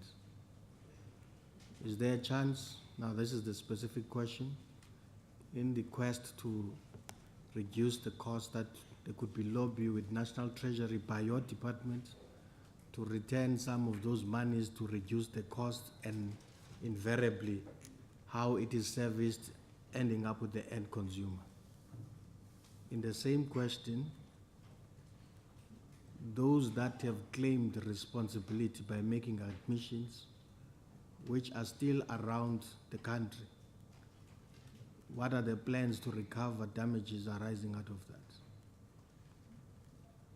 The second question is in relation again to costs,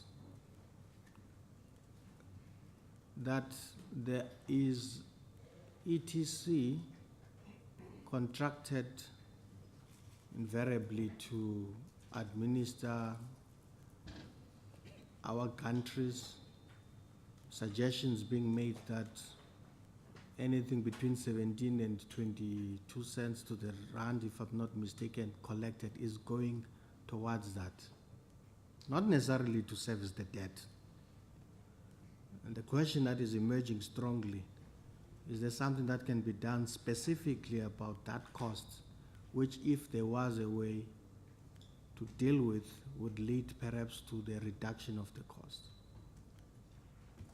Now, I'm happy for the Minister to defer that question, because I will, when Mr. Ali gets his chance, take him on it. And I'm sure he's got adequate questions. I have a specific one for Minister, because I realize that the ones... The last one,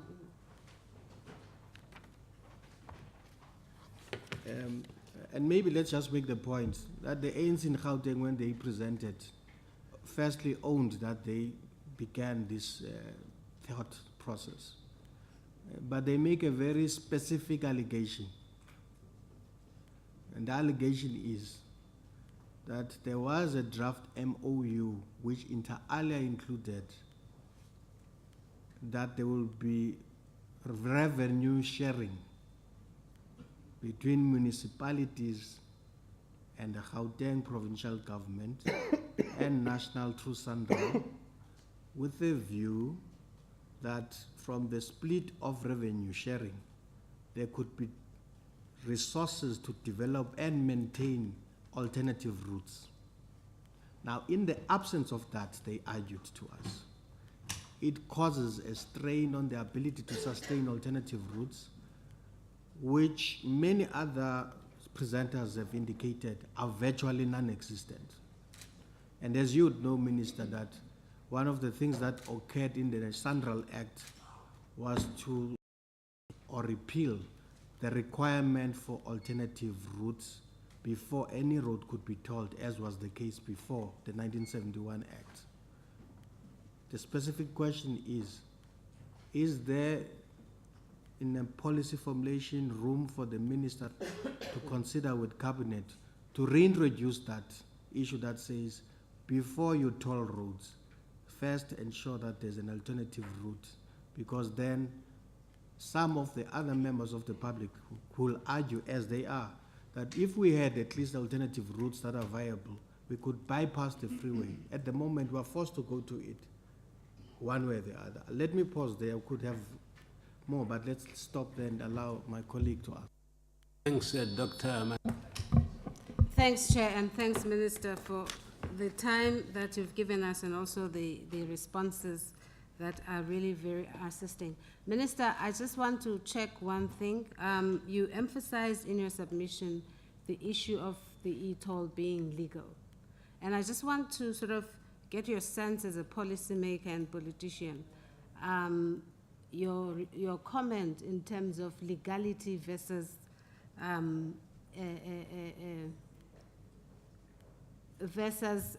the appreciation by the public in the manner that the responses have come.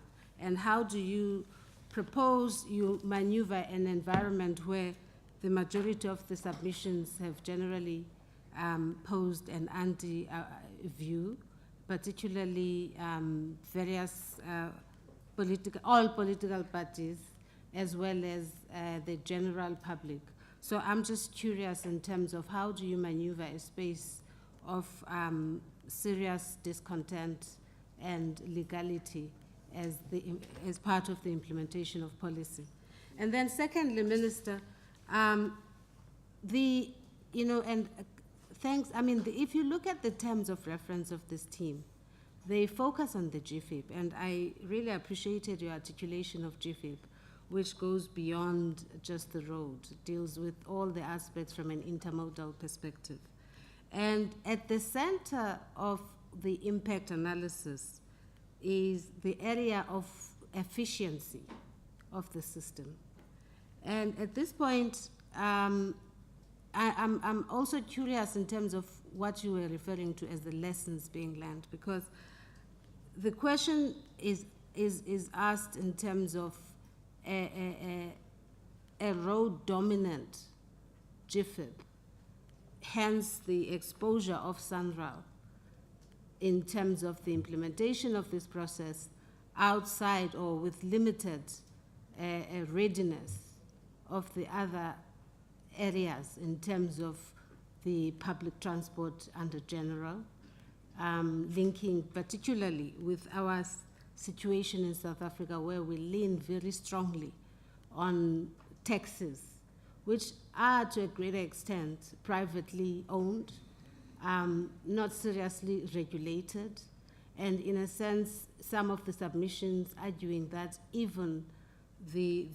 exemption, in a sense, cannot be argued to be having a great impact, because they decide on the prices and they're not necessarily linked to what they are paying.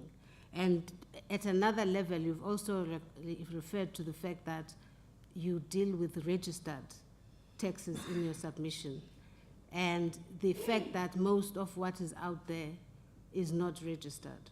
And the state of the bus, on the other hand. So the question from my side is, are we, on the other hand, and I know from a Gauteng, having participated in the ITMP as well, that the Transport Authority is being pushed from an integrated perspective.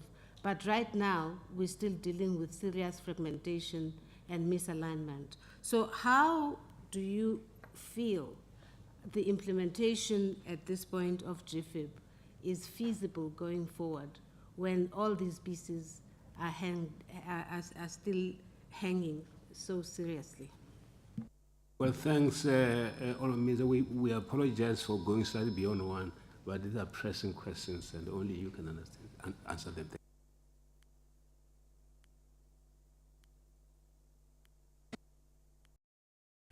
I just want to start with the last point. The Gauteng Freeway Improvement Project is at its initial point of implementation. And the lessons that we are drawing from it is you would say the teething problems, the commissioning, anything that you commission, the initial challenges that you would pick up.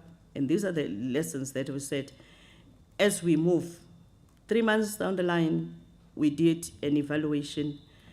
We did again an evaluation towards that's why we said even earlier on, Chairperson would remember that this matter, this process is constantly under review. And the review process does not even start now since the 3rd of December. The reason why there was intervention in terms of the reduction of the cost at the initial stages in 2011 and 2012, the input by Treasury of about 5.7 billion rand, and also during the point of implementation, the decision to come in with the grace period, but also the discounts that we have introduced now. This shows that at all stages, we are going to be looking at what is the best approach, what could have been done differently, how we should be able to make sure that we go about those particular issues. I'm happy, I didn't get the name of the legal expert. That's John Kaveja. Oh, and Dr. John. And I just want to say, you know, there's a statement that we made that when Sanral makes the presentation, you'll take him on, the CEO of Sanral. And I don't think that we came here for those particular type of things. Otherwise, we would also have lined up legal representation. We wouldn't have come as a department. We didn't know that we are here for a judicial process. So, Chairperson, I really don't think that is the correct approach. Even when we engaged with the Premier to say we would want to come in to make the presentation to the panel, he was very happy and very appreciative of that, and even indicated that this is the type of working together that he would love to have seen. But unfortunately, in the beginning, there were particular challenges, and we changed our minds. And I really want to say that if that is the approach, that there are people who needs to be taken on, then, Chairperson, I don't think that we will go ahead. The other thing that you raised is that you are ready to wait for the team to conclude their presentation and give those particular responses to the issues that you would be raising. But we also raised matters related to the amounts of submissions that you have received, and we really appreciate. And Chairperson, I would want to say that from the inputs by different role players, we did get at different intervals when we could be able to follow some of the things happening. We have picked up even some of the good proposals that are being made for other matters related to transport. We really can appreciate some of the inputs made. And I also acknowledge there are people who have indicated that they have no issue paying, but they want to really know what they're paying for. And many of them has been engaging with Sanral through the service points and have gone there to ask what it is that they need to do differently. I've received emails from people who says, can you explain this? And we have been able to explain that. I'm also on social media, and I've had many people raising questions. Some of those questions would be necessarily questions that we respond to as time goes on. With regard to the collusion from the construction sector, and I'm just very happy that that thing could actually reveal the level at which there is corruption in the construction sector.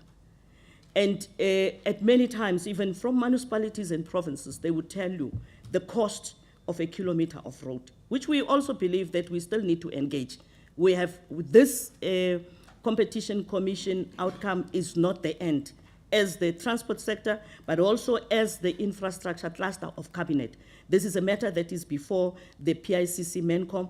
We're dealing with this particular issue because we need to be able to make it possible that infrastructure, especially as infrastructure that is being provided by the state, can be affordable in this country. And we cannot have a situation where there is this type of collusion. And I would Sanral, together with their legal teams, they are finalizing a process, and they would be giving you the necessary information at the time that they would be ready to give that particular information on what we need to do and how we are going to go about to recoup that particular amount of money. But and that is also the question you can ask properly a National Treasury, because you would know whatever comes to Sanral, whatever comes to the department will have to go to the revenue fund. So it is important. That's a very important point you are raising, and it would also help at another time. And it speaks to those issues about whether it can reduce. The issue of the how much people pay and how many people have actually, even as individuals, can come to us and say, can't we look at paying this thing in a very easier way? And many people have got a text, they have given an indication that how much it would cost them. And I think in the presentation, Sanral will give a full figure of, since the implementation, how many people have paid the 450 and how many have paid less than 100 and how many, the percentages, because it will then give you a clear indication of exactly the payments and how they go about. The one of the ETC, I think Sanral will also respond to that. The issue, it's the same question that was raised by Dr. Hanekom about the MOU with regard to revenue sharing having been changed and altered, and I believe that that is also part of the presentation. The issue of the first, that we need to first ensure that there is an alternative route before this thing. I just want to, Mawetu, in your presentation, maybe you can also give an indication of the last 3 years, the amounts of money through Samba Sonke that has been given to provinces, in particular to Gauteng province, to make sure that we address the alternative and other provincial roads infrastructure, because there is the means to be able, or a fund that was created in 2011 by President, make sure that we address those particular issues related to alternative routes. And that will never be enough. If you look at the presentation that Mawetu gave about the rate at which the road infrastructure fund is being allocated annually and what is needed as we speak, we will never be able to reach the point where we say we need first to ensure that there's an alternative route. Right now, this is an option of how do we get Sanral to deal with 15% of the gap that we have in terms of what we would need to be able to make sure that we build our roads in this country. So the 15% is what is covered with the tolling, which is the more than 3,000, as well as the 201 kilometer. They would speak to those particular points, but also the 85%, which speaks to the total kilometers that Sanral is building that are not necessarily tolled. So this is another matter, but I think, Chairperson, this could also be some of those particular discussions that we have when dealing with the net map, as well as the what you call the integrated transport master plans of provinces. Memahlat, I did indicate the efficiency of the system. We're saying that we're in the initial stage of implementation. We're picking up this particular matter. And I'm just listening to the questions, and I'm saying, is the panel of the view that we need to first have an ideal public transport system before we can talk about building the infrastructure in this particular country? Where would that particular public transport be running on? We believed, and one thing, maybe it's also our fault to want to accelerate service delivery. And also maybe our fault because of realizing the impact of improved service delivery on the psyche of South Africans, that South Africans would want to see the ideal situation. So how do we do this in a parallel way? How do we make sure that whilst we are addressing your integrated public transport network systems, you're dealing with your challenges, and I'm sure Mawethu will speak later about the challenge we have with the subsidized bus the operating subsidy, and the challenge that we have because we couldn't increase it at the rate at which it is supposed to be increased over the years. The challenge we have with these bus operators all over the country who says we can't invest in new buses because the bus subsidy has not increased. These are all those challenges that are sitting on our plate.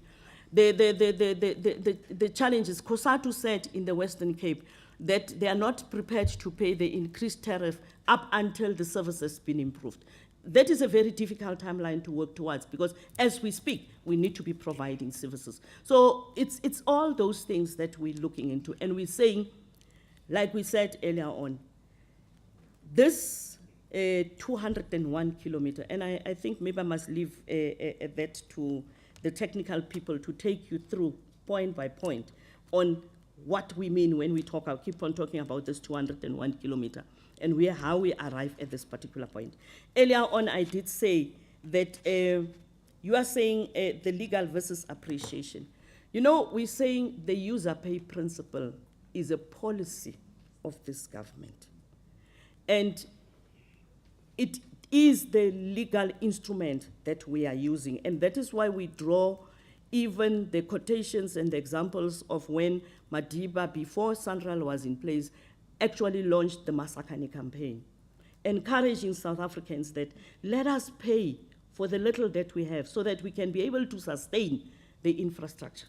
And it is important that we remember that is it water infrastructure? Is it electricity? Is it whatever infrastructure that we have? It has a lifespan. And if we are not going to invest in it in terms of operation and maintenance, we are going to have serious challenges. And that is why the user pay principle speaks to making it possible that you get this 15%, you get Sanral to go out into the market, get the resources, get private sector companies in terms of the concessions that they are doing to operate, to build, operate, and maintain these particular roads. And make it possible that we can have these good quality roads be sustained. If somebody did a calculation for me, they said with 196 billion rand at the present allocation, it will take us more than 500 years to get to the point where each and every piece of that kilometer or 750 has been done. But a road takes 16 to 20 years. So it means, in essence, we can just as well sit back, like the people in the rural areas would say, take your tar road and leave us with our gravel roads. It's that type of thing because there is less tar now on our gravel road than anything else. So it means that our operation and maintenance grant is not enough to carry each and every kilometer in South Africa. So,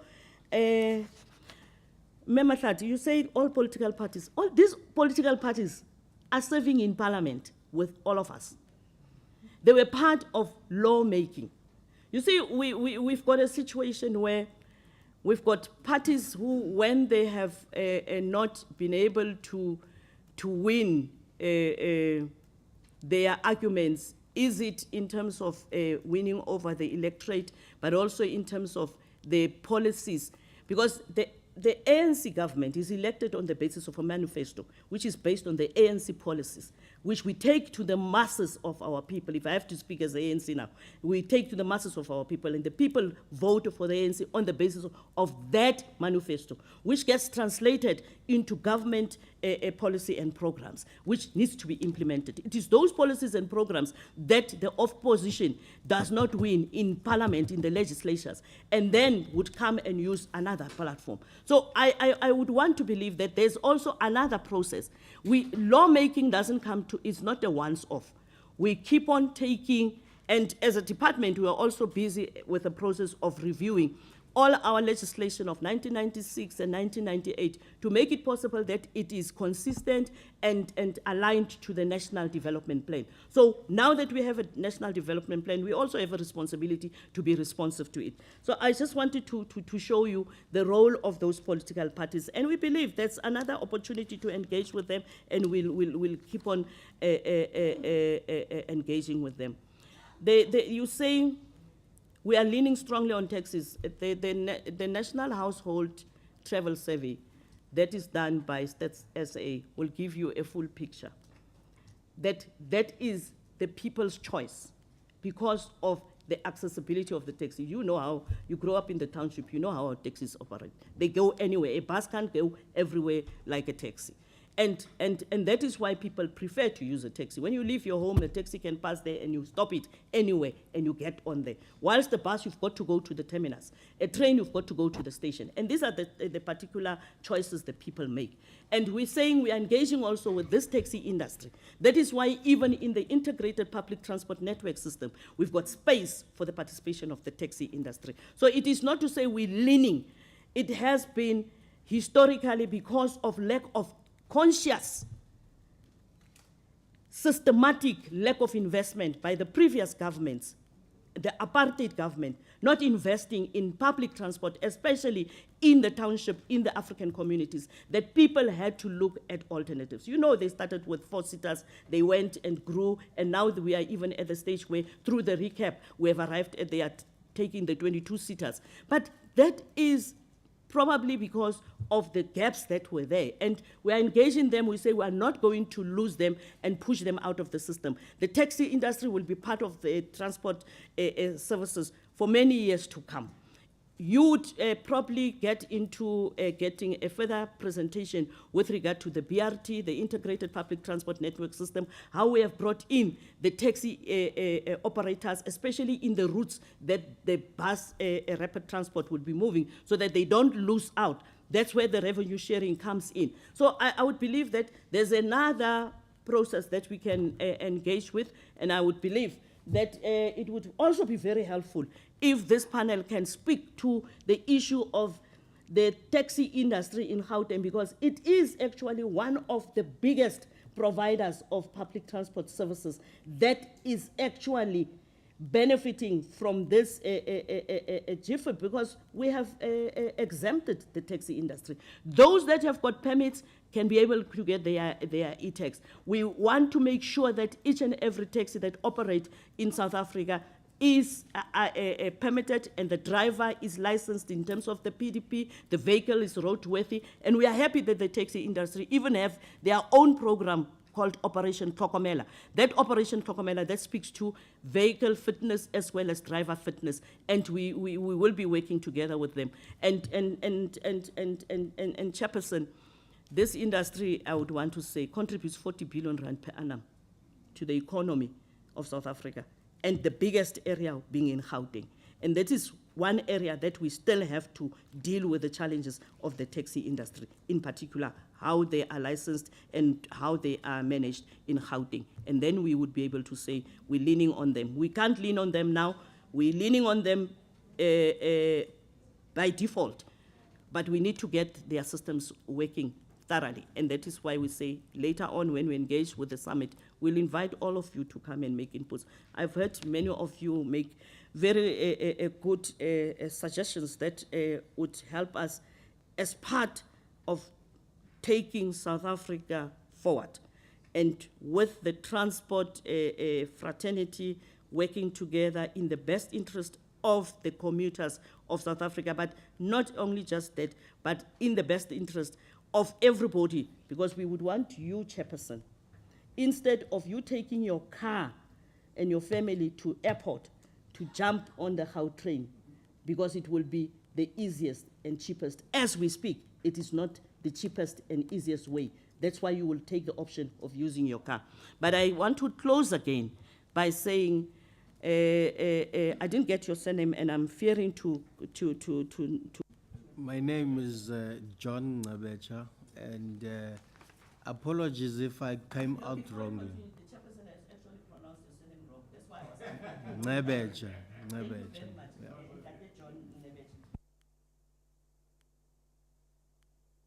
Yeah. We are, as a department, really open to suggestions outside this particular process on many other matters. And I've seen here there's many people who could help make those particular inputs when we talk to public transports in South Africa, but the broader transport services, including how South Africa works within SADC, how South Africa works within the continent of South Africa, the challenges that we have with Lesotho and South Africa, it's all those particular things. So I want to say to you that as a Minister of Transport, I'm saying beyond this panel, when we call on presentations and submissions, let us not get few submissions and then wait for another platform like this. Let us, right at the beginning, engage as South Africans, because this is our country. We need to build it together. If we have to reconstruct and develop this country, we need each and every South African to make his or her input, and we need to be able to ultimately arrive at the point where the policy is informed by what we would have looked at and whether we can be able to afford it. And this is what we would appeal to.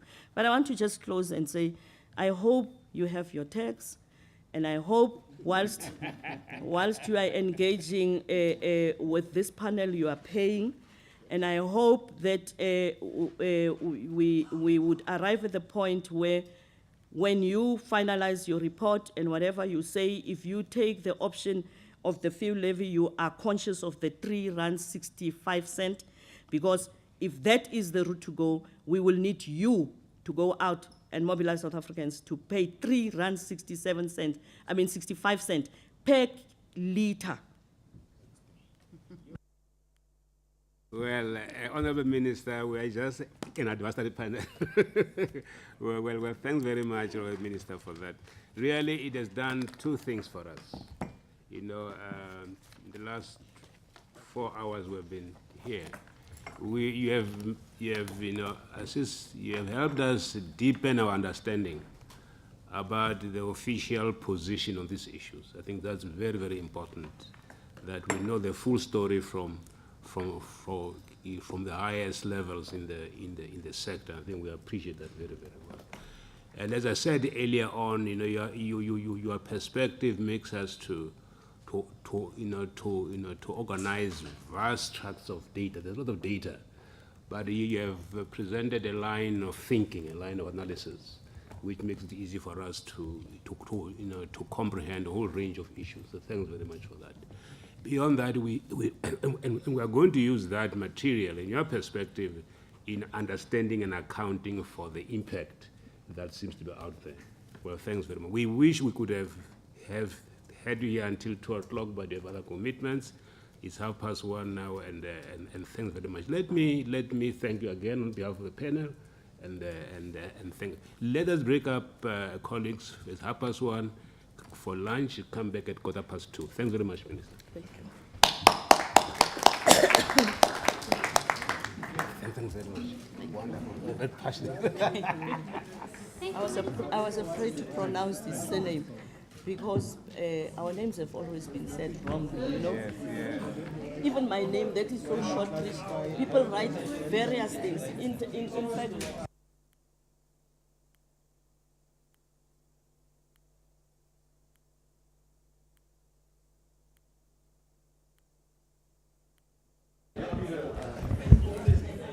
ladies and gentlemen, your attention, please. Lunch for the panel and officials is going to be served this side.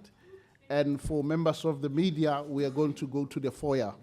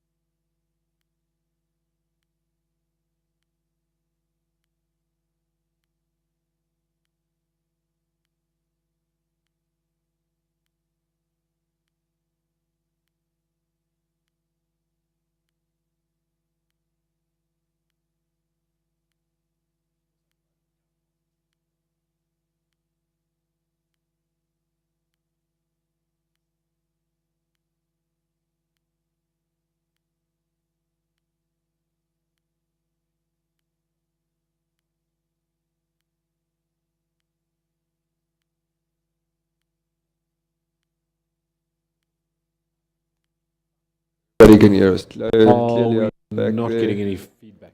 How around? Whistle. Yeah, Nothing. Okay. Vanda was saying there was a bit before, but we're clean now. It sounds much better, yeah. Is that other guy gone now? Which other guy? The one that was here with the comms, no. Which audio system we had, no. Yeah, but may not be outside of earshot. Oh, okay. But yes. Because that didn't work that well. No. But that sounds much better.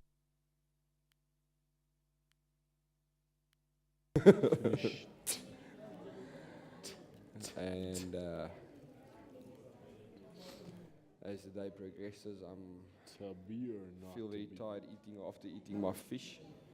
Have you eaten your fish? I ate my fish. You're I lucky, ate my I fish. didn't I get didn't any. touch the chips. I think all your media buggers clapped it, so I didn't get any. Why? Wasn't any left? No, man. What can I say? What can you say? But I wasn't one of the best. What I can say, if I'm honest, is that I didn't go. Then it's your own fault. But it's much easier, I have to tell you, happy to throw an accusation. Are we good? Ah. Gotcha. Okay. Okay, there. There. It sounds good. No. But Now, where? No, maar hierdie af. So, hello? Sound man, sound. Can you hear me clearly at the back of the room? You hear me clearly on this mic? Greg? I just want to see, you must just answer Dirk on the comms to see if you can hear this mic clearly at the back of the room. Can you hear me clearly? We have a hand. We have a Thank thumbs you. up from well, we saw a thumb. Vanda, I'll fire but him. it's all I right, will you're fire asking him yourself. right now. Can we still EQ this slightly so that it doesn't sound like we're so far away compared to the lapels? So we just put a bit more body in it, a bit more. Yeah. Width. Maybe take some of the tops out. Sounds a little bit like you Yeah, it sounds are a bit in tinny. a coffee tin. Yeah. Rick coffee. And I know when The you big put one. bass in, then we start playing around with feedback and that kind of stuff. But it's already 1,000 times better. Yes. One, I two. think, and I suspect a little One, more two. reliable. 1, 2. Yeah. No, Okay, very- I'm getting. Where am I getting it? Just yeah, we're picking up slight little wanting to feed now. turn me off. Then there you Then go. it won't And feed. it's- But it's when you not gonna leave get it on feedback if and you we do that. speak on this one, It's not a trick. you shouldn't have feedback issues. Very easy to understand that trick. Because feedback is the one thing that cannot be in this room now. No, and if we raise our voice, Yeah. do we get feedback? No. You see, if we raise the volume slightly, But I think the thing is, if you and I both raise voice at the same time, so give me a. I'm almost tempted to say, give me an A, give me a, but we won't go there. okay, so I killed this. For the media in the room, there is now an audio splitter box. If you're looking for audio for radio recordings, behind the screen to your left, if you're looking towards. Hello. Is there anyone alive? Okay, I'm switching this one off because it'll either be the lapel or this. They won't be on at the same time. What exactly am I hoying? Just anything. Just. But I have already been here for about 10 minutes speaking rubbish, and I think I'm tapped out. I don't think I have any more rubbish to speak. Unless, of course, we get involved in a discussion, and I think I know of one. A discussion around meeting requests. I could talk for quite a long time about meeting requests and people's propensity toward... I know I'm testing the sound.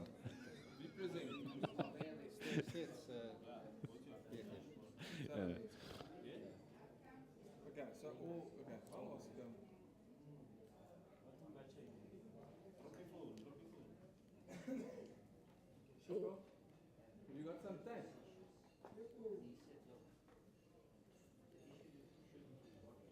Yeah. Okay, can you show... Are we ready? Can you show Mr. Soundman, Norma? Yep. Can you show Sipho, the sound guy, who the presenters are? Because he puts this on and he's going to put a small piece of tape on the side, and then they must just... You'll put them on. Okay. Here's the other one. Yeah, You know what? Keep them with you. You need to just stay close by, yeah? Okay. Oh, the battery's not. Colleagues, there's a request that we start at 2:30, so let's start at 2:30, please.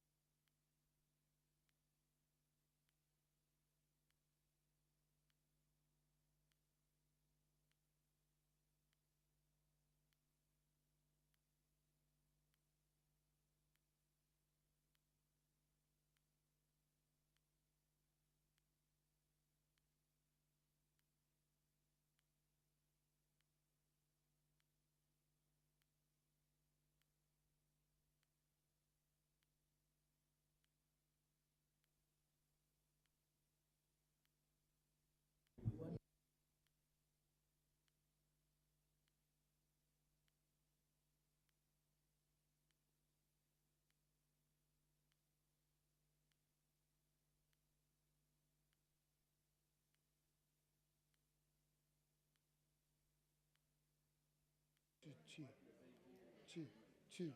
Yeah. Yeah. Chi. Yeah. Chi. 1 2. 1 2. 1, 2. Yeah. 1, 2. 1, 2. Yeah. 1, 2. 2, 2. 1, 2. 1. No, listen. Don't EQ it now with the people in the room. We'll do it later. The two we're using is fine. We're going to just use the two.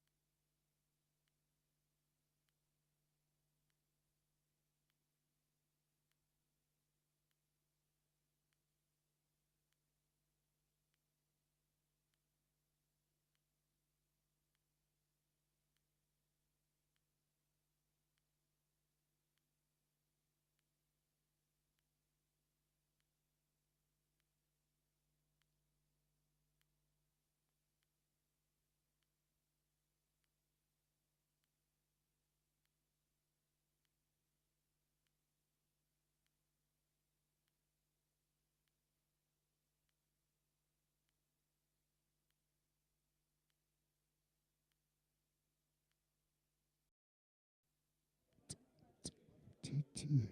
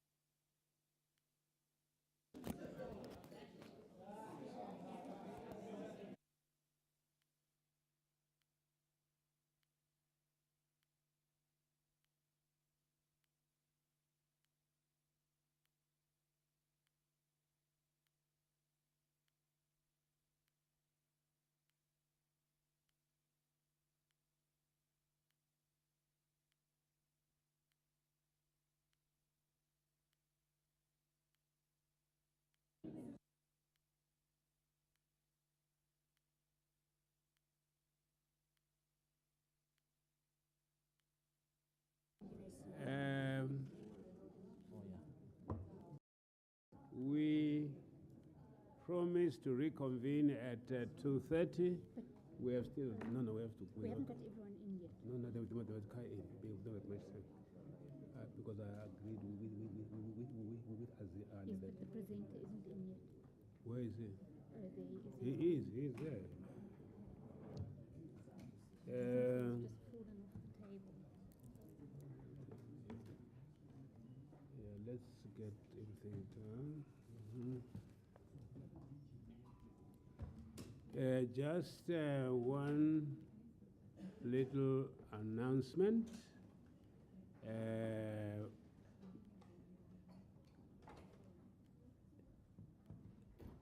Only members of Transport Department, Sanral, Treasury, the media, the panel and their support structures of the Premier's office are allowed here.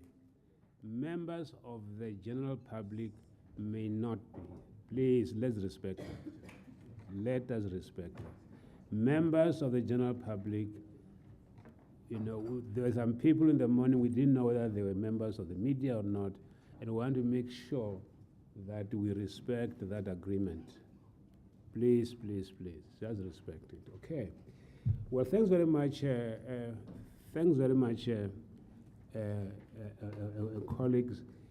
There was a very, very productive productive submission by the minister herself. We are back to the acting DG. Just take us from where you stopped. We are supposed to be here until 4 o'clock. Give us enough time to engage with your submission, please. Please, it's now 2:30. We need at least an hour to engage with the submission, please. Thanks very much.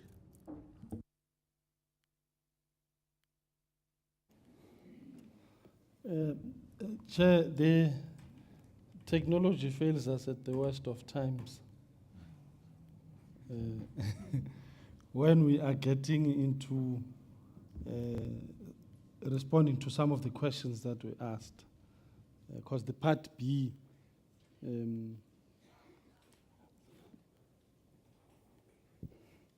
will talk to a number of the issues raised and the questions raised by the panel. Where are the bundles? No, the bundles, so that.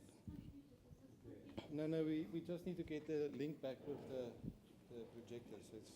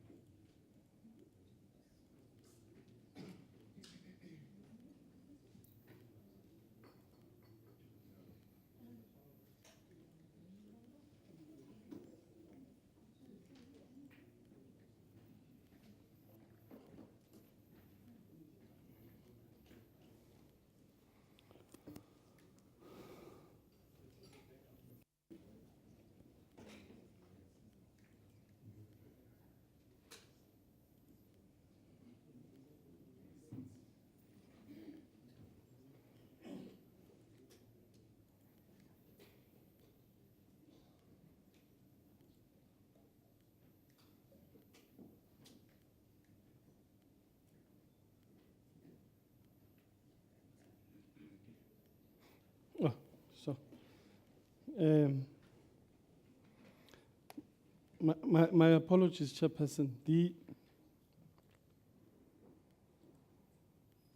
The presentation on Part B will now focus on GFIP,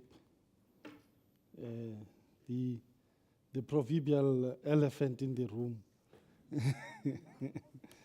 But I think what we'll do, we'll seek to talk to a couple of issues. One is what we term a problem statement.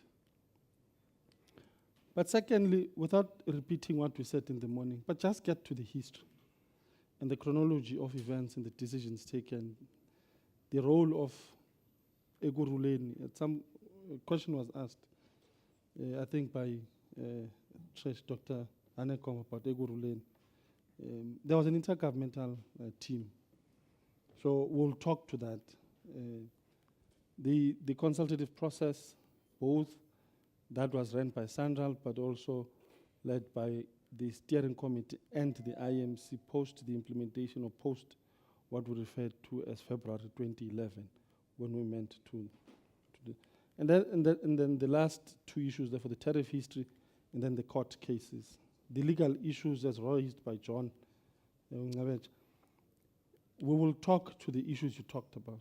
Because as the Minister said earlier on, we have 6 court judgments confirming the legality of the Act, but as well as the consultative exercise inherent in the requirement as in the requirement of the Sanral Act. So we'll also address those issues which are part of the issue. Going back to I just want, I don't know whether, maybe it's because I was late. I just want to understand, so we're dealing with that and Sandra is not present. I'm just trying, so that we make sure which question. Cassandra will present on Thursday. Yeah. No, tomorrow and Treasury on Thursday. No, Thursday. It's Thursday. Sandal is on Thursday, please. So we're suggesting that matters that will be dealt with on Thursday should not be raised here. That's strongly. Thanks. Let me raise this challenge though. There's a symbiotic relationship between the role played by Sanral and the role played by the department and the lead we did.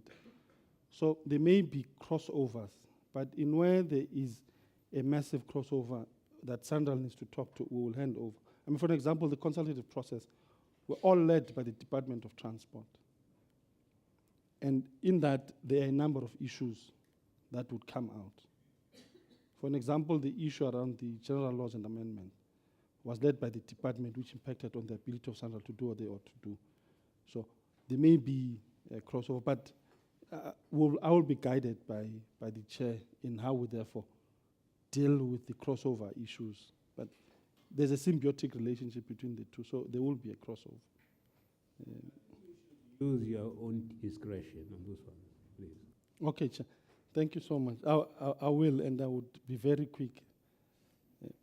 I think the points we made earlier on, one was that the most freeways in Gauteng had reached their design capacity, both from a pavement span as well as a traffic capacity. In terms of pavement span, there was rutting, there was therefore beginning to have potholes, there was, unevenness, and then traffic capacity was just leading to congestion. So there was that. But second is that peak hour was extending by 10 minutes or 15 minutes each year. And those who used to travel between Joburg and Pretoria or Pretoria and Joburg would know this as a matter of fact. That in the early 2000s, you would have been in a position to leave home around 6:30 and still be early for a meeting at 8 o'clock.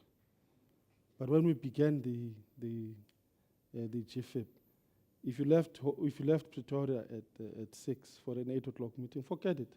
You'd not have made it. So that's what we're talking about. So peak hour was extending now rather than reducing, which one of the key indicators I talked to around transport is your transit time. But thirdly is that this resulted in congestion and resulted in uneconomical use of time. And we'll talk about both the vehicle operating cost and carbon emissions later, but that's what it led to.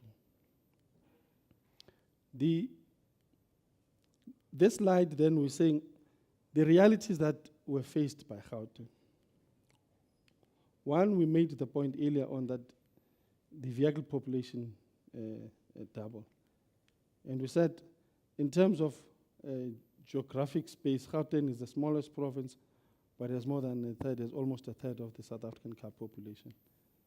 That will translate anything between 2.5 to 3.3 million cars. Urban sprawl, because of economic opportunities, continued to expand along the fringes of cities in Gauteng. And that, as I said earlier on, because of inability to find land within cities and land being available on the fringes, makes the provision of public transport and public transport infrastructure expensive, because you now have cities now developing on the fringes and on the edges. And therefore that does not bode well, both for densification to provide and get the economies of scale that you want. The fourth point, we're saying the bulk of public transport is road-based, which means it's buses and taxis. We said taxis give us about 69%. So if the road network becomes congested, that will result in an ineffective public transport system. In this case, on the train side, you therefore have a metro rail network system that's being revamped. You also have a system where we've put in 28 billion rands as government in the form of Gauteng and continue to subsidize by R1 billion a year. So that's what becomes the key to helping us dealing with the congestion. But the second last bullet is that the infrastructure provision at the time did not keep up with growth. I mean, this is more evident particularly on your freight or economic infrastructure. I mean, the ability to respond and to have dealt with the expansion of the N3. Let me give you figures. Coming out of MSA 1998, we estimated that the corridor, the growth in movement of traffic between Durban and Gauteng would move from 30-odd million tons to around 40. But in 2005, when we were doing the National Freight and Logistics Strategy, we had long surpassed that. We'd gotten to around 60 million tons. So infrastructure provision did not keep up. I made an example about M2, an example about something that all of us may understand that come from Joburg, the congestion within the city deep area. The inability of high road to move and carry the cargo that in and out the city deep area. If you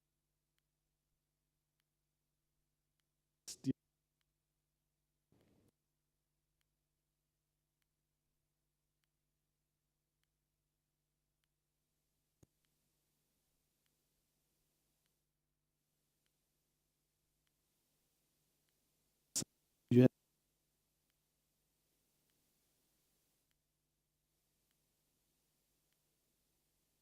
okay. So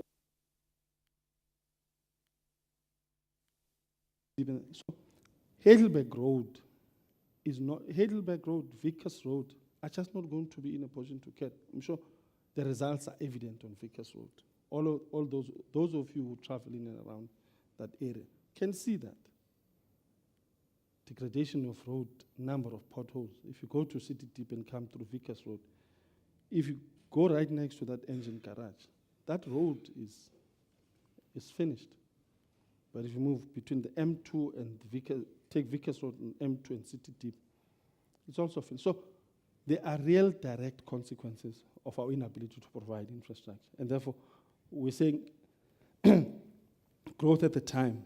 And therefore, Gauteng, that's why the route Gauteng took. Provision of this infrastructure is costly. That I don't need to expatiate, but it's a fact. The question now is that how must the authorities and users of transportation decongest Gauteng? I mean, that's one of the biggest questions that Gauteng as a government had to respond, including its 3 metros when we were busy doing the we want to do. We had to have collaboration between authorities and transportation users, because it becomes imperative that the plans that we have are plans that seek to respond to the realities of operators. And authorities, of course, are meant to implement the correct strategies that they relate to infrastructure. But transport users should therefore adjust their travel habits in order to, in our view, to achieve what we believe is a success. What that we think is simple is that you've got to have less trips and smarter trip decision. This is true if you want to deal with issues around environmental and issues around quality. Less trips, smarter trip decision. We talked earlier on about travel demand management, and this is what this talks to. And therefore, lastly, we say the key success factor is the ability to fund the implementation of these strategies and associated infrastructure. We can only do this if we have first information, but secondly, the necessary funding and monies that can help us deliver on these things. We then go in us trying to deal with issues around public transport. The matters of low population density in metropolitan areas compared with our international figures is the biggest problem. All of us know that. Instead of staying in high-rise buildings, people want to have their own plots of land. That's the first thing. But secondly, people can't stay in high-rise buildings. They can't do their traditional activities. Because it's in high-rise building. And therefore space people want to use it. So there are those certain cultural matters that really are an inhibiting factor to getting us to deal with issues around low densities and begin to densify. But municipalities are key in helping us achieve these things. So those are some of the issues, and this is the problem. The distortion in land use development is a result of past political policies. We've talked about this a lot, and I don't think I just need to pass. Urban edge keeps expanding. We talked about this, which is what is creating problem. Longer distances between home and work is tough. Not only longer distances, but also time spent on the road. As a result of that, it becomes more expensive to provide efficient public transport. You can only provide efficient, cheap public transport system when you are in a position to densify. Provision of road infrastructure did not keep up with growth. We talked about this. But lastly, one of the biggest challenges is that an average public transport trip length in Tshwane is 3 times that of London. If you remember, our former Deputy Minister, Jeremy Cronin, raised this thing. If you want to travel anywhere in town, I mean, this is a result of spatial planning. People in Soshanguve take an average of 2 hours in the morning to get to work, and that's a distance of about 30 kilometers. And that's a serious impediment to economic growth. And I'm sure many of you, those who listen to Rob Ben, when he talks about a challenge coming out of Mabopane Highway, all the time there is a challenge around the cement factory, PPC cement factory. So those are some of the issues. These are realities of what we are faced with, and that's a problem statement. Well, then, really, Chairperson, take you through some of the reports, and I'm going to be very quick, but I'm just going to focus on 1 or 2 of the reports. CSIR issued a report in 2001. Gauteng Province issued a report in 2004.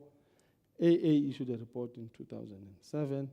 And SACI, one of the stakeholders that came into the committee to present, also issued a report in 2010. In a snapshot, the report by CSIR was that imperatives for a toll-free network for Gauteng. And these are the issues that came out of the report. One, there was a proposed unsolicited bid for a freeway improvement. Second, highlighting the effective and efficient transport system. But it brought about the in our view, macroeconomic impact that would reduce overall transport cost. The project would contribute, around 9 billion rands. In the Gauteng report, and this is one of the drivers for the decision that we took to move with the GFIP, because the province realized that as a result of current problem and congestion, they're losing income of around 155 billion rands. This was one of the biggest drivers in saying, how do we deal with this? Because Gauteng, as the economic hub of the country, we can't afford to lose this much over that period, because that's key in enabling other sectors as well as in enabling other provinces. Because if you're to have this challenge in Gauteng, how much more other provinces? And in the study that was done, it was estimated that if we spent 1 billion, that will result in about just under 9,200 direct employment opportunities. Of course, with a multiplier effect of 1 in 6, would create the following job opportunities in total. So as a result of this and realizing the need to move, we then moved on this thing. But the more interesting figures are these ones now. In a study that was done by the Automobile Association, and I must say they are always reluctant for us to use it, but we've used it anyway. Not arrogantly, but the fact is that it drives and sends the economic message. One is that if you have a vehicle at the time, 1.6 car traveling between Pretoria and Joburg, it would have spent additional 120 additional minutes per day. That's the time that it would take between the two trips. So that would have amounted in 40 additional hours per month, just due to congestion. And many of you would remember the congestion on Allendale. And those of you who worked in Pretoria and Joburg, you remember the congestion in Allendale. You'd stay there 30 minutes without literally moving. And this is what it resulted in. It resulted in engines operating longer times at 1.5 liters per hour when idling. That meant 705 liters wasted, or 469 hours of idling per annum. At the time, in the figures of at the time, you looked at this thing costing about 4,900 per annum. The liter then was 7 rands. With the liter today at around 14 rands, you just can double that. And this is half, just half of what the registered e-tag user on a light vehicle would pay. 5,400 if you use the entire 450 per month per year. This would be more expensive, would have been more expensive than that. And then lastly, is on a sample of 80,000 people, this is what it would have costed. But if you double the price of petrol, this price would double, now it goes close to 1 billion rands. And this, as I said earlier on, excludes your working time, excludes the frustrations and the road rages that you see, and the cost of accidents. So that's what the study showed and indicated. And therefore, you then lastly had the Saki study that expressed concern about the impact on business due to congestion and insufficient maintenance. And I'm sure you saw, and on the maintenance side, majority of our municipal network is really in bad condition. All of us know that. One of the biggest problems is we've not been able to allocate sufficient amount of money in maintenance. But secondly, based on a very conservative assumption on the cost of congestion on the Ben-Schoeman Highway, Saki came to a figure that says congestion at the time costed business about 15 million rands an hour. And then lastly, some of the costs that are excluded is that your fuel and maintenance costs have been excluded. I mean, we showed that on the previous slide. The cost of late deliveries, lost business opportunities. These two are what in economics are called your opportunity costs. This is the biggest deal breaker in any decision-making economics. Is to look at what your cost is and what your opportunity cost is, so that you then have your true picture of what it would cost you to provide a service. And then these two are the biggest deal breakers in any decision-making in economics. And then lastly, of course, the cost of accidents. As you know, the accidents cost us in the region of about 300 odd billion rands a year. So those are some of the issues that are coming out. And therefore the history, I mean, you've seen this, we've talked about this. But what I just want to respond to is the issue raised by Dr. Aneko. If you look at bullet 4,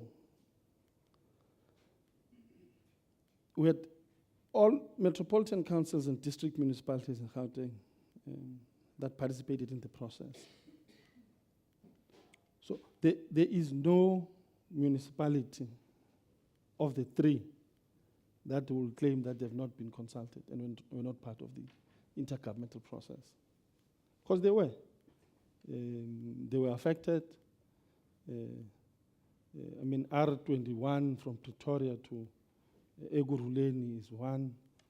The N12 is one. The N3. So it would not have been possible. The proclamation by the Premier in handing over R21 included consultation.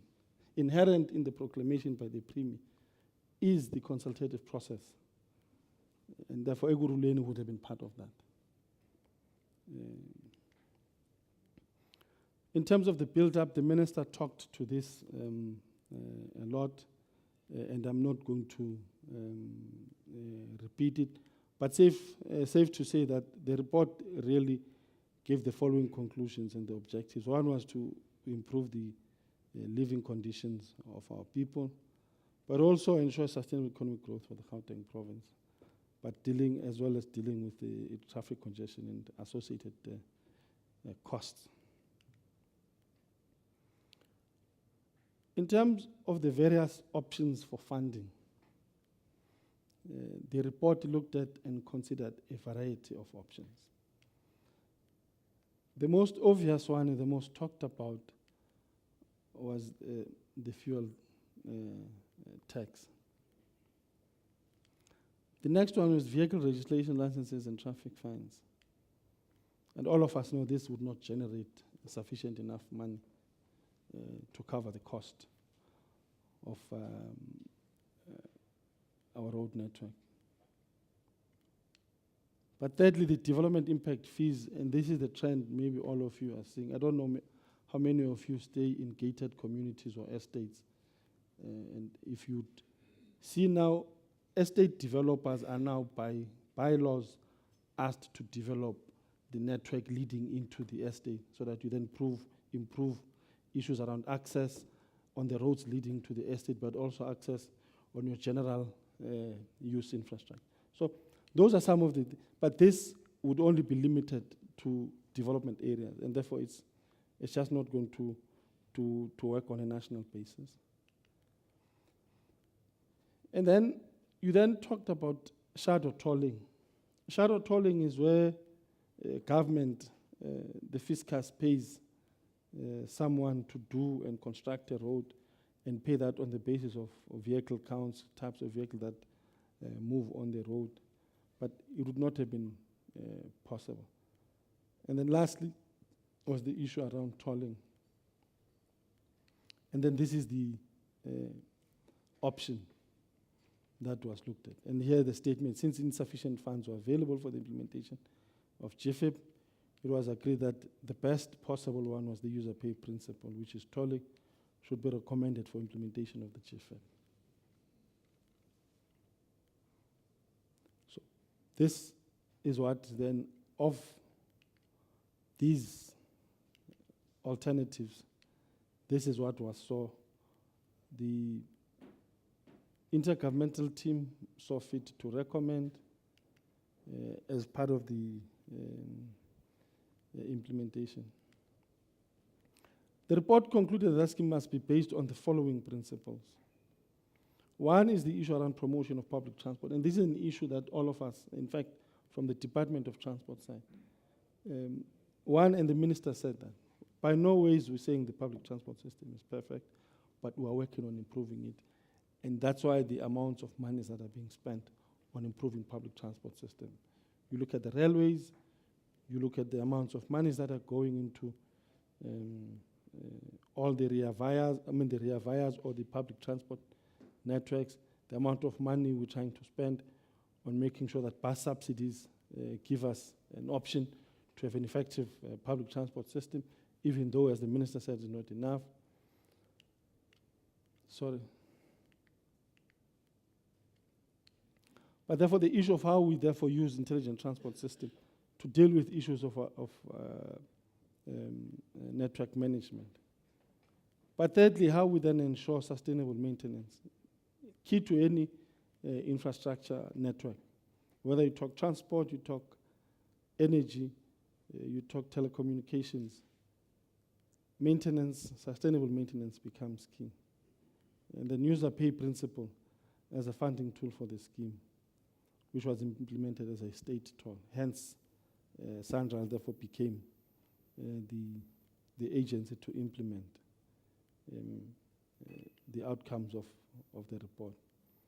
As a result of the report, Sanral was tasked, one, to further develop GFIP with the participation of officials from the province and councils. The following studies were done. One, we'd asked the team that to bring bundles, but of course the information is also available on the website, but the exchanges that happened between ourselves and the head of the secretariat in the exchange of information, some of the information is there. But if there are additional information that members may want to require, we will gladly provide. As the head of the secretariat said, there may be some gaps that we may need to close, and in closing those gaps in terms of information, we will then provide the panel with that information. So we embarked on a social impact study. The results are there, and the results are there for one to see. We embarked on an economic impact study. We embarked on specific road improvements. I don't know if it's Kehla earlier on the parallel network or the other network before getting onto the toll, on specific road improvements. And therefore, the last one was how we then modeled both traffic and did then the toll feasibility study. So these studies are available, and are available for all to see, will be shared, if not shared already, with the panel. Also here we would want to look at it, but I think we'll skip this. This was a concluding rationale in implementing the GFIP, and this is an extract that came out of the study, really affirming that, as the minister said, the do-nothing option was not an option. We could not do anything. The previous initiatives and participation by the province, this is therefore an articulation of the various alternatives or the various initiatives that were embarked upon by all concerned. As the minister said, this process started in 1997, and the result was the inability to finance the freeway network in support of the economic development of the province. And therefore, the Gauteng toll strategy therefore was developed in how you then deal and fund this. This, of course, was initiated and concluded by MEC Khabisi Musonkutu at the time of him being the MEC for Department of Roads, Transport, Roads and Public Works at the time. I don't know if that's still the case now, but at the time. Second, in terms of provincial initiatives, the province came up with a Gauteng toll bill. Of course, as a matter of fact, we know, and as Minister said, that bill could not have been implemented because provinces have no powers to borrow. We've decided to use Sanral as an agency to do that. So that's the only reason why Sanral was the only to the implementation of GFIP. And then in terms of the integration process, the Gauteng transport network integration process, the proposal on this, I want to emphasize is that there was a joint initiative between our Department of Road Transport and Sanral. And then something that's also worth noting was that the most suitable funding mechanism was identified as a user-based toll system.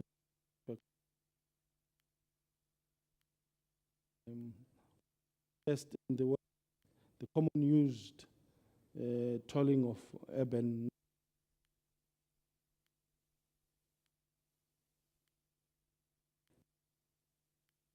of the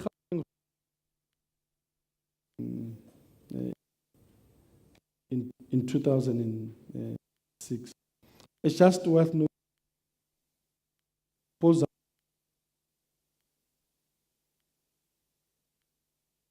for resulted being.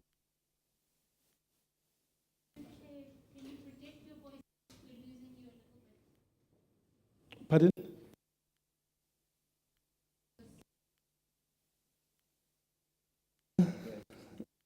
System, I don't.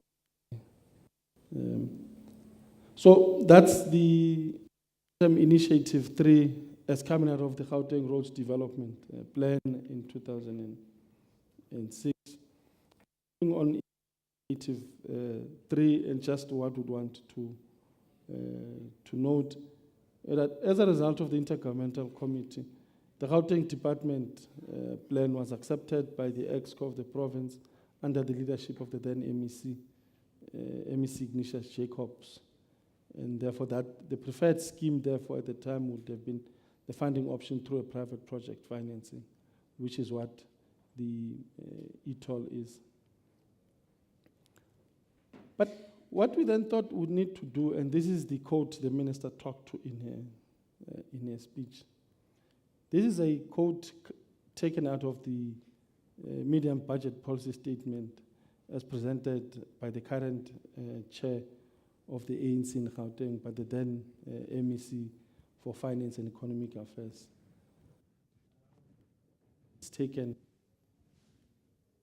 to how they allow to raise the funding and construct high orders in the province.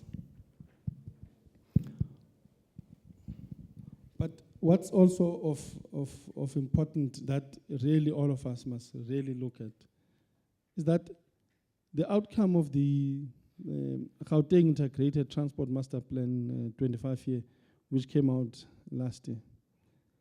It's interesting to note what its statement is around GFIP. And let me just read this.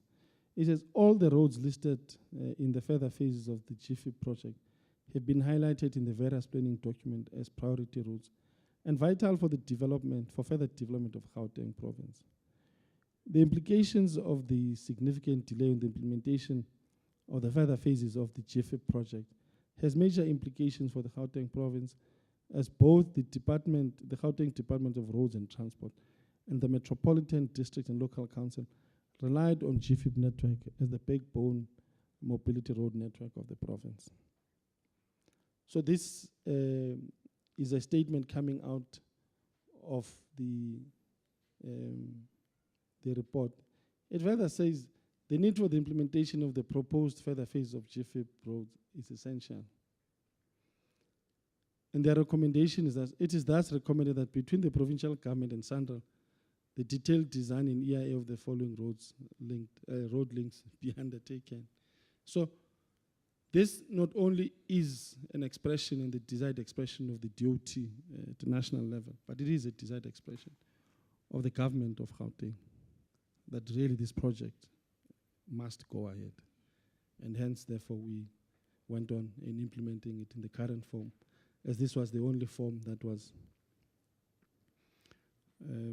suggested and agreed to by principals. But secondly, this is what it says about the user pay principle. Transportation infrastructure users are willing to pay as long as they receive a high quality service in return. It is, however, important that any future road pricing scheme must ensure that the revenues collected are channeled exclusively back into the transport sector. The following additional transportation financing sources should be considered. Levying of tolls should be part of a holistic approach to road financing and has a role to play in the province such as Gauteng. Alternative funding instruments should be investigated and developed to finance public transport. And all of us, and since the morning, we've been saying that indeed alternative sources of funding and instruments should be investigated. One, to fund and finance public transport. We've made our case that Treasury or the Fiscus has come out and funded public transport infrastructure in its entirety. You talk about the funding of the metro rail network and the recapitalization of the metro rail trains. It comes from National Treasury. You talk about funding of Rea Vaya, Arieng, Ipongole to my city in Cape Town, and the others that are coming out in the other 8 cities. That's what we do. The interesting thing that this study says is that a fuel levy is unfortunately not considered as an equitable solution, as all South African citizens will have to pay for infrastructure in Gauteng. And fuel consumption does not represent the full structural congestion and environmental impact of the cost responsibility, especially heavy vehicles. And this is what's coming out of, I believe, a document adopted, approved by the executive of Gauteng. And we truly fully agree with the sentiments as expressed in this, because a fuel levy in its nature and character is not progressive. It doesn't discriminate the poor from the rich. And therefore, it can't be a desired instrument to implement infrastructure funding. The point of departure, the famous MOU that Gauteng talks about, or the chairperson of the ANC in Gauteng talked about. And we'll just break it down just so that people have a sense of where the point of departure is and why they're saying the form in which we're implementing e-tolls is different from what was agreed. Gauteng wanted to create an SPV consisting of the Gauteng province, metros, Sanral, and private sector. So you're going to have one entity comprising of the four. But only Sanral had the legislation to implement toll roads. Because if you had to create this, you'd have to create legislation to make it possible to do that. But the biggest problem is that the Gauteng province and metros, by law, are not allowed to borrow. So you can't have an SPV that has those two entities in to go out and borrow, refinance or finance the development of infrastructure. Second is that Gauteng province attempted to implement their own toll legislation since 1998. We talked about this point earlier on, and therefore there's no need to repeat because it becomes impossible as a result of their inability to go out and borrow, so that they then have tolls. The creation of such an SPV would have required supporting legislation. I talked to that earlier on. And therefore, the deliberations had only to focus and resulted in using existing Sanral legislation. So, at no point, Dr. Hanekong did Gauteng government not know the implications of the creation of an SPV and the implications that it would have in the borrowing ability of the SPV. So that MOU could not, in the current form as it is implemented. So we had to use the existing legislation, which was only Sanral. So we therefore could not, by law, continue with the SPV. So the myth that Department of Transport or Sanral moved away from the original intent of what ought to have been the implementation of this thing is incorrect. I may venture out and say it's malicious, but it is incorrect.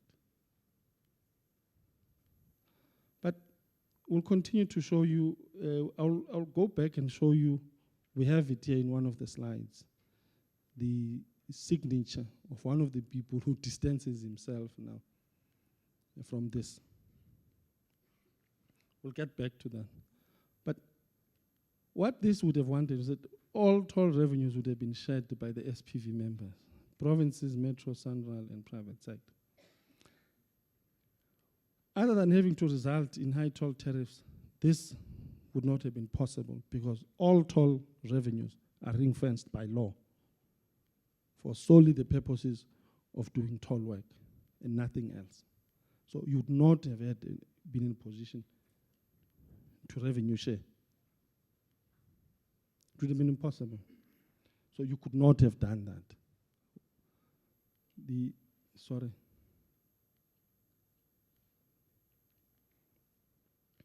So therefore, the issue around the principle of revenue, toll revenue sharing, would not have been aligned with the current act as it exists.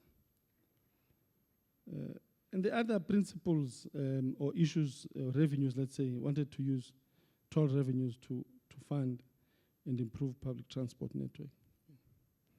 As earlier said, would just not have been possible because there are impediments in terms of the act as it exists.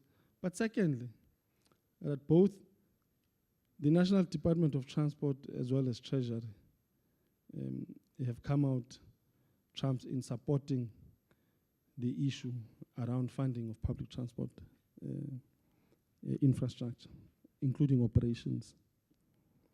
And many of you know public transport operations in themselves do not make money, are funded from the fiscals. And therefore, as a government and through the Department of Transport, we could not abdicate that responsibility. Hence, there's massive amounts of investments that go through here, coming from the National Treasury. And that's why the point we made earlier on, that there is a huge over-recovery by the transport sector from the fiscals.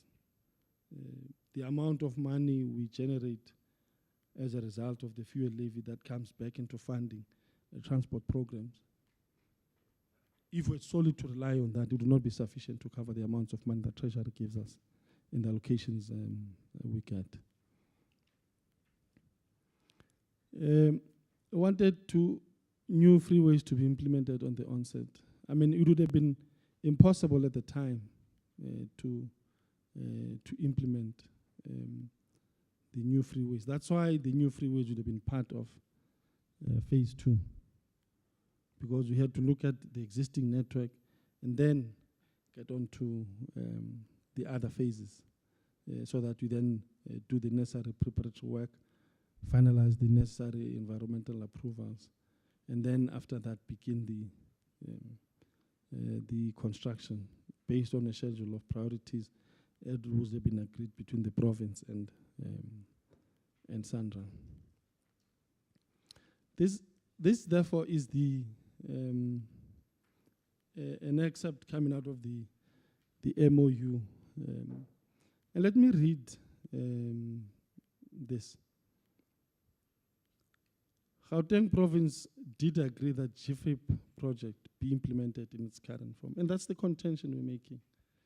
And this is why we make that contention. It says the Gauteng provincial government hereby transfers all its rights interest and obligation in respect of the land under the control of Gauteng Provincial Government, on which P157 1 and 157 known as R21 Albertina Sisulu, are situated. And the CEO may request the National Minister to declare the sections of provincial roads R21 as toll roads as part of the scheme. So, Gauteng Provincial Government consented to the transfer of R21 as part of the scheme. The said rights, interests, and obligations are being transferred by this government and acquired by Sanral, as Sanral intends to proclaim the provincial routes as national routes in terms of Section 40 of the Act, which is the Sanral Act. And then the last one is that the parties agree that all costs regarding the transfer of land or any other rights transferred herewith, any other costs related to making the land consent available to Sanral, shall be borne by Sanral. These are the initials of the former Premier of Gauteng, who was here this morning. I don't know if he's still here. Baz Mashilow. And these are the initials of Sbusiso Buteles, the former HOD of Gauteng. There. And that's Nazir Ali. So the misnomer in the people don't know these things is unfounded. And that's why I say I want to venture out in saying it's malicious, but I don't want to say that. But at best, or at least, they are mischievous. Everyone knows this thing. And then just on the approval and the processes, and I think this, I'm going to, if I may, take some time here, because this is the most important and the critical part of the presentation around GFIP, is that the Intergovernmental Work Group agreed. And again, these were the parties that were involved. This resulted in a report that was titled this. The report was concluded in this. And then participants presented the report to their respective political principals for acceptance. We presented it to Cabinet endorsed it, officials at local council, the council resolutions, I guess, that were taken, and in the province there were EXCO resolutions as well. But there were other several interactive sessions that were followed with the metropolitan authorities of Gauteng. There was an indaba that was initiated by MEC Jacobs in May.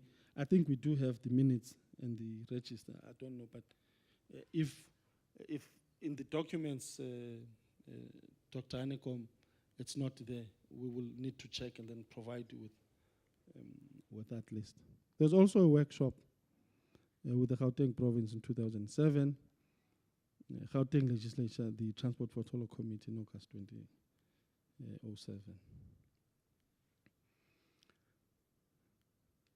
Interactions. We had interactions with the city of Joburg, with the city of Ukurule, as part of the intergovernmental and the various presentation to the various portfolio committees. Just to indicate that in the Gauteng quote-unquote city region, the metros were never excluded. They were part of the process because a number of these routes passed through their jurisdiction.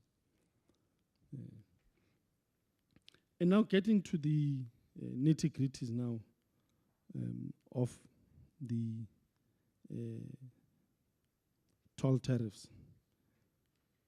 In 2006, when the media reported actively with respect to the proposed GFIP, the issues came out to the fore was that we were proposing a 50 cents per kilometer charge.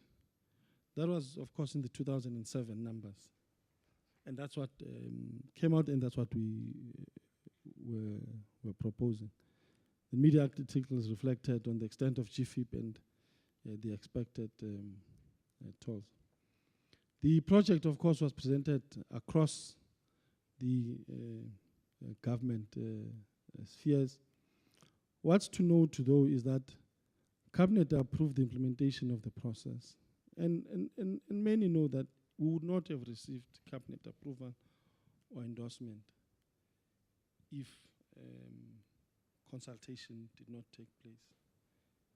The issue around intergovernmental relations becomes important in the implementation of projects that require participation across all government spheres. And therefore, the Minister of Transport in October of 2007, therefore declared the tariffs and the process commenced. But again, Chairperson, this is a further process that we had to undertake. In 2007, the then DG of Transport projected the project to NEDLEC and further presented the project in 2011. At NEDLEC, all of us know you have the 4 constituencies. You have government, you have labor. In the form of labor, you have the 3 federations, which is COSATU, FEDUSA, and NACTU. We then have business, and we then have community. This project got endorsement from NEDLEC, hence it moved and was implemented. So the federations were part of the process. The federations across the 3 federations. In therefore October 2007, a notice of intent was advertised in the following newspapers. Of course, then the normal process of consultation after a gazette then takes place. And a similar process was followed in April 2008 when the R21, the Albertina Sisulu Freeway, was handed over to the Sanral. Following this consultative process, a final report with all comments received and mitigation proposed was submitted to the Minister of Transport for his consideration. This was Minister Khatebe at the time. In therefore March 2008, the Minister declared the GFIP roads as a toll roads. And then construction commenced. February 2011, as was the set out date, was set out as a commencement date. Just to also deal with what Ms. Difo raised around the perception that these roads were for World Cup. 2008 was too late for any project to come in to facilitate the movement for World Cup. Because you'd remember, in 2009, we had the Confederations Cup. We had to have dry runs upon dry runs, and we had to have infrastructure ready, tested. So it would not have been possible to bring in any of the infrastructure of the GFIP as part of the World Cup. All infrastructure allocation for all World Cup related activities, their planning budgeting had been concluded by around 2007. So in 2008, it was all about saying these are the key infrastructures, beginning the construction, and I'm sure you'd have seen late 2007, early 2008, with the constructions of all what was to support the World Cup. So it would have been too late in the approval and the declaration, the commencement, to form part of any of the World Cup infrastructure. I've given this background, but let me then get to what then in February 2011.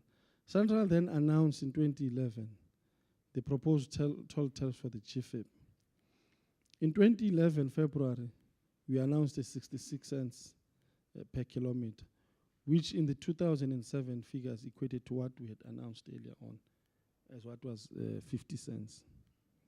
Then we then introduced what we then called an e-tech tariff for light vehicles, which was 49 cents, 49.5 cents per kilometer at 25% discount of that figure. Of course, we also introduced other discounts.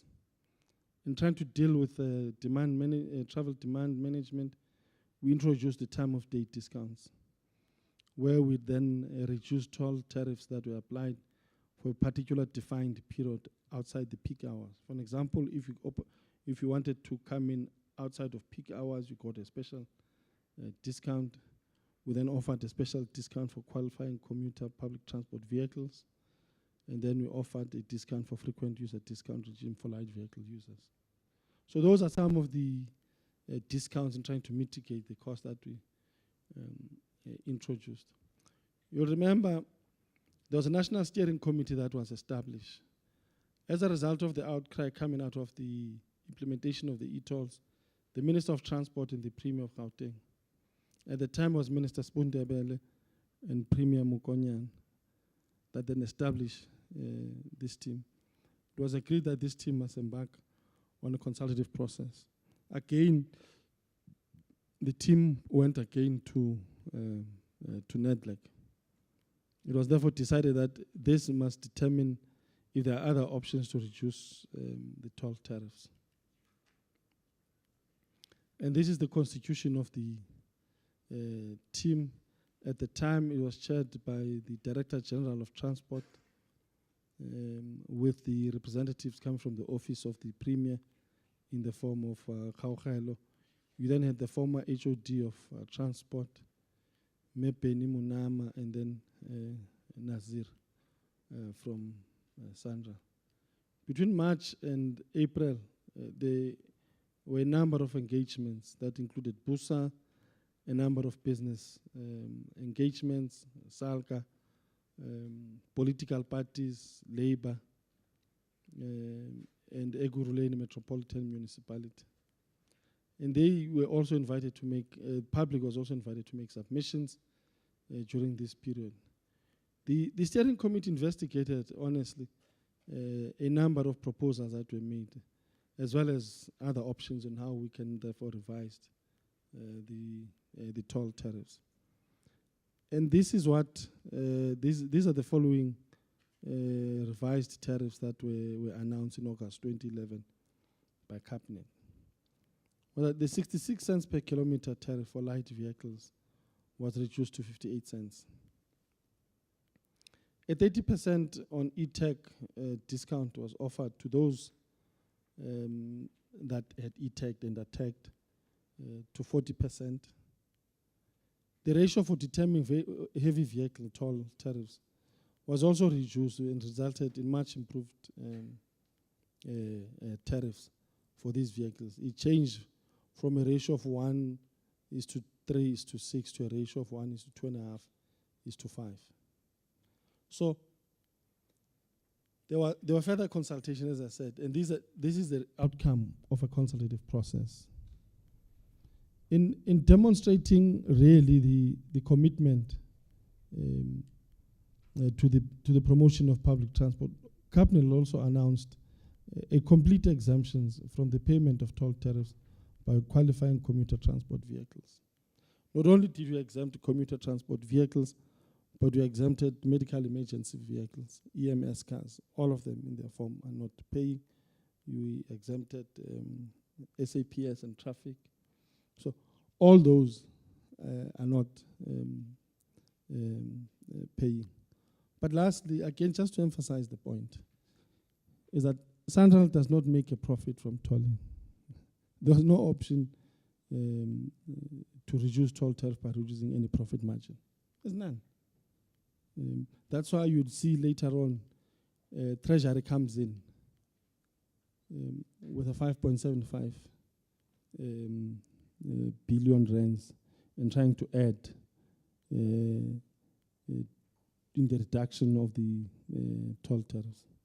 But however, in November 2011, the Gauteng legislature conducted the public hearings on the e-tolling on the Gauteng freeway improvement.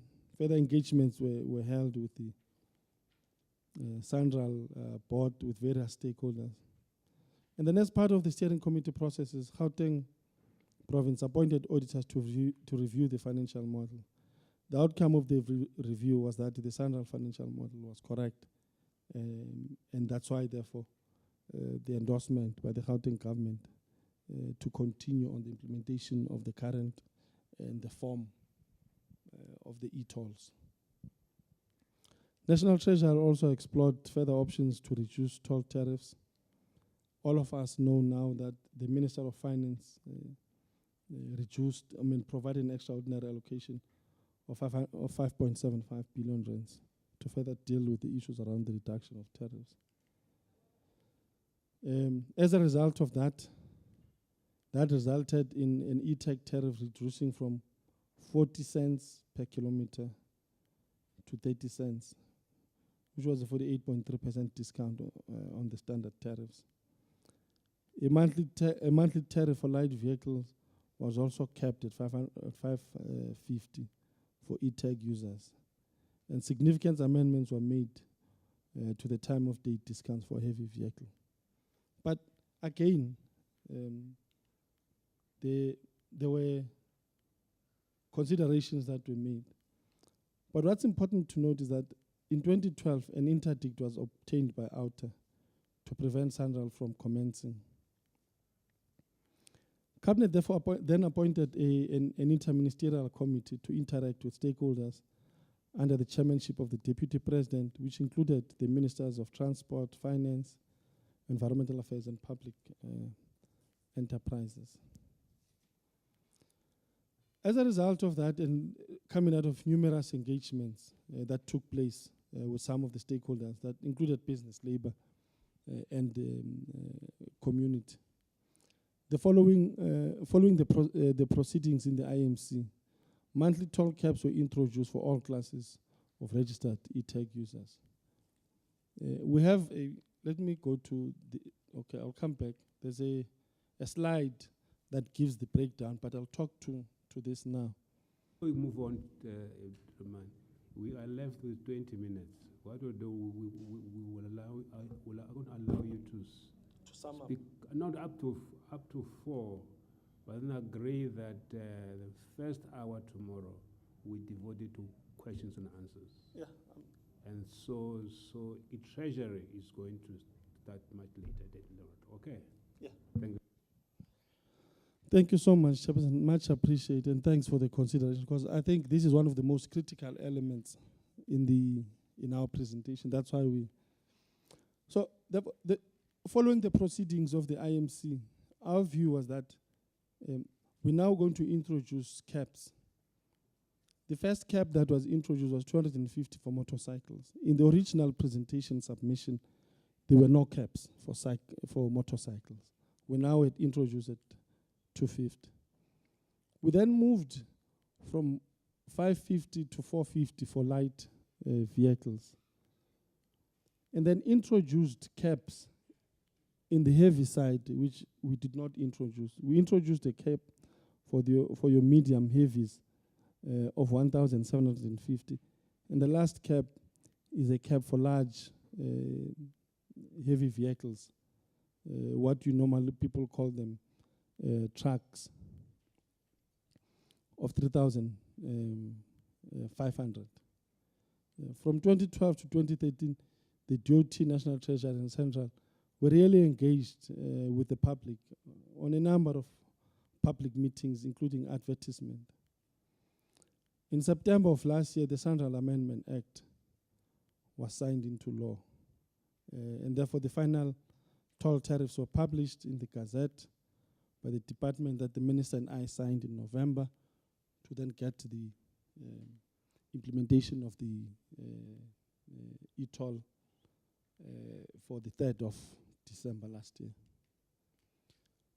But of course, this therefore is in our view, the cataloging what truly took place from 1998 to when the declaration process happened,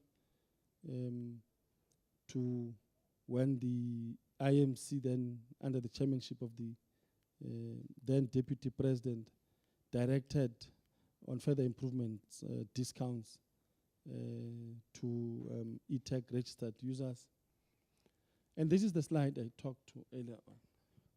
On the announcement of the tariff, these were the base tariff. But you already had those that were registered motorcycles at 30 cents. Of course, here we said there was no cap. And then this was an e-tech tariff for light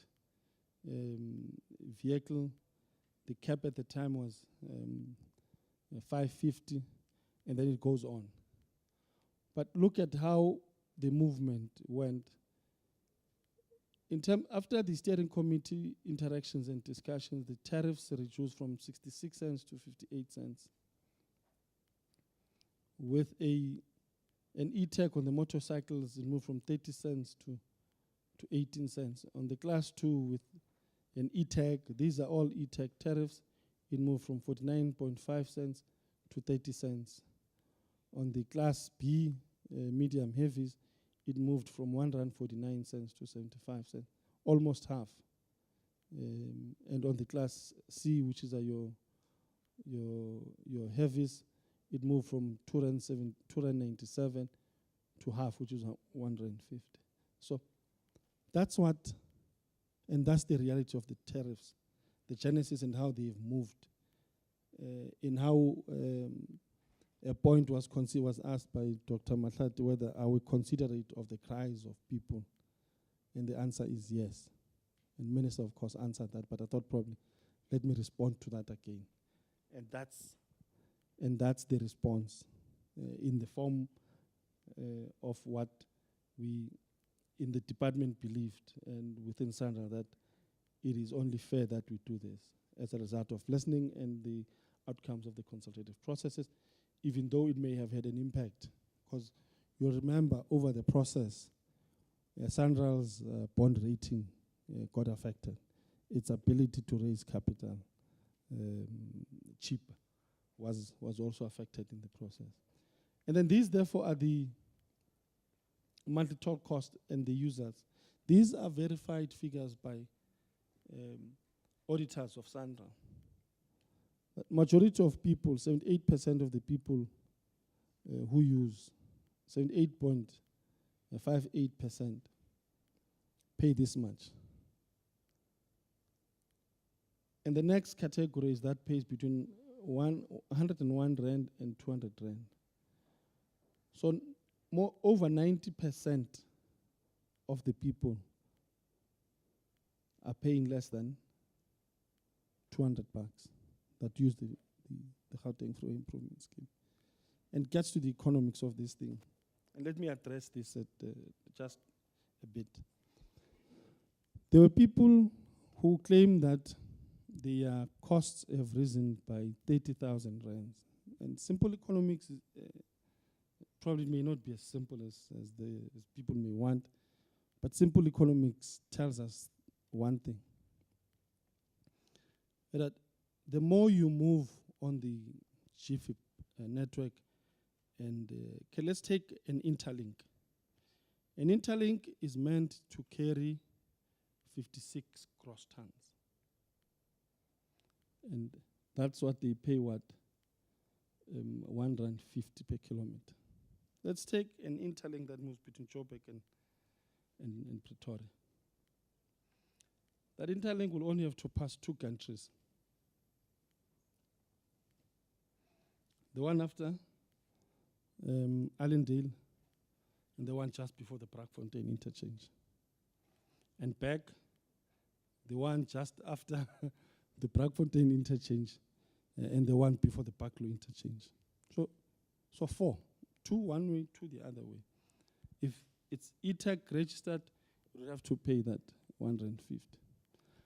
Let's just, for argument's sake, say it pays 30 rands. That's just for argument's sake, just for simple calculation. Therefore, it can't.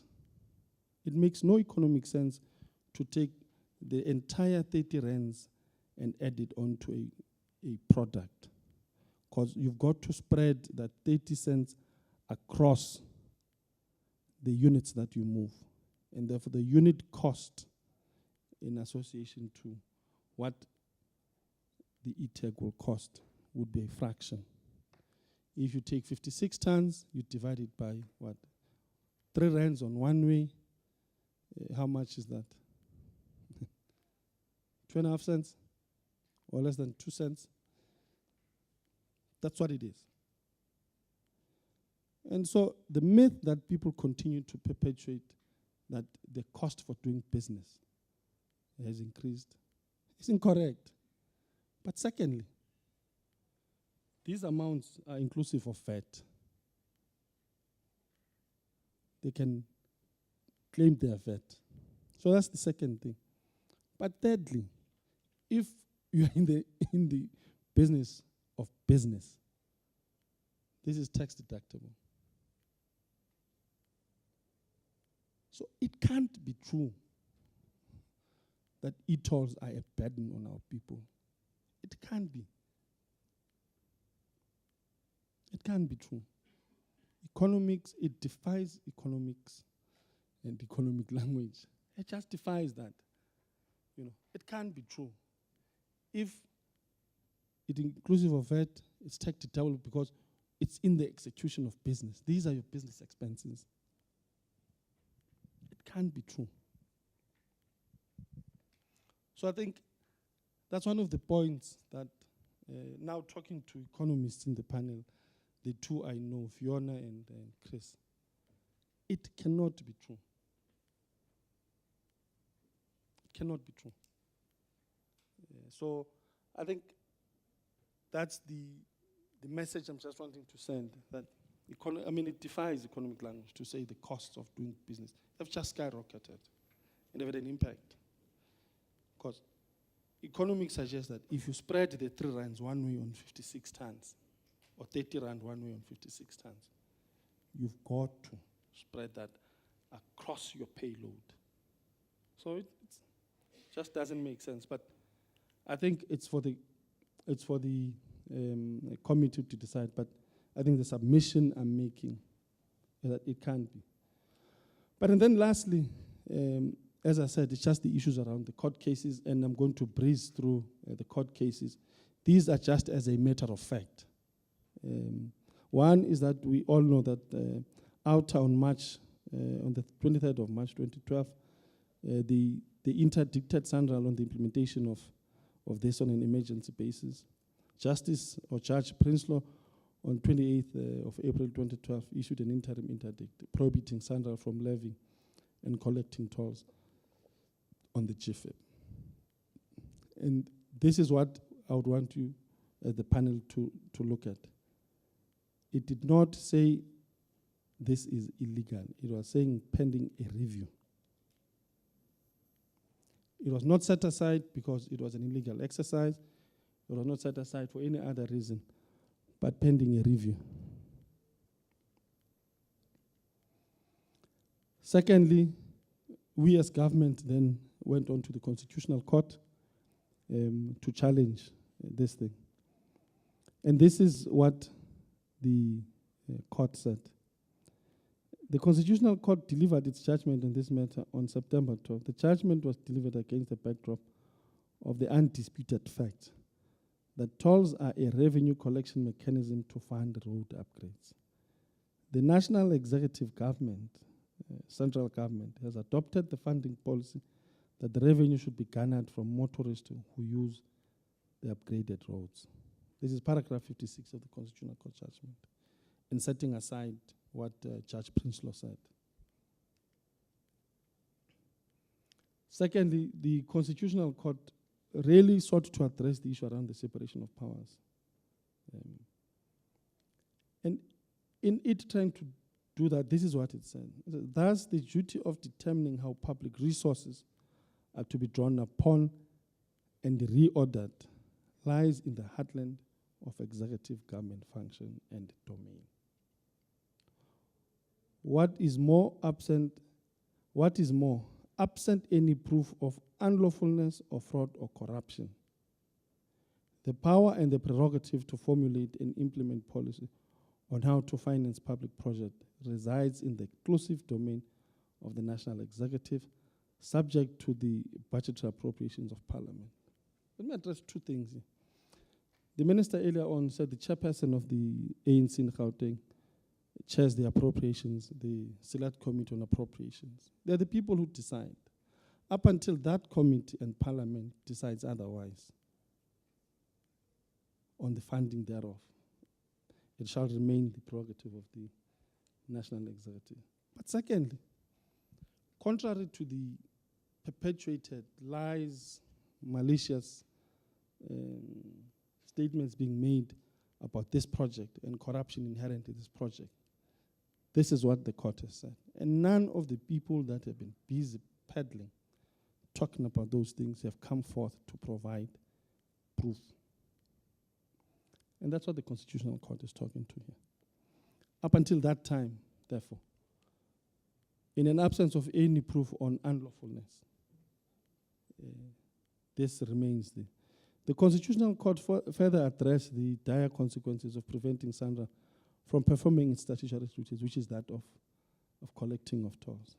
And therefore, the Constitutional Court set aside the interim interdict as granted by Judge Prinsloo. So that, other than that, of all other court cases, they found in the affirmative, which is therefore in our favor in this case. The review of Gauteng toll declaration, which was issued in November 2012. Judge Foster proceeded to hear the review against the decision taken to declare the GFEP toll road and to grant certain environmental approvals to GFEP. This is what the court said. It is clear that it is the physical aspect of the proposed toll road declaration, and particularly the situation of the proposed toll plazas, which are open for comment and representation by interested and affected parties, including municipalities and the premier of the relevant province, and no more. But you heard the minister in her last comment. In terms of the Act, sections 2, 4, Roman numeral 1 and 2 and 27.4, B Roman numeral 1. Sanral had done what it could. But the lesson the minister said in her last comment was that the lessons learned would, how we therefore consult beyond what we required to consult. But lawfully and legally, Sanral did what it had to do and ought to do under the current Sanral Act as it stands. But of course, the lesson is that should we have consulted more? Maybe. And that's the last statement that the minister made before she said all of us must pay and hopefully all the panel members are ETAC'd. And then this therefore other judgment with regard to Outer's contention that there was a failure to give adequate notice to ensure proper public participation. The court found that in the instant case, Sanral acted in terms of the provisions of this section, which I read earlier on. That process was considered to be fair in the circumstances by Sanral. With regard to Outer's concern that in terms of Section 25 of the Constitution, tolling is an unlawful deprivation of property. The court found that there are two answers to this contention. Firstly, such deprivation can only take place unlawfully if the toll road scheme is unlawful. It can't be correct that it was unlawful or deprivation because the premier of the said province signed, the municipalities in whose jurisdiction this thing went through were also consulted. So therefore, it can't be unlawful. Secondly, the payment of toll levies will take place in terms of the Act of General Application, being the Sanral Act. And let me then emphasize, that's why I've colored this one red. And that I've already concluded that the GFIP scheme is lawful, and therefore the toll declarations in the issue in this application have not been shown to be renewable on lawful grounds. So, and how therefore the judge concludes this, it says this act that Sanral took would not be reviewable on lawful grounds because all it did was lawful and legal. And then the the Supreme Court again, in refusing the appeal by outer, raised the same issues. But what's interesting then is that just before the implementation, we had a group called Tolek Aksi Group, which was led by the Freedom Front, that wanted to stall the implementation of the e-toll on an urgent basis, based on what it said at the time on the unlawfulness of the Toll Gazette and the Transport Laws and Related Amendment Act of 2013, the Sanral Amendment Act. The application was struck off the roll by the High Court due to lack of agents, and the applicant was ordered to pay cost of Sanral and the other respondent. The applicant has not sought to reinstitute these proceedings. We may add, for what it's worth, they've not paid us the money. They've not paid us the money. I'm sure this may go into the reduction, further reduction. But don't quote me on this one. But the other interesting case, and this is where the minister raised the issue of political parties going outside of national parliament and wanting to get favor. The DA went and fought that the tagging of the act was incorrectly tagged. Instead of it being a Section 75, should have been a Section 76 bill. And this is what the court found. The Amendment Act does not intrude upon the right of provinces to legislate in the future on any of the functional areas relied upon by the DA, and does not constitute legislation on any of those matters. So you therefore cannot tag it. The court went on to further say, national roads are not listed in either Schedule 4 or Schedule 5 of the Constitution. They thus constitute a residual matter, falling exclusively within the legislative competence of Parliament. And that's the process we undertook, and the issue you raised on, I don't know if this is the legalities you talked about, John, but the fact of the matter is, with this not being listed in either Schedule 4 or 5, it therefore remains the exclusive competence of the Department of Transport, or the, as it were here, Parliament, the national central government. The application was dismissed with cost, and the application to appeal the judgment in the Constitutional Court was also dismissed. Let me then conclude and say, for the record, in relation to legal challenges against GFIP and the toll roads, the declaration of GFIP roads and ultimately the tolling, therefore, has been adjudicated by no fewer than 6 courts and 17 judges. This is what the minister said. Other than the order that was issued by Judge Prinsloo, whose interim order was therefore overturned by the Constitutional Court, all other courts and judges have found in the favor of the declarations and the determinations by Cabinet, National Treasury, the Minister of Transport, and Sanral, insofar as it relates to GFIP toll roads. The courts have considered a number of documents which have submitted, some of which we've shared with the Secretariat of the review panel. And therefore, the Constitutional Court made it clear that absent any proof of unlawfulness of fraud or corruption, the power and the prerogative to formulate and implement policy on how to finalize or to finance a public project resides in the exclusive domain of the National Executive. And therefore, no such unlawful fraud or corruption has been found by any of the aforementioned courts. Nor, let me add, nor has anyone come to the fore, presented that there is these acts. So, lastly, these are the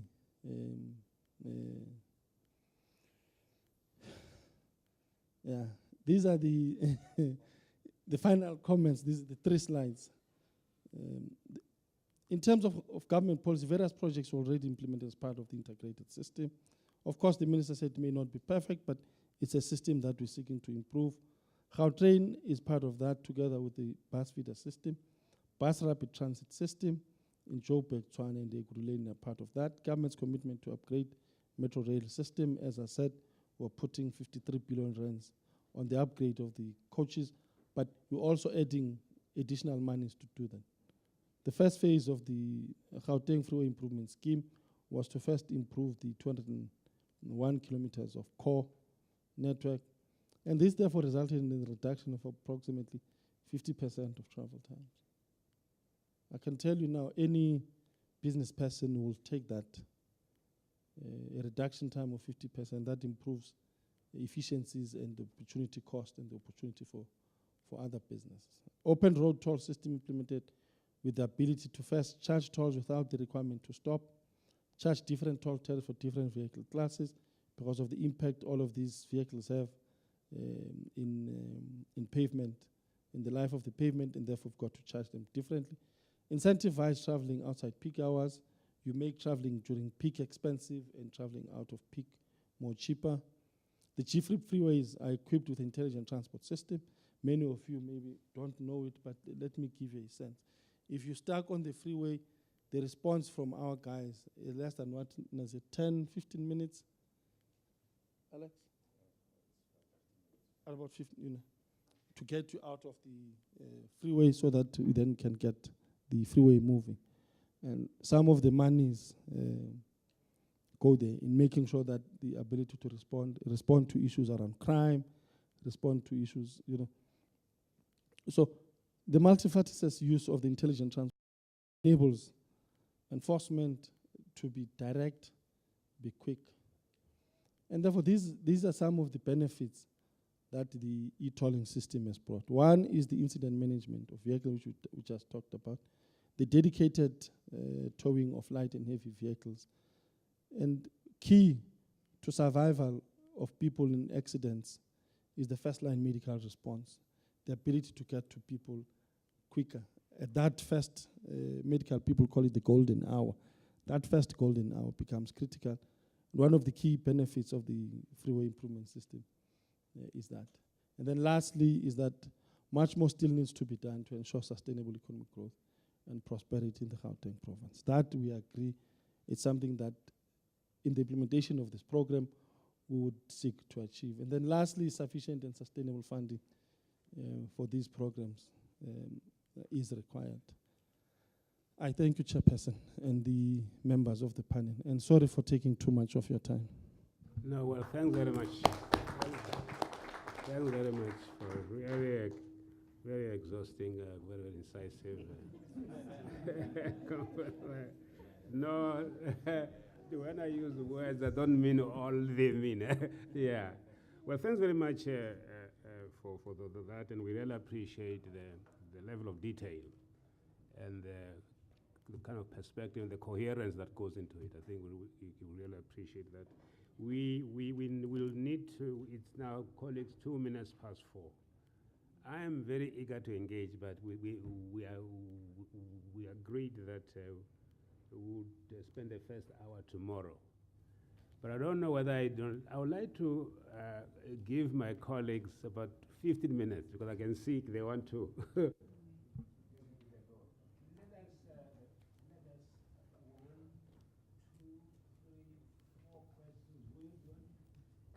If there's time, Chair. Yeah. We're going to have 6 questions. Sorry. 6 questions, and that's all. But we'll have to spend more time tomorrow. More time tomorrow, and because these are extremely important submission, and we need enough time to reflect on it. Really enough time. So we're going to spend the next 20 minutes now, and tomorrow the first 1.5 hours we'll spend on this issue. Okay. Let John. Thank you.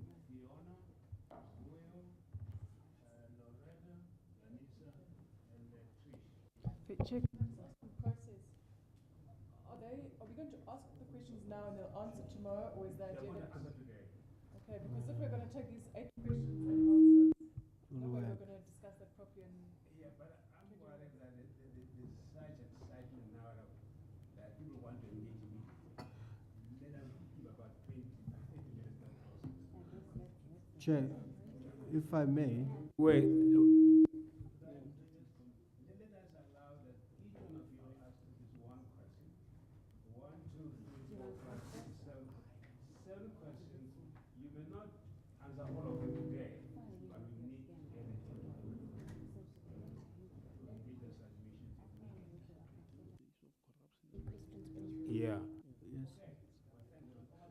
Yes, Chair.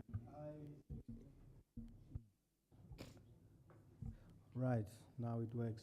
I wanted to say pose certain questions that I prefer answered tomorrow. Simply because, to be fair, I don't know why it keeps on switching off. I think there may be a need, unless of course that information is available now, to just double check with your records. And that was the only reason I raised the hand. Otherwise, I'll reserve all my questions for tomorrow when there's enough time. By the way, I don't know if 1 hour will be enough because the presentation was very long. We will take as much time. Thank you. That's important. Yeah. Right. Now, the question is regarding the consultative processes, and I agree with the way in which you've mapped out the requirements legally. There's a specific allegation that has been drawn to our attention by OUTA in particular when they made a presentation. And that allegation is that when the minister sought to send out the invitations to comment prior to the roads being tolled, the then minister did not include the issue of costs. In other words, the publication was completely silent on that. Now, the question is whether that constitutes, in your view, adequate consultation. So I think fairness dictates that you double check your records before you answer it. The second issue, again, for fairness, is that the provincial ANC, when it presented to us, in fact, including the former HOD Sbubu Telezu, who, by the way, presented in an open meeting as part of the public,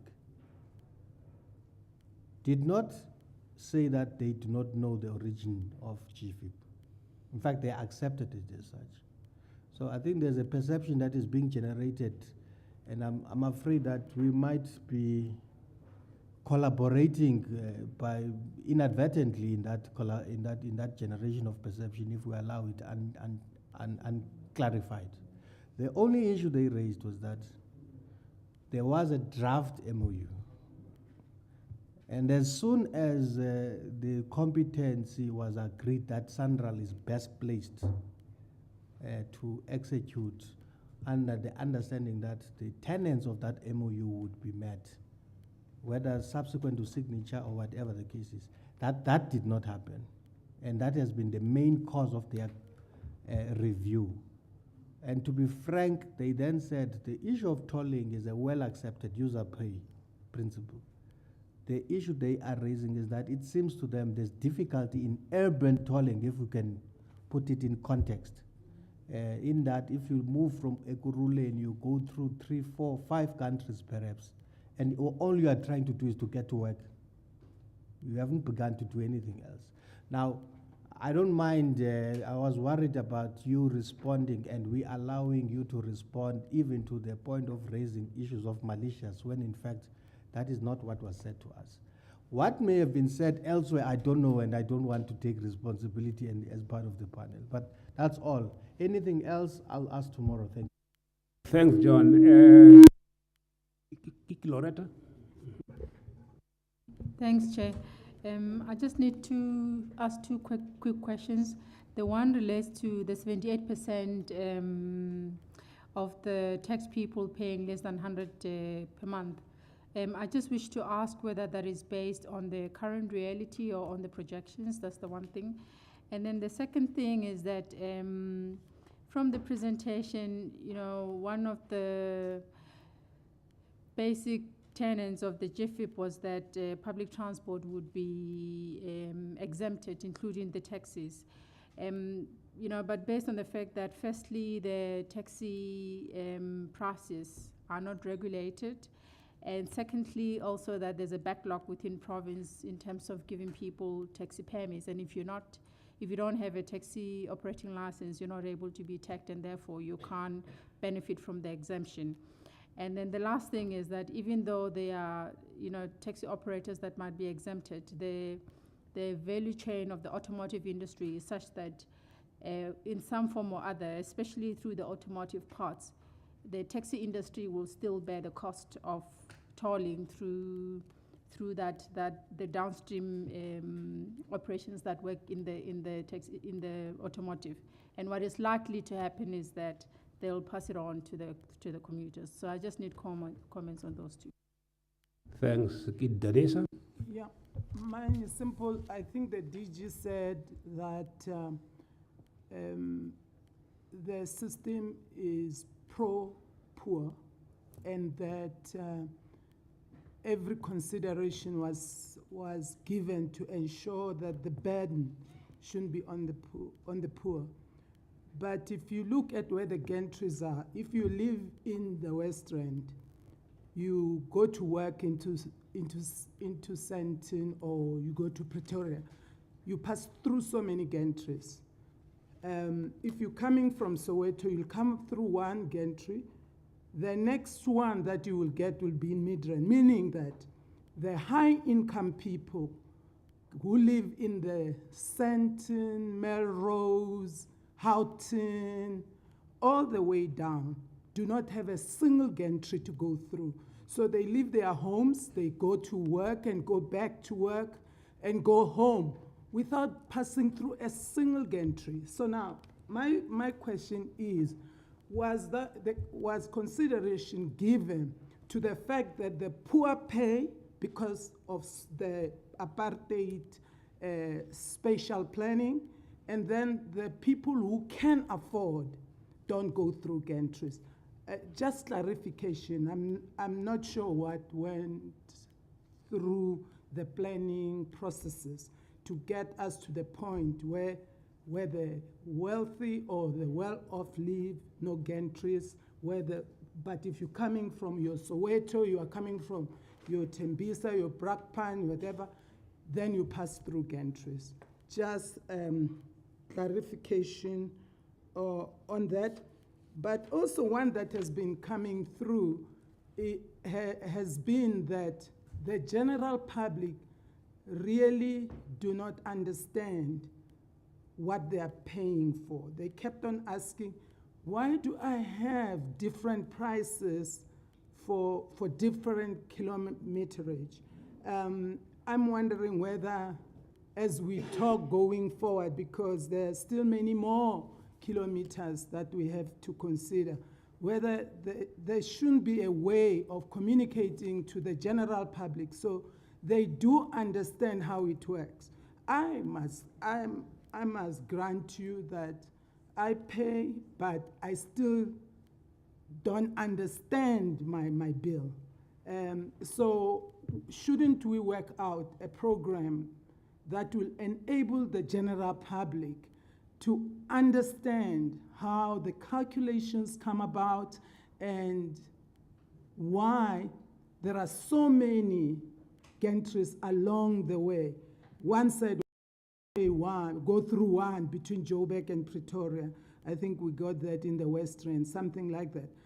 Explanations that will enable the general public to come to terms with what the minister says, it's there, please pay, etc. Thanks, Denise. Trish? Chair, I think I was covered substantially by the comments from John on the legal issues and the MOU. But just to add that the other area that was raised was the issue of HOV lanes. And I know there was work done to about the feasibility of those HOV lanes, and there were reasons for not having HOV lanes when you proceeded. But it is something that has come up quite extensively, including creative ways of implementing HOV lanes. And in your own presentation, it does say something about HOV lanes as a tool for managing demand, and there might be creative ways of looking at that, so it would be helpful for you to comment on it. And then the second thing is just that the arguments set out, and we have seen, I hate to tell you there's an email in your inbox with some of what's missing, which we hope you'll be able to help us with, but the arguments about why the decision was taken and the reasoning for those decisions, we certainly, in our own desktop research and from your presentation today, the arguments have been presented in great detail. We're still sitting with a practical problem of a very high public sentiment, some of it based on legitimate issues, some of it maybe not. But the public sentiment about the implications and the impact of the e-toll system is running, emotions are running very high on it, which I think is partly what Dr. Beloy was saying. Are there things that you have thought about, and maybe you can think about it overnight and not answer it now? Because there have been some interesting proposals made, and it would be very useful to hear what you think about the proposals that are interesting, that interface well with your own findings and decisions. And lastly, it's just coming to say that I think across the board there is also presentation to us accepting that single driver private car models just cannot work. So some of those creative solutions and suggestions are from that departure point and at face value are worth looking at. Fiona? Thanks. I have a couple of questions, but I don't mind if they're answered today or tomorrow. The first one is around the criteria for tolling roads. What goes into the decision as to which road isn't tolled? Given that there's road construction and road upgrades happening all the time. And I'm thinking about both the criteria between provinces and within Gauteng. Is account taken, for example, of where a road is upgraded to a level which I would say is above a minimum standard? So if you want something which is way better, you pay for it, in addition to obviously through fare and so on, which would affect whether or not tolling itself is viable. So if you can just comment on those criteria. And then secondly, does the department have a view on the feasibility or desirability of a provincial fuel levy to fund a portion of the costs of either the part of GFIP which has already been implemented or future phases of GFIP? And then thirdly, can you just comment on the implications of the fact that these upgrades of GFIP thus far have been upgrades of new roads as opposed to the construction, they've been upgrades of existing roads as opposed to the construction of new roads. Because obviously it affects the net benefit to users where it's simply an upgrade as opposed to a wholly new road. May also affect users' willingness to pay, linked to what they perceive to be the net benefit, and perhaps also the costs. I'm not sure whether Sanral might be a better place to comment on the costs, but what we've been told is that the cost per kilometre of upgrading those roads was more than the costs on average of constructing new roads, which would obviously have implications for what needed to be funded. So if you can just comment on any other implications and the ones which I've mentioned. Thanks. Thanks. Evuyo? Thank you so much, Chair. I also just quickly on information that one would appreciate tomorrow, talk more about the buses. The Minister referred to the challenges that you have faced in terms of the subsidies and all that. That's a very important part in terms of the information, and for some reason we're not getting much information around that area. And then secondly, I would just like to also, you talked about the Transport Authority for Gauteng being, you've done quite a lot, you've gone far. It would be interesting to share with us what it is that you have done and how that deals with the intergovernmental relations issues, and how, as part of that, we are to see what's coming out. And just thirdly, I think, and this touches between you and Mr. Ali, you know, in analyzing this project and the impact, it's actually a very interesting project from a state-driven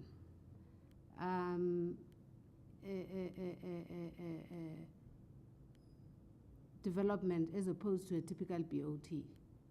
And in a sense, from a funding perspective, it would be useful to look at this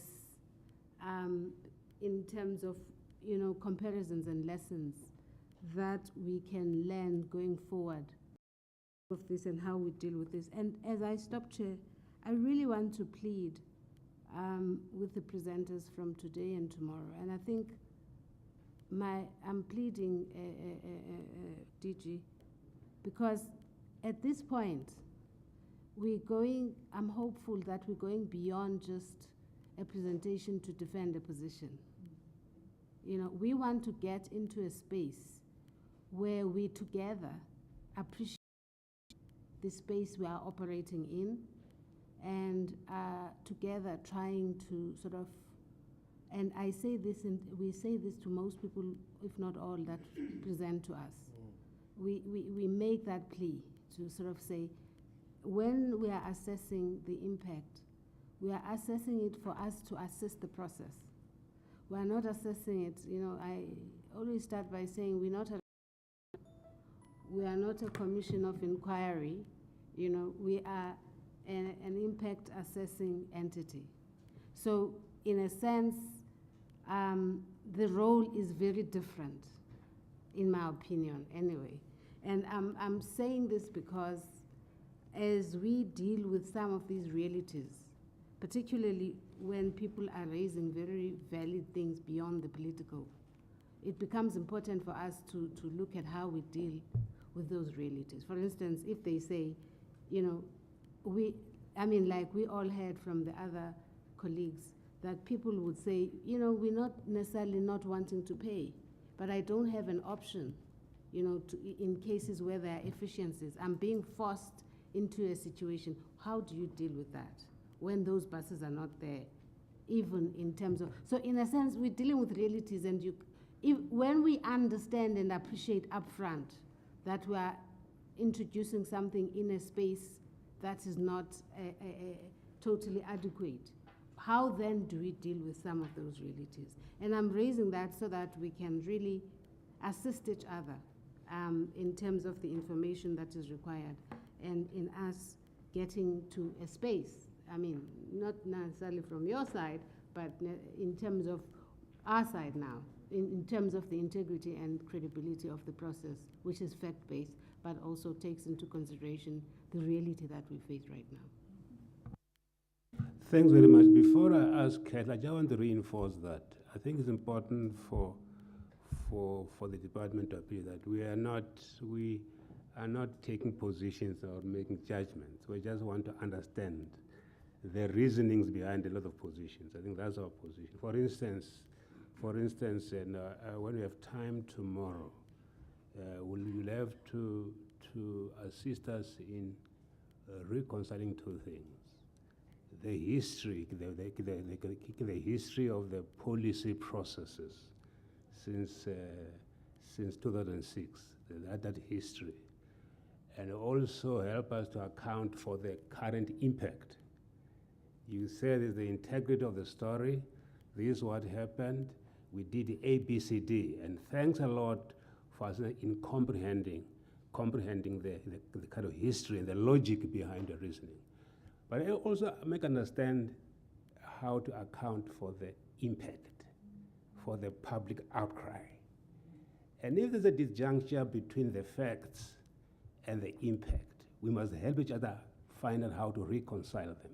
For instance, you say it cannot be true that the e-tolls and the project, you know, are a burden to the poor, that it flies against the economic logic. Great stuff. But the testimonies here from the poor, over 98% across the breadth and length of the province will say this is a burden. So we are back at square one, where the science is in conflict with experience. So we are going to raise tomorrow an empirical question and help us understand that, please. Okay, thank you. Kaisa. Just one or two things about which I'm confused. Are you able to be definitive about the number of cars that are owned in Gauteng? There are various numbers that are given in various parts of your presentation. If you could reconcile that and give us a number that is far more definitive than that, it would help. That's the one thing. The second thing, are you able, or maybe I should ask that of Sanral, but if I should, please let me know. Are you able to tell us whether the amount of money generated now is enough to finance the coupon on the 20 billion rands?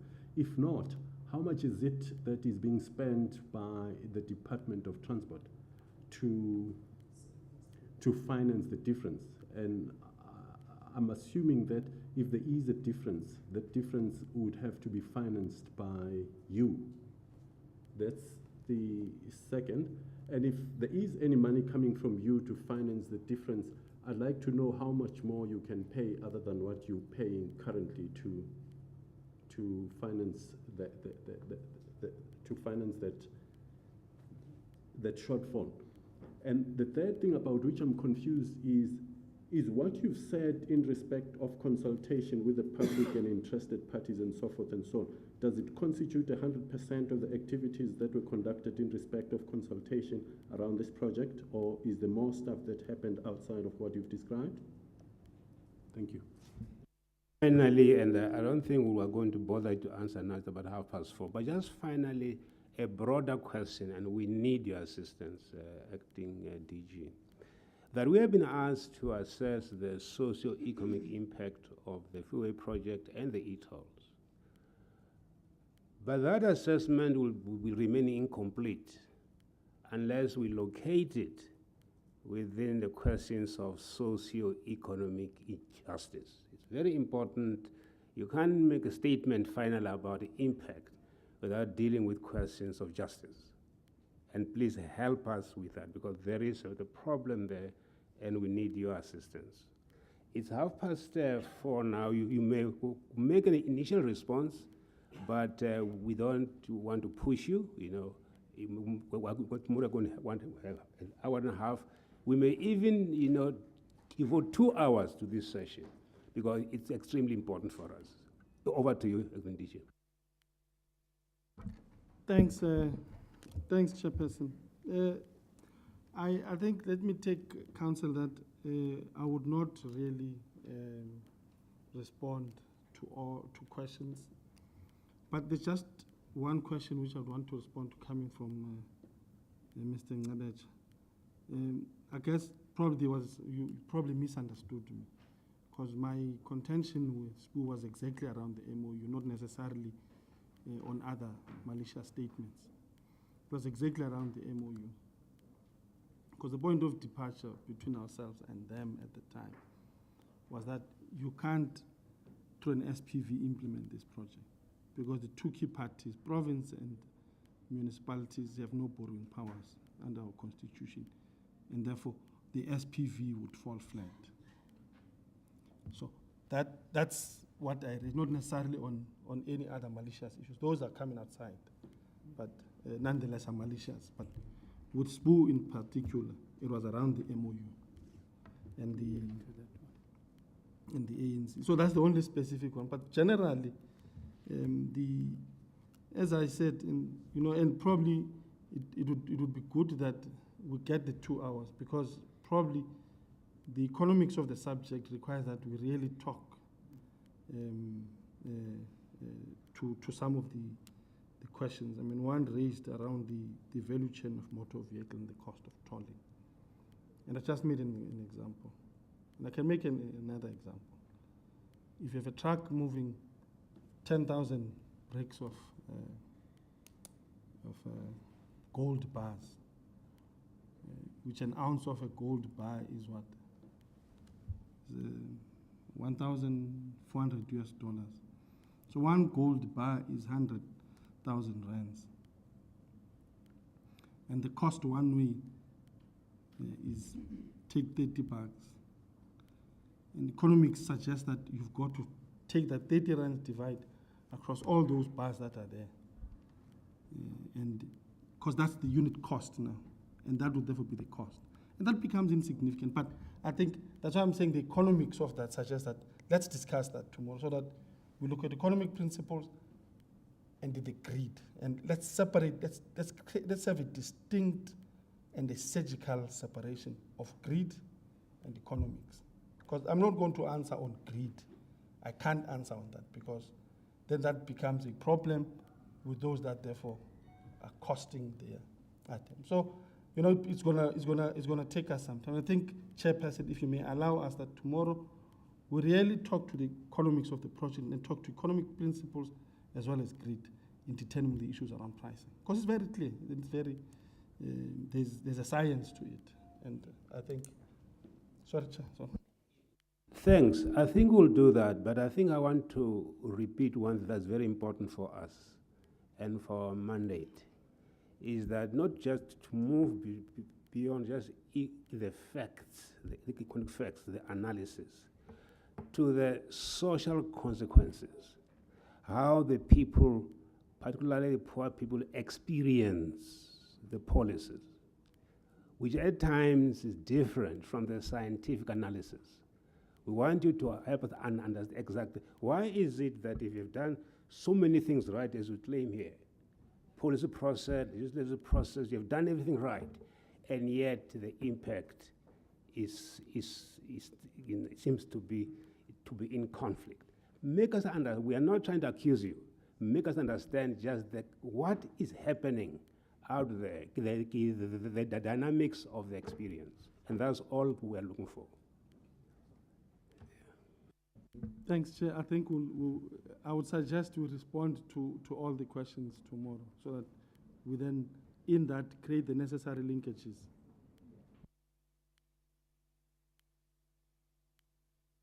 Chair, sorry, thank you very much, colleagues. It's we don't want to. You've been here since 10. It's now about 30 minutes to 5. Let's close the session now and reconvene tomorrow at 10. The first 2 hours, from 10 to 12, we will engage your submission, and then after that we will listen to the Treasury. And then Thursday, Sanral will come in. Members of the panel, let's move into the committee now. Let's have a meeting. Okay.